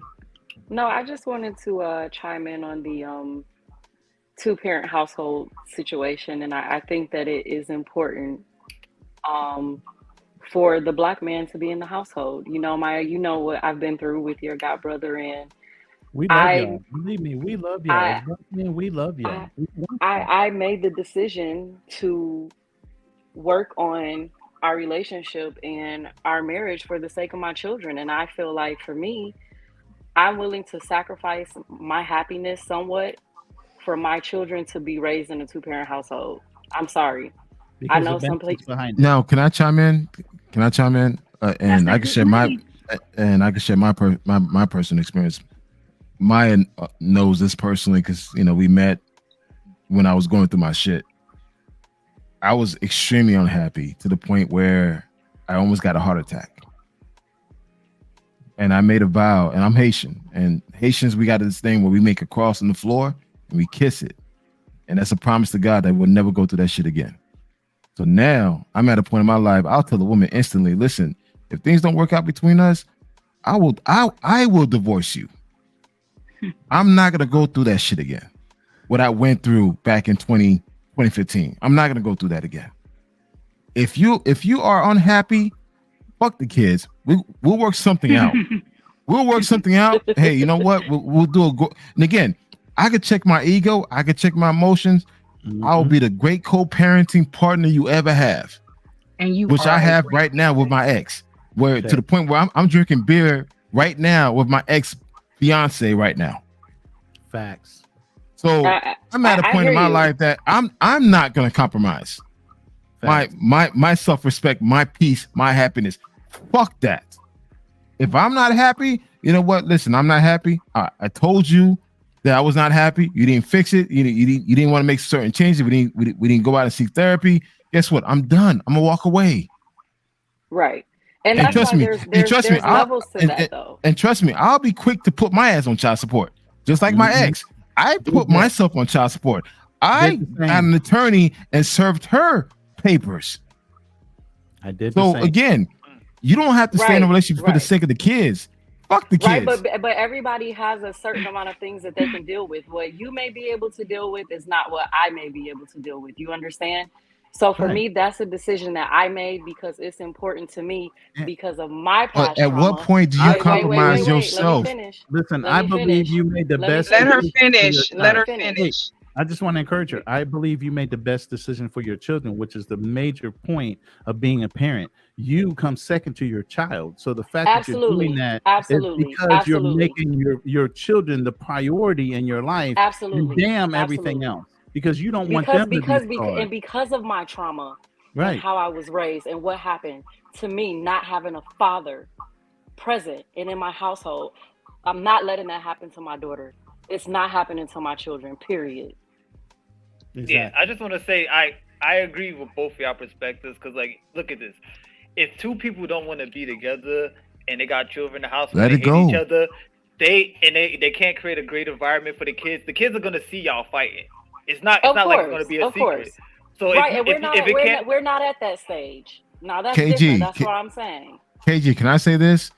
My oldest son, which I took as my own, to this day, I'm constantly apologizing what he saw, what he experienced between his mother and I feel like shit. One day I broke down in front of him and like literally crying and apologized to him. It's like, listen, I'm sorry.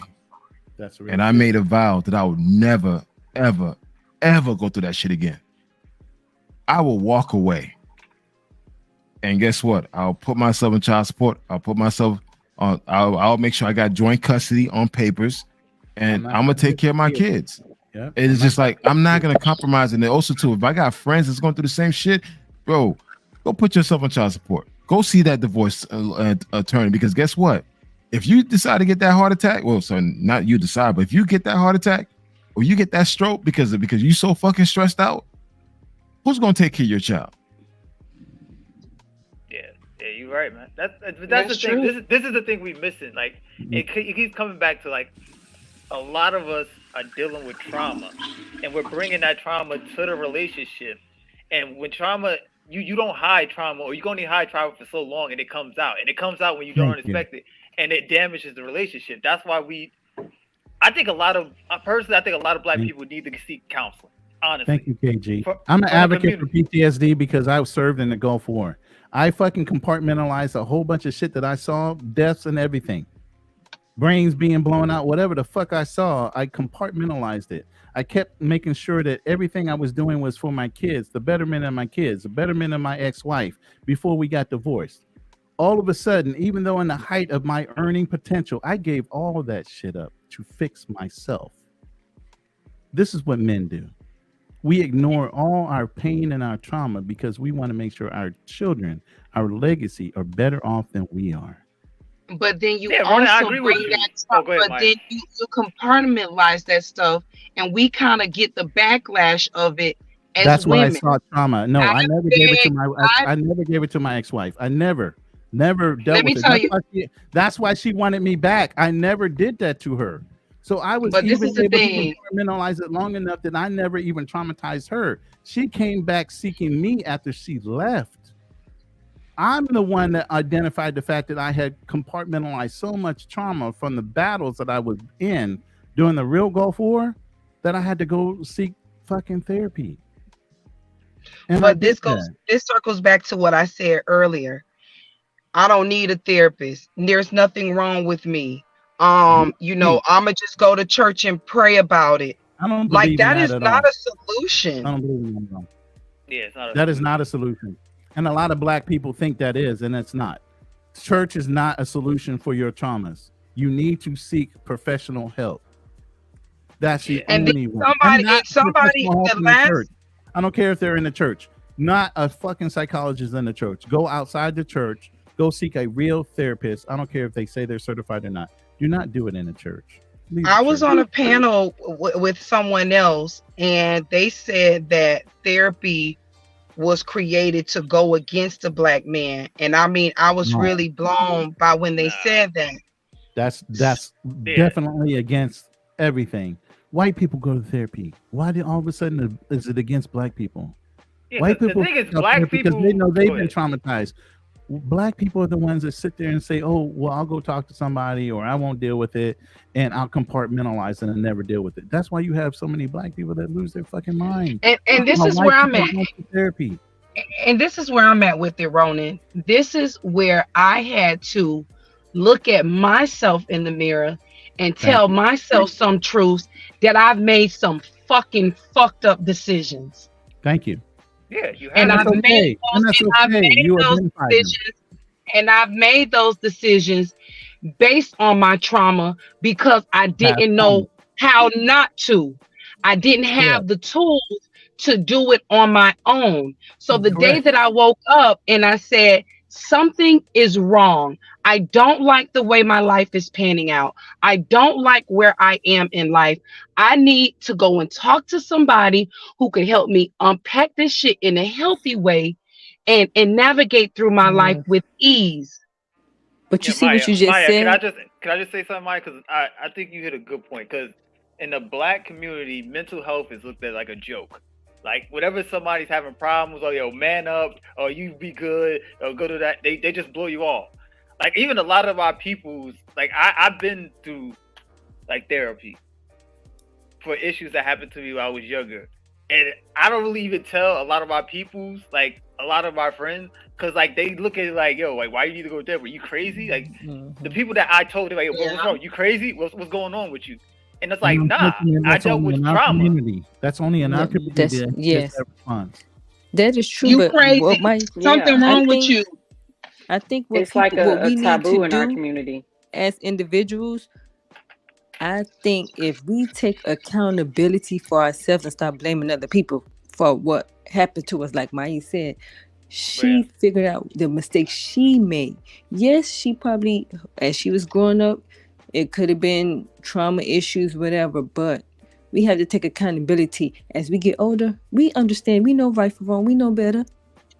When you know better, you do better. We have to take accountability for ourselves. We don't take accountability for ourselves. We blame other people. Exactly. I agree with you. I agree with you 100%. I'll co-sign on that all day long. We are in denial in our own community when it comes. We're in a deep denial that is detrimental to our race, where we are just like almost like extinct and dying Yes. off. Because And we just I'm gonna say this. 50 years ago. That was the And ultimate you point 50 years ago to break up. and you hear it, you're hearing it in the songs. It's just a bunch of pain spewing out. Fuck this nigga, fuck him, I'ma take him for his money. Fuck your bitch, and I'ma fuck this bitch and kick her out my place and do her any kind of way. And they're talking about it, and this is what's actually going on, because again, people are resonating with pain. They don't have the tools, and nobody's telling them to go get help. They don't even have the access. Most of them don't even have healthcare to even have access to a fucking therapist. But you got all kind of stuff like Obamacare, you got Medicaid, you got all this kind of stuff where there's They're too lazy to get it. I came from the healthcare industry. They're too lazy to get it because you can have access to all of that for a nominal fee. It's all based on your income. So even if you're not making enough income, you barely pay $25 for a healthcare policy where you can go and get that shit. But most people don't want to even do that. I come from that industry. But you know why, Ronan? But you know why? You want to know, and you want to know why? And I'm going to tell you this because I'm still in a healing phase, and the amount of trauma that I endured, it's probably going to take the rest of my life to continue to work on and fix. You get what I'm saying? So yeah, it's not no overnight process. It's not an overnight process. And when you're in that place and in those dark places, when you deep in the dirt, that shit is painful. And that's where a lot of people stop because they don't want to feel it. It's easier to sit in shit that you smelled before.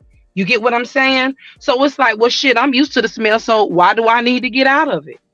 Yeah, Mike, you spit facts. Like it comes down, like we said, accountability. It's so easy for me. Go ahead. It'll be so easy for me to go back to that because I'm familiar with it. Chaos, trauma, drama, craziness. That's easy to do. That's easy to sit in there because you're familiar with it. Maya, But I'm as on I'm getting, four medications to keep myself calm. Every fucking day I take almost 16 pills a fucking day from the trauma I experienced even being in the military. well, You guess what? understand? I So salute I'm to an you. advocate. I'm an advocate for that shit, and I'm big time on it. When it comes to us as Black people, we have post-traumatic stress disorder, period, for even living your life. The minute you were born, you have post-traumatic stress disorder. Not even from the corporal punishment, the way your kids, your parents and your grandparents raised you by using corporal punishment in order to beat you because their slave masters beat them in order to be obedient. There's a whole fucking history behind the way we fucking act. It is. And it It's didn't true. just start Very from within true. our own family and by the fucking Bible. It started when our fucking colonizers brought us over here. Yes. I want to speak on something. Two things. Like we said, it goes back to the colonizers, what they put in with this music. Me and my husband was talking the other day. He was saying the drill music. Now in the drill music, they have these young men in gangs. Now they're speaking on killing their own cousins because of the gang they're in. Before it didn't really matter, but now they want to kill their own cousins. So now they putting it in this music. So now they're gonna have family killing each other. It's the music that's going on. Look at these. Desensitizing themselves to violence. Desensitizing themselves to violence. Yes, I and it's understand like how to destabilize a whole fucking government. yes, This is it's what they do messing in us. order to destabilize nations. You don't Yes. understand. This is what they've been doing to us since the 50s. They have destabilized us as a community. We were strong. We were all married to each other. We believed in and held each other up. This has happened over a period of almost 50 years. And look at us. Look at us. Mhm. The sad state that the Black community Can we come together? Because No. earlier, like when everybody was going back and forth, years attacking each young other, kids, can we it's come been back 50 together and years help each other it's instead been of 50 trying? years of children raising children. That was the whole thing with the drug epidemic That's and a everything problem else. too. You had young kids raising kids because they were having kids at such a young age. I watched it all. I'm telling you, I grew up in the 60s. I watched kids raising kids because they were having kids at 13 or 14 years old. Now you're 30 years into this shit. 40 I years mean, into this shit. Ronan, You have kids raising kids, raising kids, raising kids, keeping the father out of the home since the 50s, and so on and so forth. Our community is fucking wrecked. It's going to take a huge conscious effort to break the mental training and the indoctrination through our own education and the school systems to break the way we function as a community. Period. Ronan. The thing is, it starts with conversations like this. Remember the beginning of the conversation, we were all at each other's throat, saying, "Oh yeah, black men ain't this, black women ain't this." But now, once we get to addressing the trauma, like, yo, I had trauma, you had trauma, and I come and understand your viewpoint, and you understand my viewpoint. Now we can actually talk to each other instead of talk towards each other. We actually have communicating. Go ahead. Yeah, it's getting everything out to everybody else to actually want to make a change. And that's the problem. Our society is so backwards and so hypnotized by whatever the latest and greatest is on social media. And that's the whole thing. Everything's about clicks and views now. It's not even about the reality of the truth. It's about clicks and views and whatever is popular. They can fucking lie. And you're still going to get more popularity than somebody is actually telling you the truth. They don't want to hear the truth no more.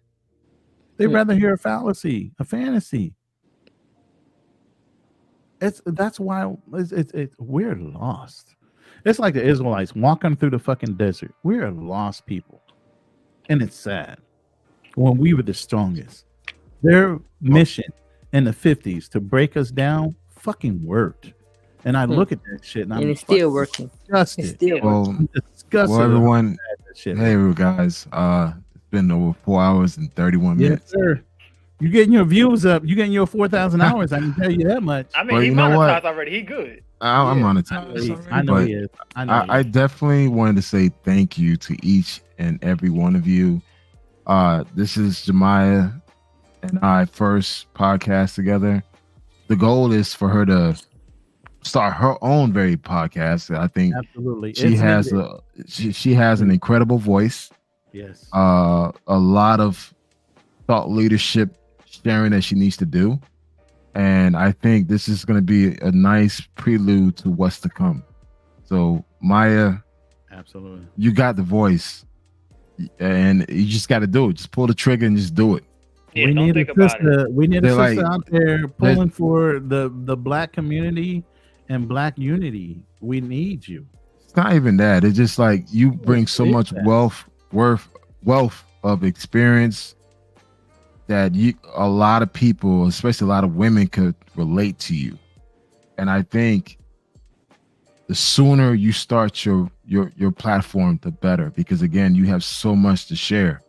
And yes, it just don't waste. There's no perfect time. You just got to just do it. Never gonna be perfect. If it means you got to do it, you got to do it through your phone. Do it through your phone. It's just like, honestly, I'm just sitting back, just listening, especially how you controlling the platform, everything else. It's in you. You just gotta just go out and do it. Yeah, and good. So go ahead. Sorry. No. Go ahead, KG. Yeah, I just wanted to give her like a word of advice. Like Kanal was saying, just start. Your first few videos, they could be terrible, but nobody usually even watch your first few videos. But over time, it's gonna build up. Like, so don't even worry about if you start on your phone, you start on a cheap laptop, you got a bad microphone. People want to, if your message is good, people are going to listen to you. And you got a good head on your shoulders. I like your viewpoints. I think you should just start. Even if you could start tomorrow, just start tomorrow. You got my support. You just got to do it. I really appreciate that, guys. Yes, Maya. But you're so authentic and honest, and that's what women, especially Black women, need to hear. Yeah. We need to have conversations like this, like real You hard can't say it honesty. anymore. Black men can't say like it. Raw. Black women have to do it. We can't say it anymore. Kevin Samuels was crucified for saying it, and he was fighting for the Black nuclear family. It's got to come from y'all. It has to. And I get that, and I get the whole Kevin Samuels movement. It's not. It's how you deliver the message. You get what I'm saying? Sometimes it could be so. You got to peel it back like an onion. You can't give it all at once because people are gonna naturally push back off of that. I don't want to hear that. That's too much for me. Like, I can't handle it. They won't necessarily push back on a woman. But Maya, that's the truth. Dorsey, if you look at Love Dorsey, her technique is the same as almost. Oh, Kevin yes. Samuels. It's the fact that she's a woman singing. Yeah. We need more women singing, even with that harsh tone of truth. We need more women to actually tell the truth and not sugarcoat it anymore. Yes. I agree. That's the problem. Yeah. And yes, and that's the problem. Like, we trying to be mindful in how we say it. Yes. We're behind, like, we're literally behind that point now. It's like, you gotta let people know what's going on, and so people can relate to you, because there's a person out there, a younger version of you out there that's waiting to hear your voice. Yes. Right. And you gotta just come out and just say it. Black men really want to be with Black women. I gotta change. Let me tell you something. By listening to you guys, it oh my gosh, it opened, especially because of the husband I have now. It opened like, this is who he is. It's like I'm understanding more. We love our mothers. We were raised by our mothers. We ain't trying to deny who we are. Y'all do love Black women. It's just we just at odds right now, and we have to get back to. We have to stop attacking each other and come together and listen and understand. Yeah, exactly. We gotta embrace each other's viewpoints. So yeah, Maya, you got my vote. Let me see. You started your channel already? Can I subscribe already? No, I'm gonna, but I wanna incorporate a lot of things, which I'm gonna need time to do that. And I've been working a lot because I want to go into eating healthy. I want to go into, not just telling you what to eat. I want to show you how to make it so that you can stay consistent. Get on it. No. Stop. Start doing it and filming it. But get online. It doesn't matter. I'm trying to start mine right now. That's why I ride a lot of panels. I got all my equipment. I'm working on weight. I'm renovating my home, my apartment, different things like that. But those are all things that you can work through with people that are learning just like you. Let them see that you're fucking vulnerable a little bit. I'll tell you this. Like KG, he has what? KG, you have about what? 7,000 subscribers? Yeah, I got 5. 5,000 subscribers? Yeah. You know, Roland just started his. I just started mine. I only got 200. 212, something like that. 213. I started mine this year. I got about 2,000 subscribers now. You just got to do it. There's no perfect situation to do it.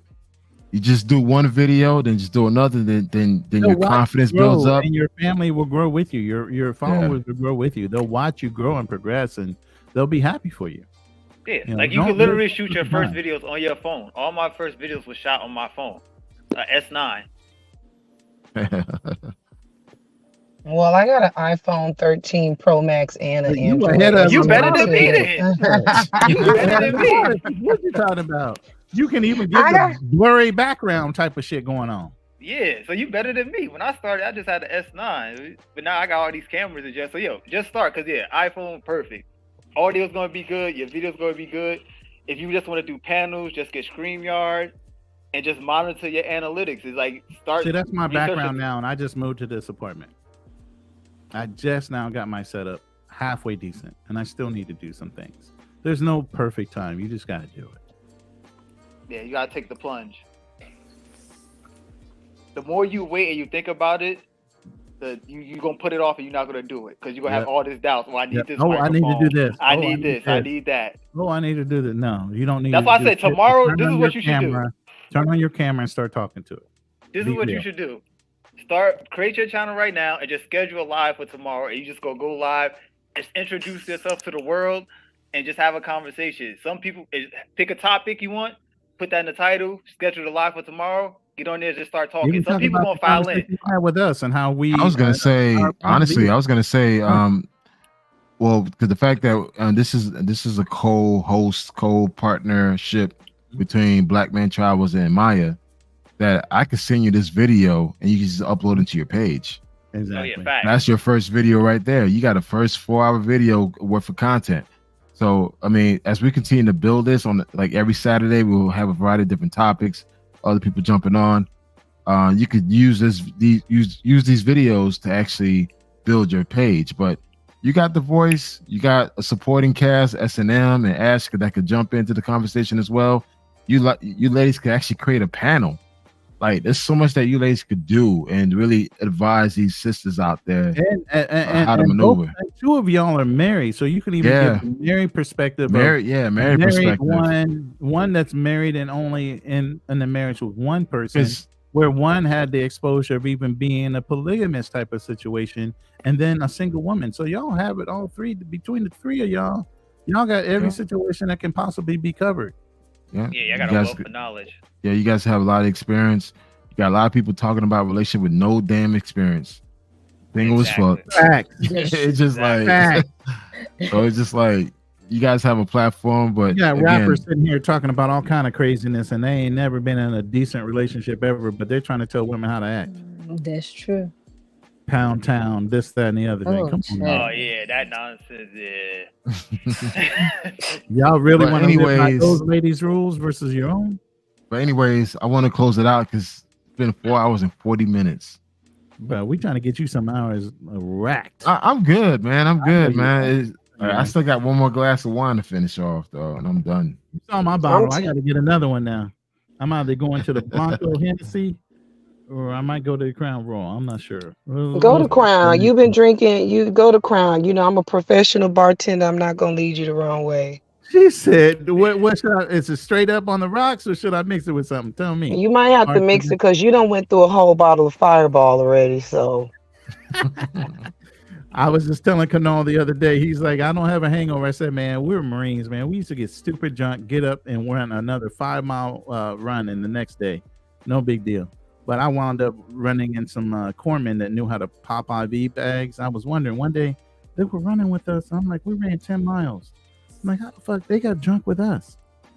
And I was like, what the fuck are y'all doing? Oh, we pop IV bags that night once we get done partying with y'all. I'm like, oh fuck, you gotta teach me how to. I know how to pop my own IV bag. good deal. All right, Yeah, all right. y'all professionals. Well- That's some next level, Joe. We're gonna close it out. This is our first Lions Den podcast. We'll have one every Coronation. Saturdays. Coronation. Every Saturday we're gonna have a podcast. Jemiah and I, we're gonna talk about a variety of different topics. It could be travel, relationships, health, whatever.